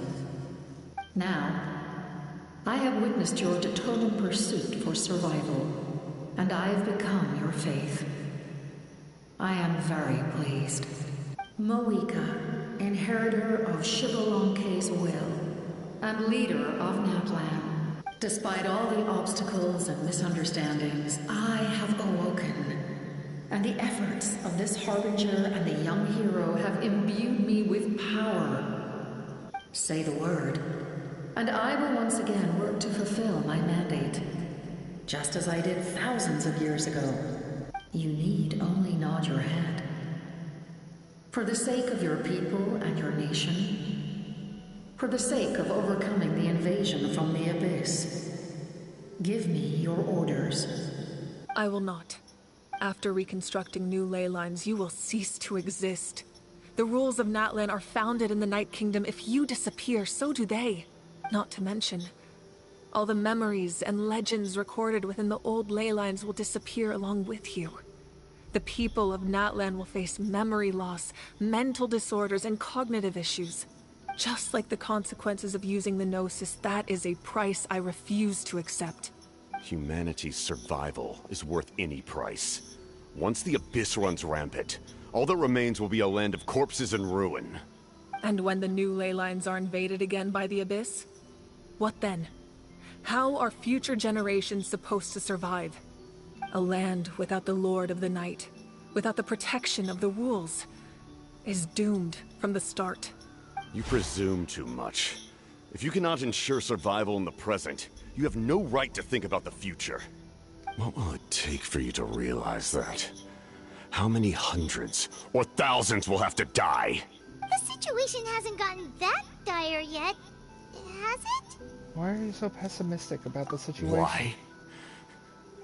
Because I am a survivor of Conria. I've witnessed the devastation and terror of the Abyss with my own eyes. I knew it. Oops. I knew it. Hurry up and go the fuck away, notifications.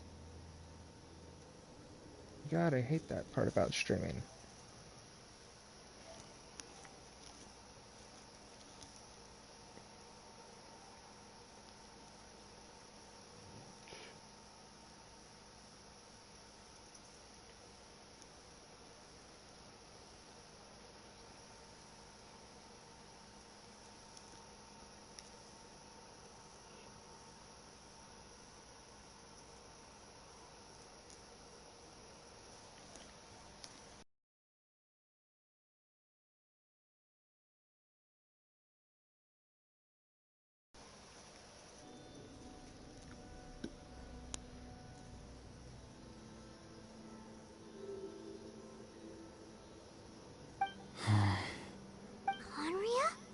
That's right.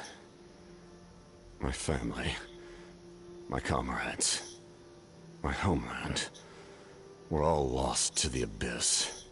It is an unforgettable pain. One that no amount of time could ever dull. Not even 500 years. You've experienced something similar, Mawika. You should know exactly what I mean. You're right. The pain, the regret, the catastrophe. They all haunt my dreams to this day. If I could go back, I would reject all false hope. I would do whatever it took to ensure their survival. You have that chance before you now. Why do you refuse to take it? Because we don't have the right to make that decision. We love this world because it contains everything we hold dear. Everything that has happened here has moved us, shaped us, and turned us into who we are today. Giving up our memories and history would mean rewriting everything. The people of this world would then become fundamentally different beings, their physical bodies the only connection to their former selves. Even so, given enough time, a new civilization would inevitably flourish. If you believe in humanity, you should trust in their ability to create a new future. Or, history could repeat itself. The Abyss could invade once more, and it would all be for nothing.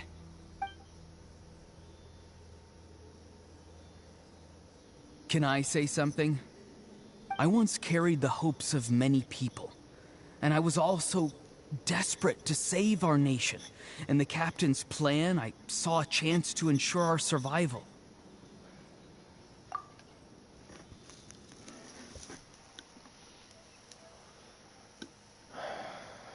Ay.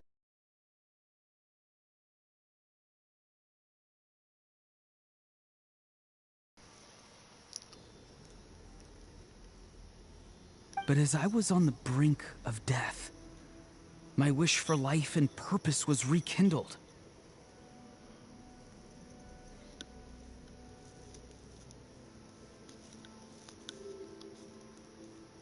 I've been very fortunate to be well cared for by all the people in my life. I refuse to forget that. My feelings were so strong, they overrode my compulsion to sacrifice myself for their safety.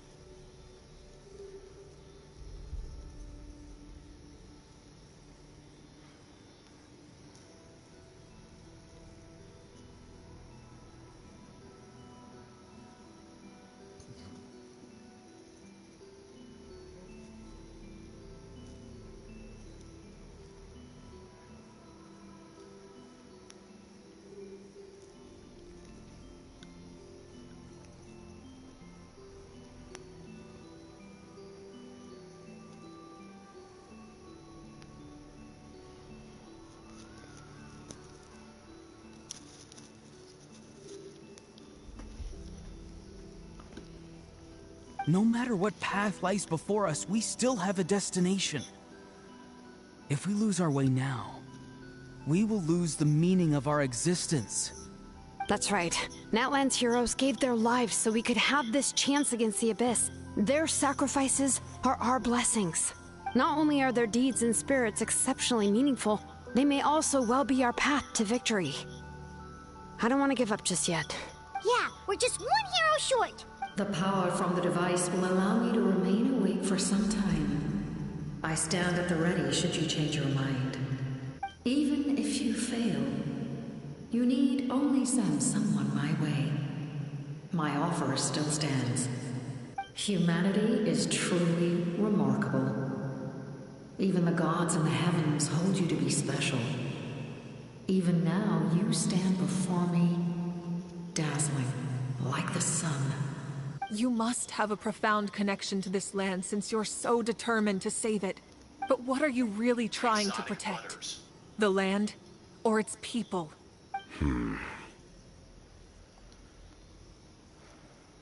Why are you looking at us? Pretty sure he wants to hear what you have to say, Traveler. Weird. I want to win. What about you? Exotic butters. Fine. I suppose we can wait. Now that Auroron has inherited the memories of his forebear, there's only one hero left. Your plan does have the potential to generate the best outcome. In the meantime, you shall have the aid of all the Fatui under my command. Thank you. Having such a powerful harbinger on my side is a big advantage. I know we may never completely see eye to eye on what it means to protect life, but for now, I'm willing to fight by your side.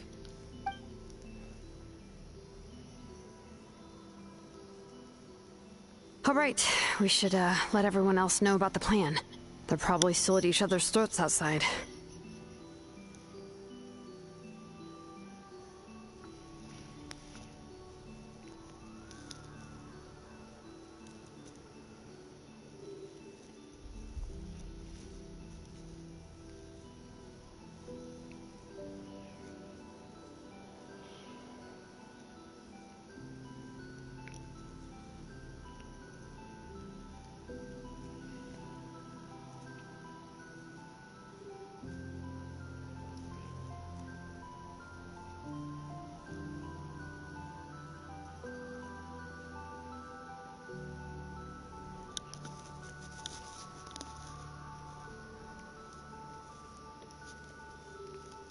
Good idea. We need to explain the situation.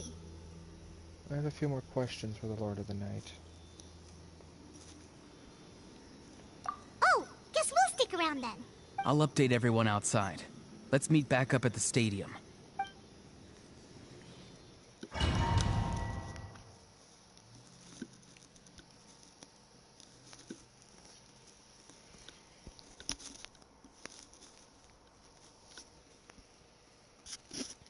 Come on, I want to know the questions.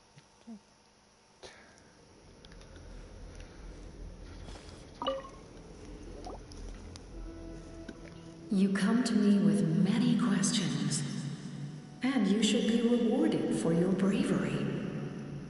Ask, and you shall have the knowledge you seek. About the power of the heavens. They do not like being mentioned by name by any living being, be it an ordinary human or one of the seven. They prefer to remain in the shadows as shades. The one you wish to know about? I call her the ruler of death. She helped Natlan establish the rules. It was also under her guidance that I created the Night Kingdom. It was an expression of love, as well as an act of reparation. She was seen as having significantly overstepped her authorities as a shade, which quite displeased the almighty heavenly principles.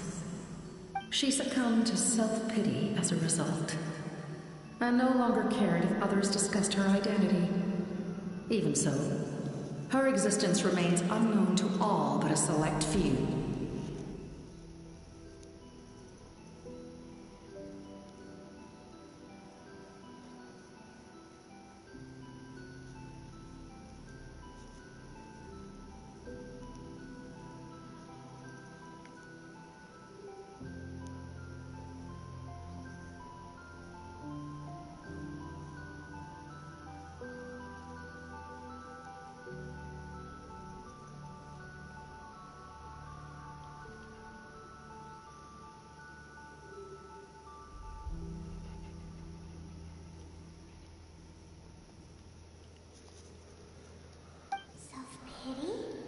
Please don't tell anyone I used that word. I'm just trying to speak plainly to conserve energy.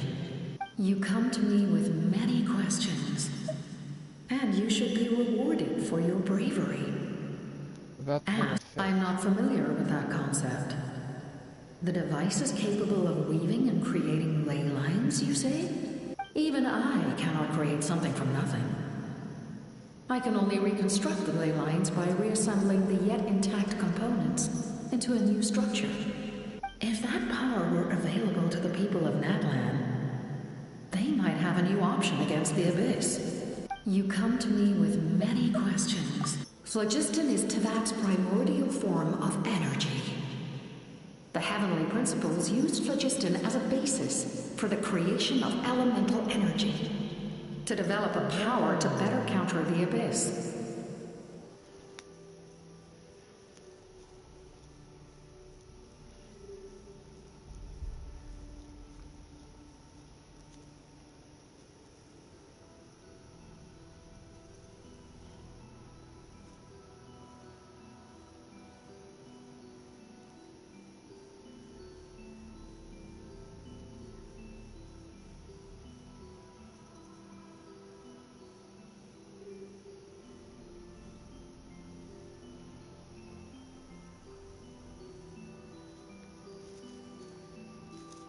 Have you heard of the concepts of the light realm and the human realm? That explanation might take too long.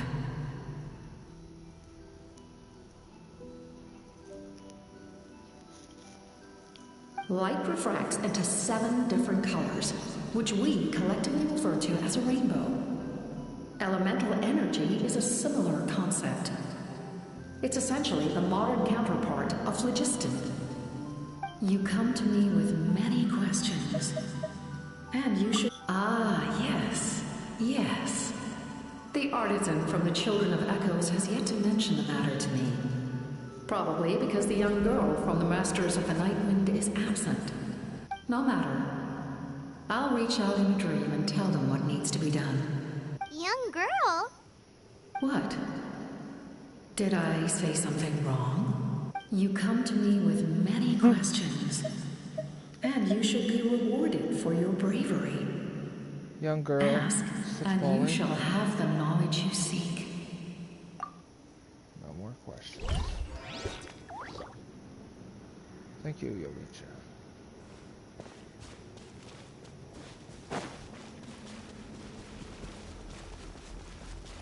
I got my questions, so...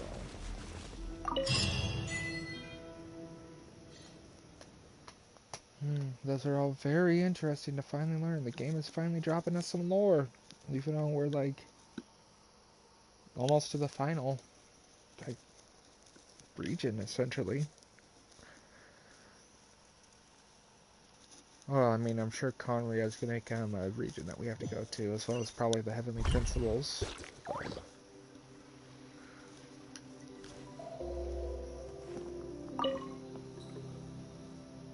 The captain says a group of us need to stay behind to guard the source mechanism. It's extremely important. Of course, you're free to come and go as you please.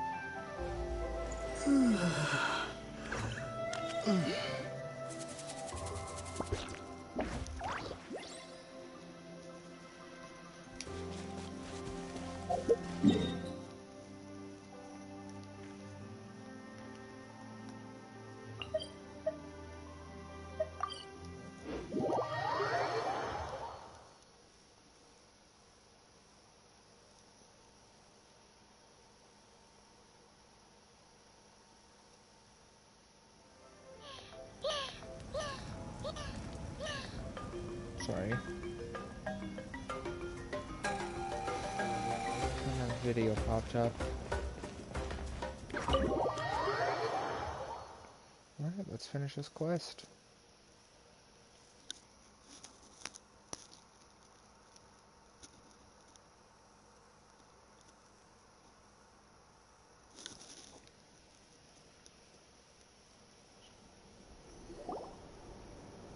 In that case, allow me to formally welcome the Fatui to our cause.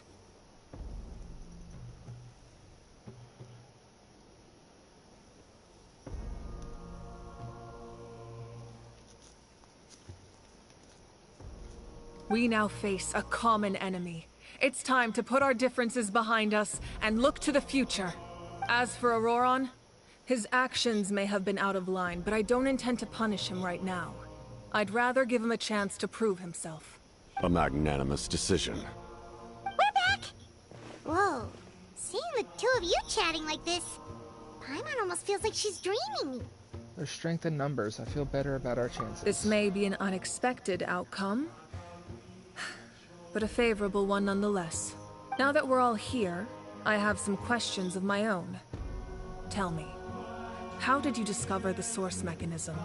We weren't getting any closer to obtaining the Gnosis, so I had my men scour Natlan for a different option. Auroron helped as well. We tracked down 3 scholars, Aberawa, Bosamtwe, and Kushtal, and combined the results of their research to locate this ancient device.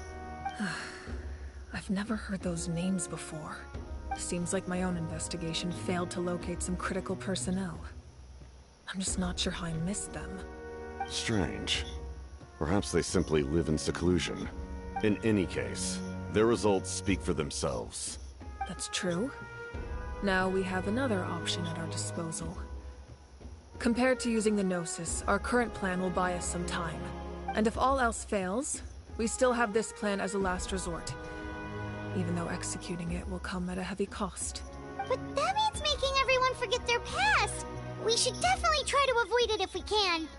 Oh, actually, speaking of the Gnosis, how did you know what it could do? That story begins with the Cataclysm 500 years ago.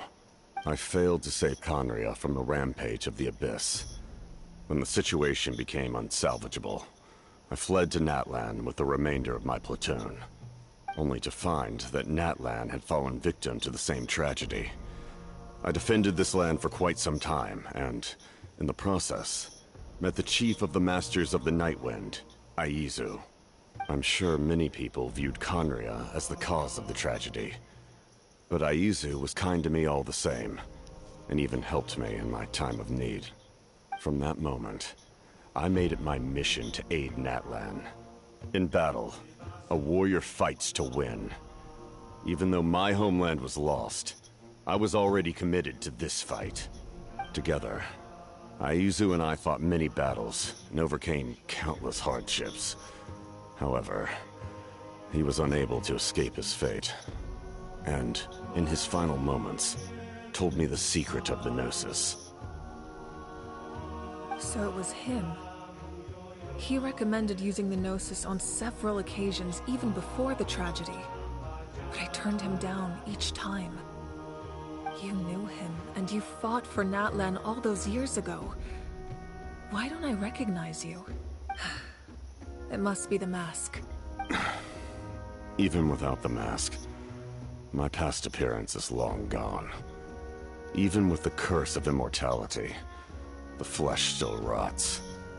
Wait, do you know someone named Dainsleif? That problem doesn't seem quite so extreme for him. You've met him already? Yeah, a bunch of times. Sounds like you know him too. During the age of Conria, all I knew was his name. The last time I saw him in person, he was traveling with the princess. He carries a degree of pain and hatred that far surpasses my own. Back then, you said you didn't want to fight me. Was it really because of my sibling? Yes.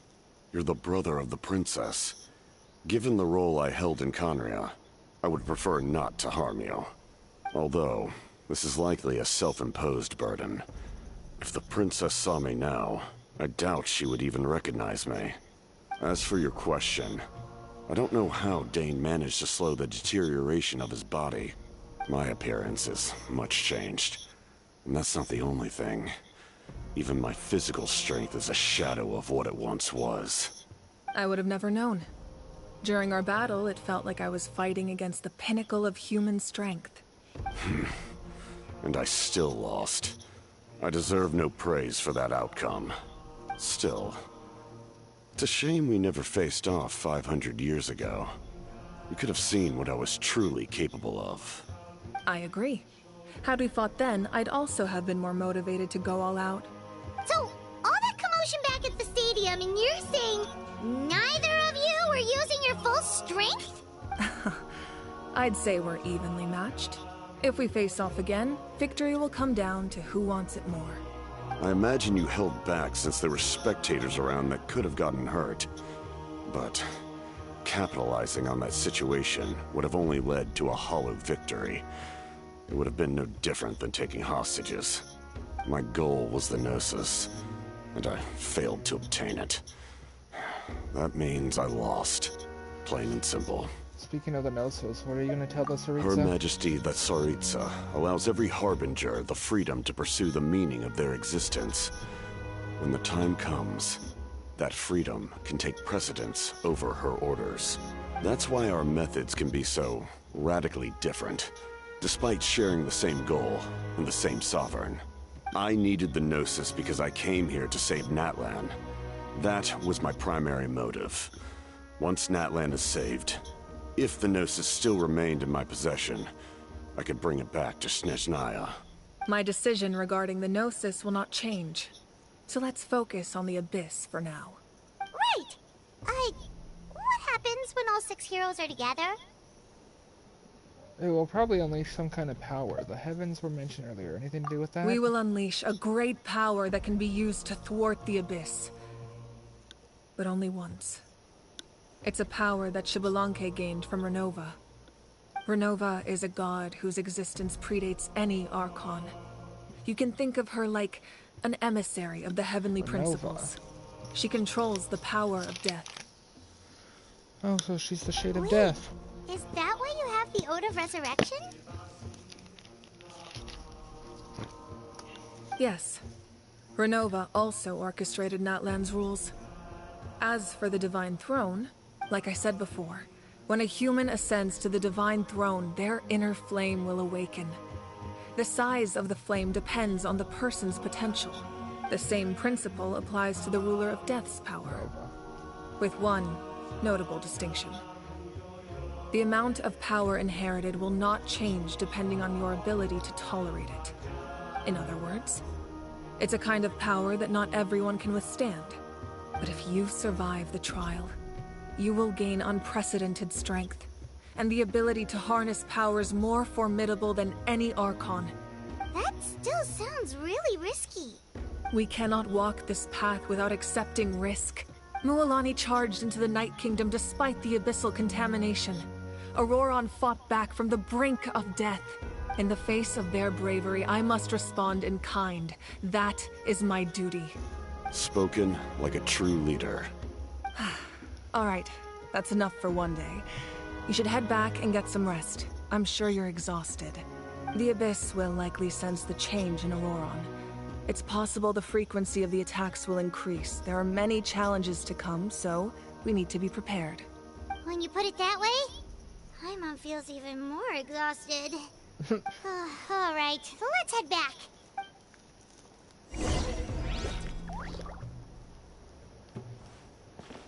Now that we're working together, we'll need to coordinate our efforts. I'll leave a portion of my forces for you to command. That will definitely help relieve some pressure. You're sure they won't object? It's an order. I will make that clear. Excellent. I appreciate your trust.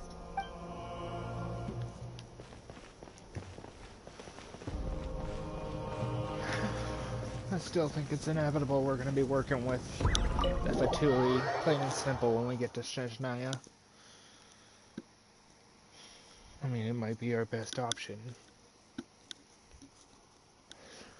I still think it'd be cool, though, if the Traveler actually gets to become the Pyro Archon, in which case he would then be able to use the ability to use the Pyro Traveler. And he better be good. Compared to, well, the disaster that was Hydro Traveler.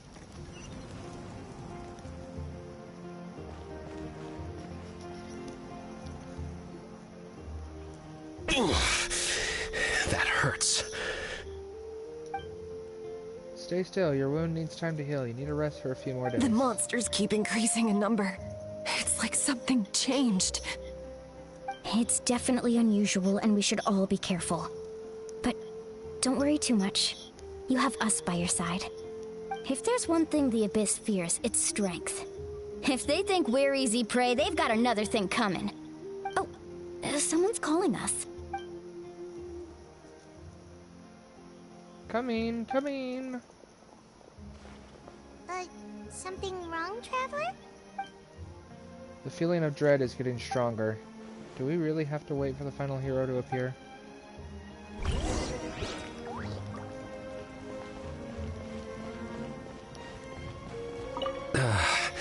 Finally, some relief. What rotten luck. To be injured at a time like this.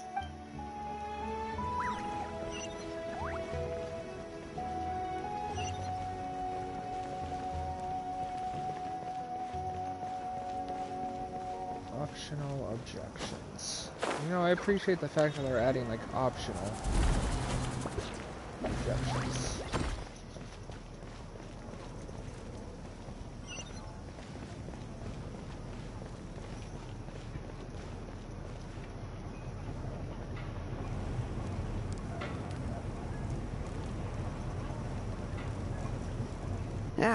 Nope.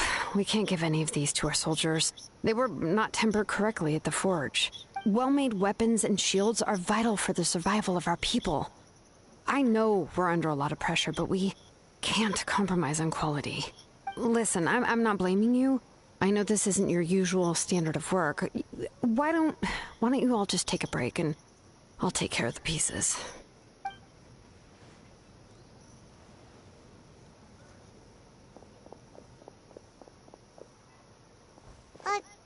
Hey, Shilonen?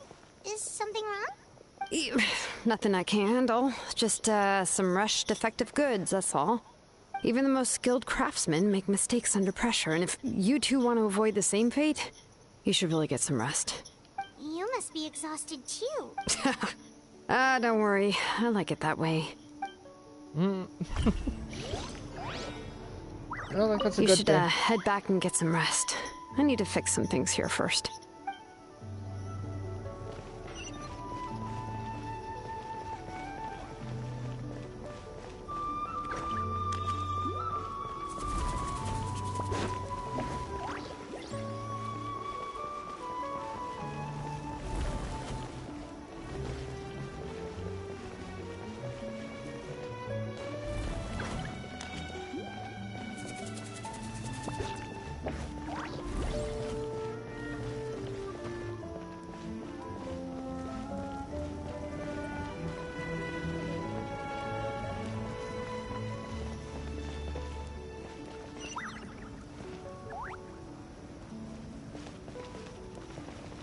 This is such a maze.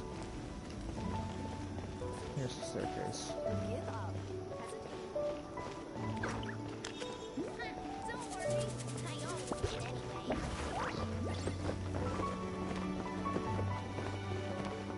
Knish.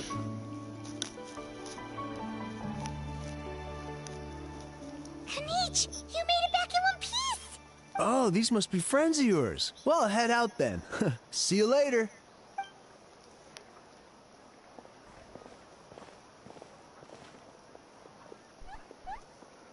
It was a piece of cake. Those invasive pests are lucky someone called a truce, or you would have burned them all to ashes. I appreciate the concern, Paimon. Despite Aha's description, the situation wasn't quite so smooth. The captain's horses are all elite warriors. It was a tough fight. We were prepared to retreat at any moment now, and now that the Pyro Archon and the captains are working together, not the outcome I was expecting, that's for sure. A lot happened while we were in the ruin. We'll tell you about it some other time. Well, at least the Pyro Archon's plan advanced a step further. This is the best outcome we could have hoped for. We really appreciate all your help. But we have to keep pushing forward. Cebu and I were just about to head out. Actually, my tribe is calling for We messengers. won't keep you then. Let's talk later. Well, Knish thinks he can just leave without consulting the almighty Dragon Lord. Aha. Hey, wait up!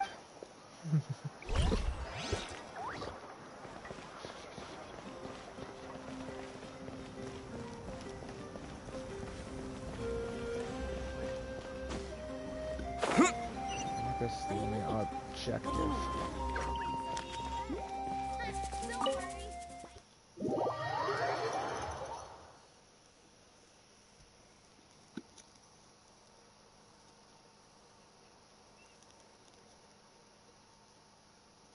Seems like this would be the end.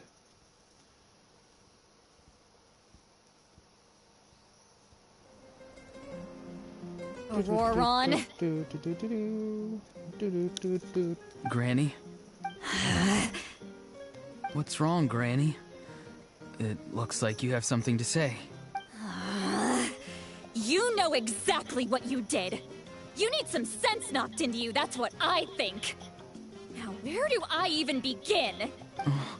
I'm sorry. Now that you have nowhere to run, that's when you apologize? You couldn't wait to run off last time, and the time before that. Pretty sure I apologized those times too. What exactly were you thinking? Being a wanted criminal is one thing, but then you also tried to pull off that whole thing in the ancient ruin. I'm not the one who needs an apology. Apologize to yourself for risking your life. Okay. I'm sorry. I don't have anything to say for myself, Granny. Yell at me all you want. I know I messed up. You better be sincere.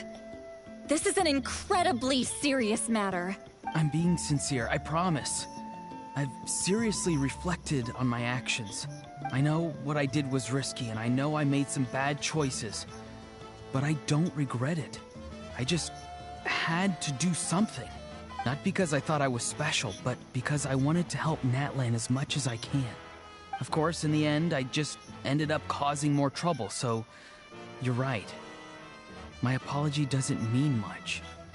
but I don't know what else I can say. You even had Aoife bring me that gem. A simple thank you isn't enough, but still. Thank you, Granny. You're welcome. Just make sure to thank Aoife sometime. I will. Anyway, don't feel too grateful. I tampered with the bag to copy a portion of your memories. Oh, I didn't notice. Of course you didn't. You forget how many years I have on you. Like you could uncover one of my tricks. Anyway, I have something else to tell you. The Pyro Archon has discussed your case with the others. Many of your actions violated the rules of Natlan, and you should understand you'll have to take responsibility for that. I understand. But your efforts weren't entirely meaningless in the end. In addition to giving us another failsafe, you saved yourself with sheer force of will and managed to become a hero. Huh. Not too shabby, grandson. Did the Traveler and Paimon tell you to say that? What? No! I said that because I mean it! I can't believe you're complimenting me at a time like this. You normally let your fist do the talking. You're not off the hook just yet. I told the Traveler I was going to break your legs, and I meant every part of it. Could you not? I still need them to walk. Trying to negotiate, are you? All right. Make me an offer. Given all the good things that I managed to accomplish, can you let me off the hook this one time? I promise to do better in the future. Fine. I can let this slide for now. But I'll be watching. We'll see if I change my mind. Oh, Traveler, Paimon. Didn't expect to see you here. Hello! Talking things out with your grandson? Yes. Looking after these little rascals is rather exhausting. Taking care of the Traveler isn't easy either. Paimon's life is an uphill battle. Huh? Traveler, Paimon, I want to thank you for your help back at the ruin. It was nothing, just don't do anything like that ever I again. won't. Let's get together sometime. If Auroron really wants to thank you, he can treat us all to a tasty meal. Sounds great! We'll be there!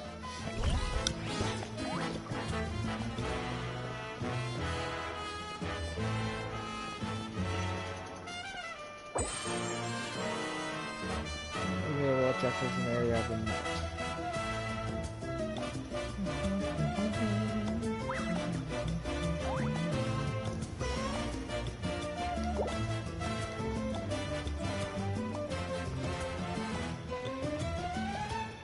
Looks like they're all complete, right? Yeah, they're all complete.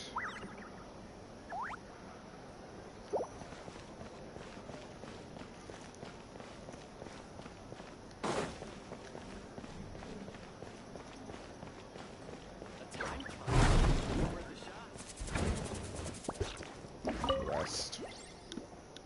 If you're done for the day, we should get some rest. Paimon has a feeling we'll need it for tomorrow.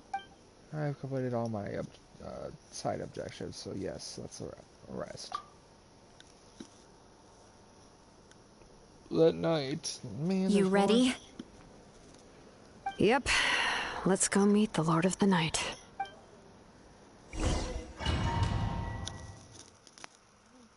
Please tell me this is the end, man. I'm running low on time now.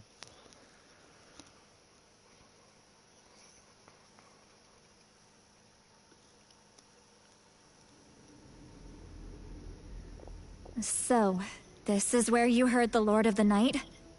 Guess that means she really has awakened. Hopefully we made it before she falls asleep again. Fret not. I'm still here. For a weak life form, falling asleep is no less taxing an exercise than staying awake. I'm sorry for disturbing your rest, but there's something we didn't have the chance to ask you earlier. We need to forge a new ancient name for the Traveler. But we ran into a problem. He's not from Natlan, so there are no records of him in the Night Kingdom. I see. Mawika must hold him in high regard. It would seem the two of you are not simply here on her orders. So, what say you? Do you believe this traveler to be deserving? Mm-hmm. Speak your mind. There are no others here. You are both my children, both children of Natlan. I would hear your opinions on the matter. He is special. He saved Kachina and devoted himself to helping us avert this disaster. Natlan owes him a debt. But that debt has not been repaid, and with an ancient name, we can at least guarantee his safety.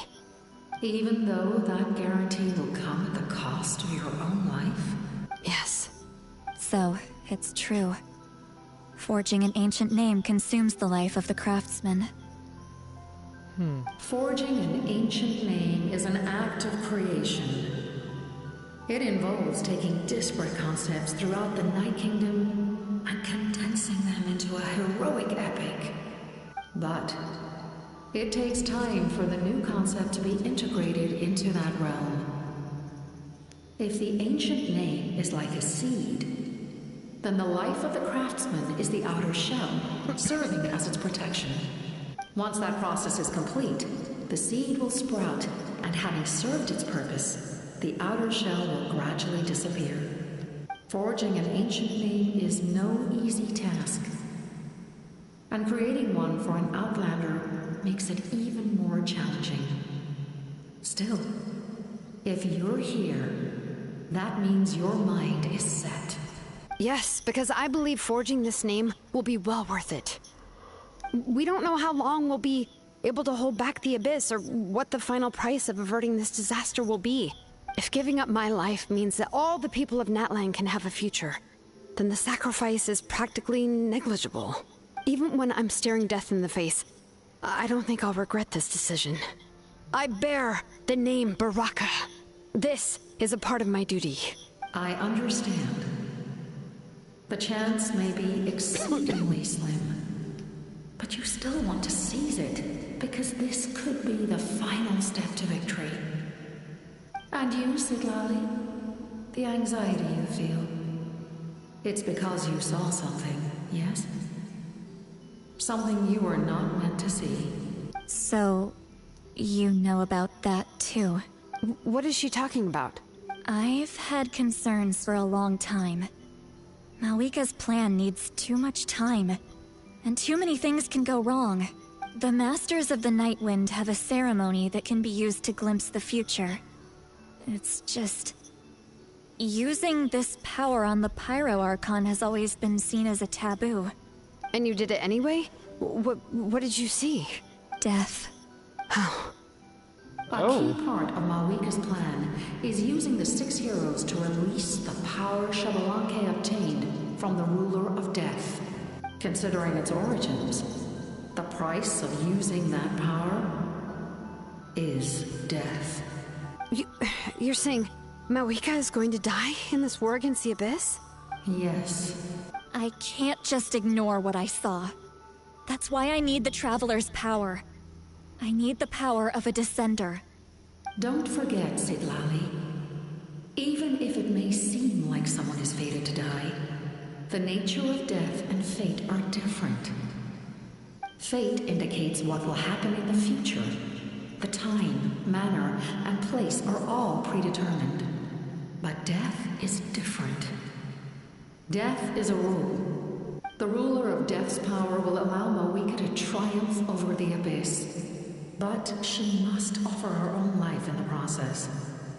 The ruler of death cares little for the time and manner of a death. She simply guarantees that it will occur. Fate may be able to influence the timing, but that is all the Traveler can change. Wait, you're saying we might be able to change when she dies, but not the outcome? I cannot help you with this, I'm afraid. It's beyond my capabilities. Malika knows about all this, doesn't she? Yes. I imagine she has long accepted this eventuality. Well, I can't. She's so strong. She never gives up, never rests until a problem is solved. She's not the type of person to just quietly accept her death. The Traveler shares that quality. That's why I think this gamble is worth it. Together, I know they can overcome the impossible. Be it fate or death. We shall have to wait and see, but I will curb my expectations. My time is running out. It is my honor to witness humanity in this moment of absolute determination. We won't forget your contributions. Once we deal with the Abyss, we'll find a way to keep you alive. Thank you for saying that, but there is nothing you can do. How many years of life are enough? 10? 100? 1,000? 10,000? The Night Kingdom will disappear. The humans will continue to fight against the Abyss, and in the end, all will cease to exist. When you consider all of that, extending my life is meaningless. That's what makes us different. Even if our end comes tomorrow, humanity will still do whatever it takes to survive today. Exactly.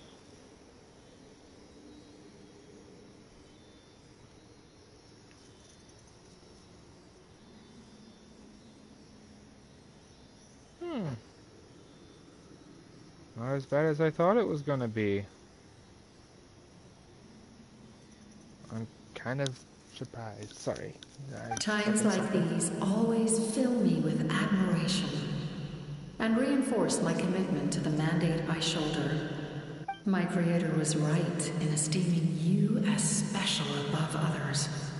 Here. This is my gift to you and an extension of my will. It can record the traveler's experiences in this land, whether from the past or the future. With it, you can forge the ancient name you desire, and the traveler will also become a hero forever recorded in the memory of Natlan. Thank you. We're sorry to ask this of you when your strength is already all but spent. Really. Thank you so much. Your thanks are unnecessary. This is the least that an angel can do. Time for you to leave. It's getting dark.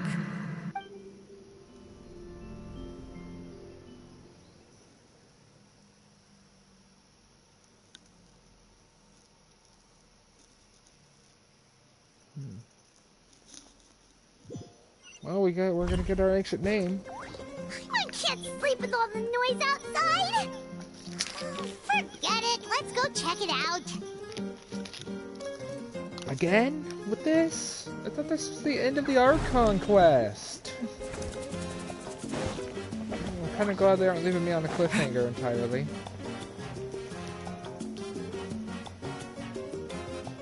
I'd rather continue. Lolly. Is there a reason you're up so early? We went to see the Lord of the Night, and she gave us this. Like I said before, I couldn't forge your ancient name because there was no record of you in the Night Kingdom. But with this, we can finally record your deeds. Just keep it with you during your time in Natlan. And eventually, it'll be full of your adventures. Really? Let Paimon see!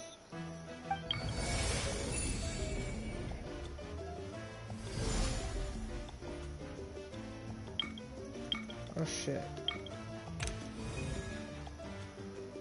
Series them together and shall forever. Okay, so those are tied to the Tribal Chronicles. Greatest... All your courage, you can really taste a good version of this time.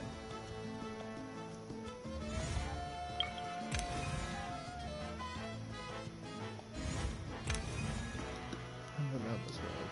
Happy advising, happy mission. What's this? The primal flame illuminates the world. Under the banner of Kaios, humanity takes its first steps toward the future. Looks like I'm gonna have to complete more side quests, I guess?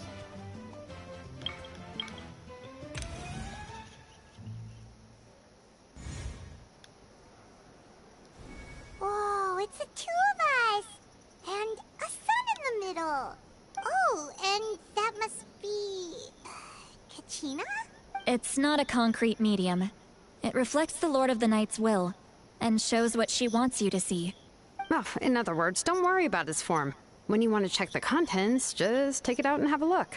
Sounds convenient. It's also super light and doesn't take up too much space. This is a really awesome gift. It didn't come at a price, right? It didn't cost a ton of more, right? Oh, yeah. We'd feel bad accepting something like that.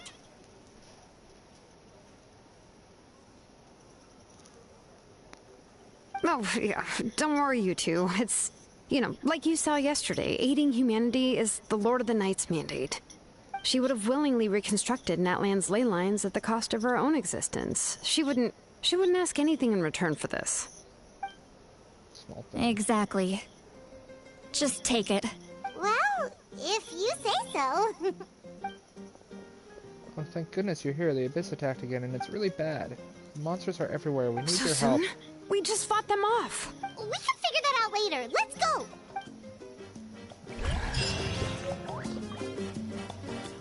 Well, we're gonna have to end it here. Till later.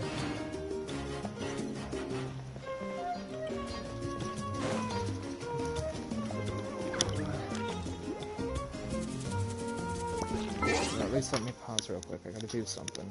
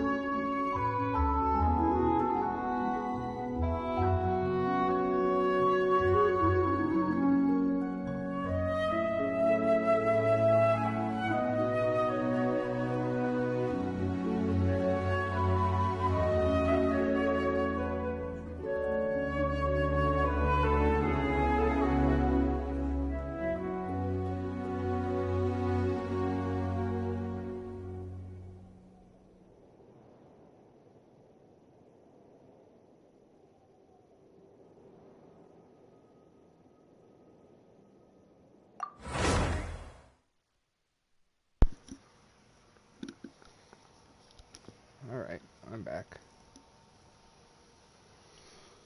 I really hope there isn't much more to this, because like I said, I'm starting to run out of time.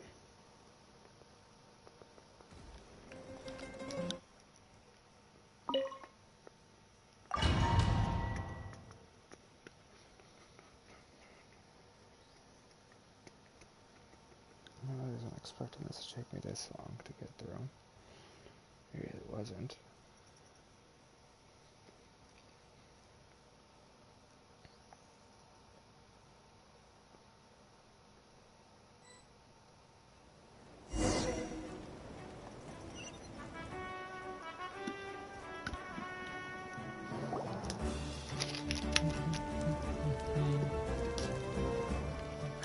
I see.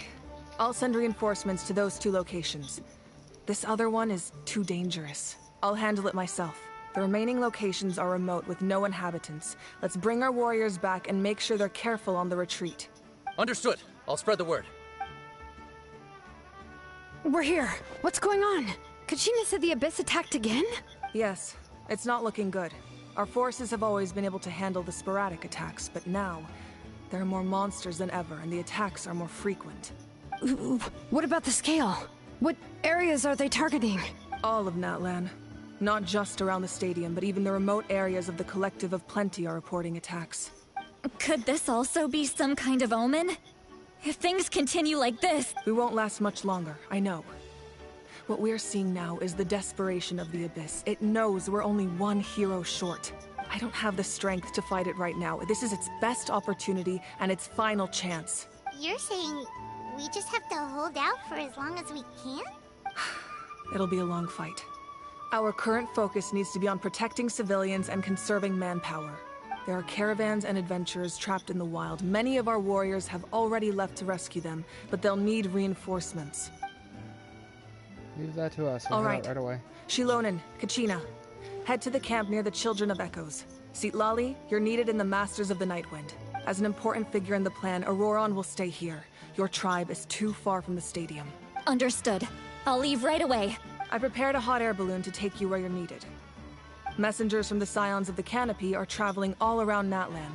Update them once you've completed your mission, and they'll compile the information into a battle report. As I receive intel from the various regions, I'll plan your next move. All right. No time to lose. Let's go!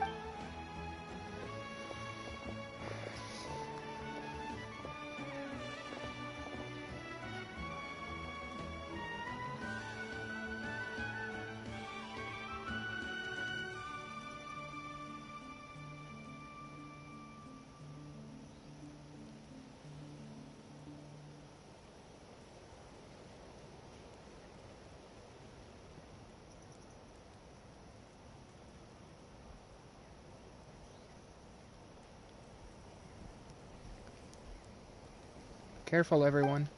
What about us? Where should we go? I received word that a small team escorting civilians back to the stadium was attacked. They won't be able to hold out for long. Can I leave them to you? Of course. Thank you. The hot air balloon is over there.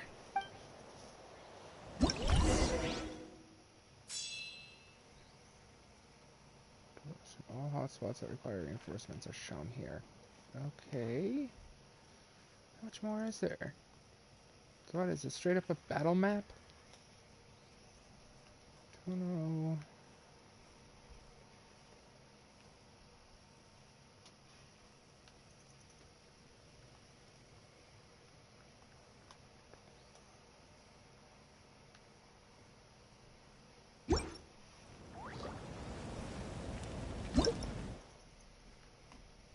So what?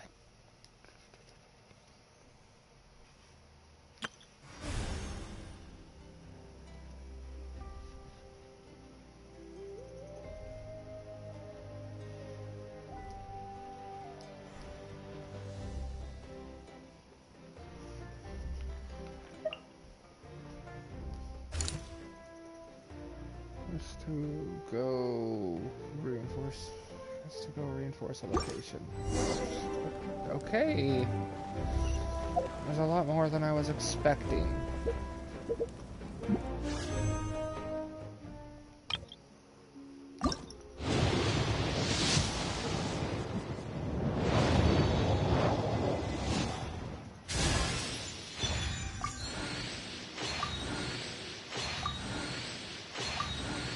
have to go and continue this later. There we go. Hello, I'm Shilonin from the Children of Echoes. If you'd like me to forge some tools for you, just let me know. But I do have quite the backlog of commissions at the moment, so even if you submit a request now, it might be a while before I get to it. Fair enough.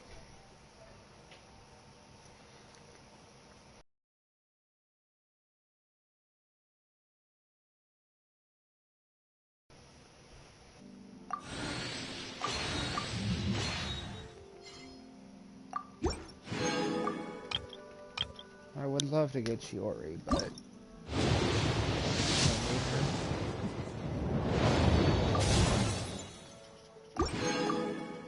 I only want her because she's one of us. I like her design. Ooh, a new weapon.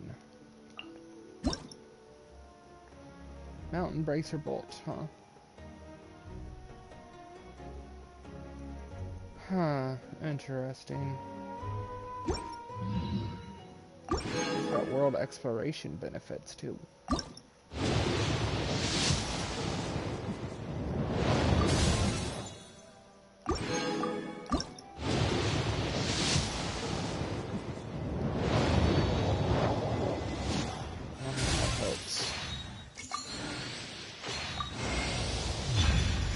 Yep, of course. I don't want that one. I don't even have Chiori to make use of it.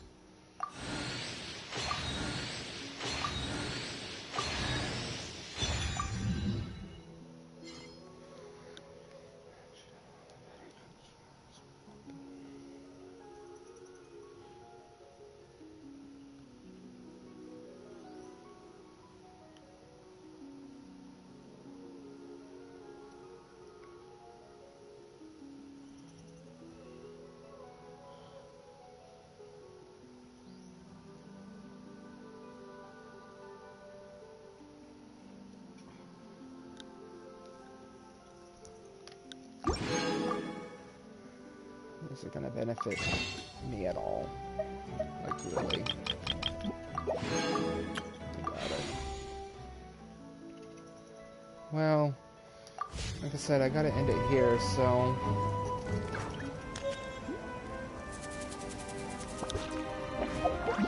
I guess let's look at the weapon.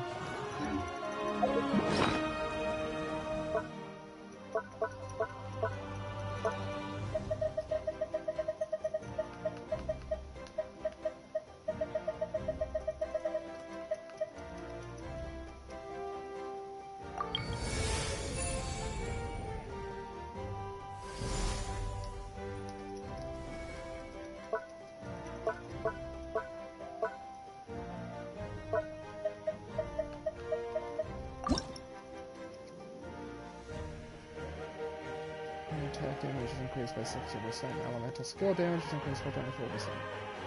Nearby active character deals geo damage. The aforementioned effects increased by 100%. Additionally, the wielder's defense is increased by 20. Might be able to make use on Sheila Lane until I can get her weapon. But I don't really want to invest in it, if that was the case.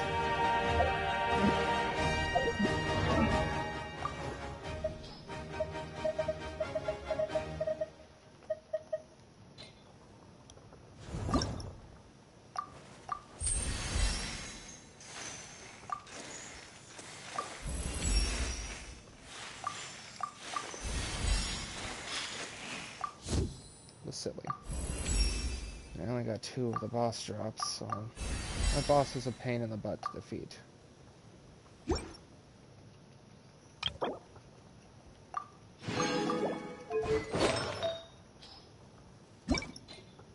I have any more of these?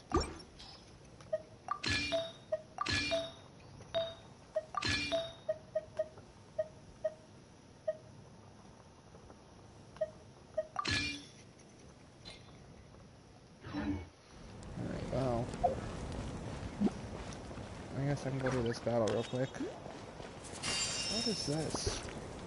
Oh, party setup. Exotic butters.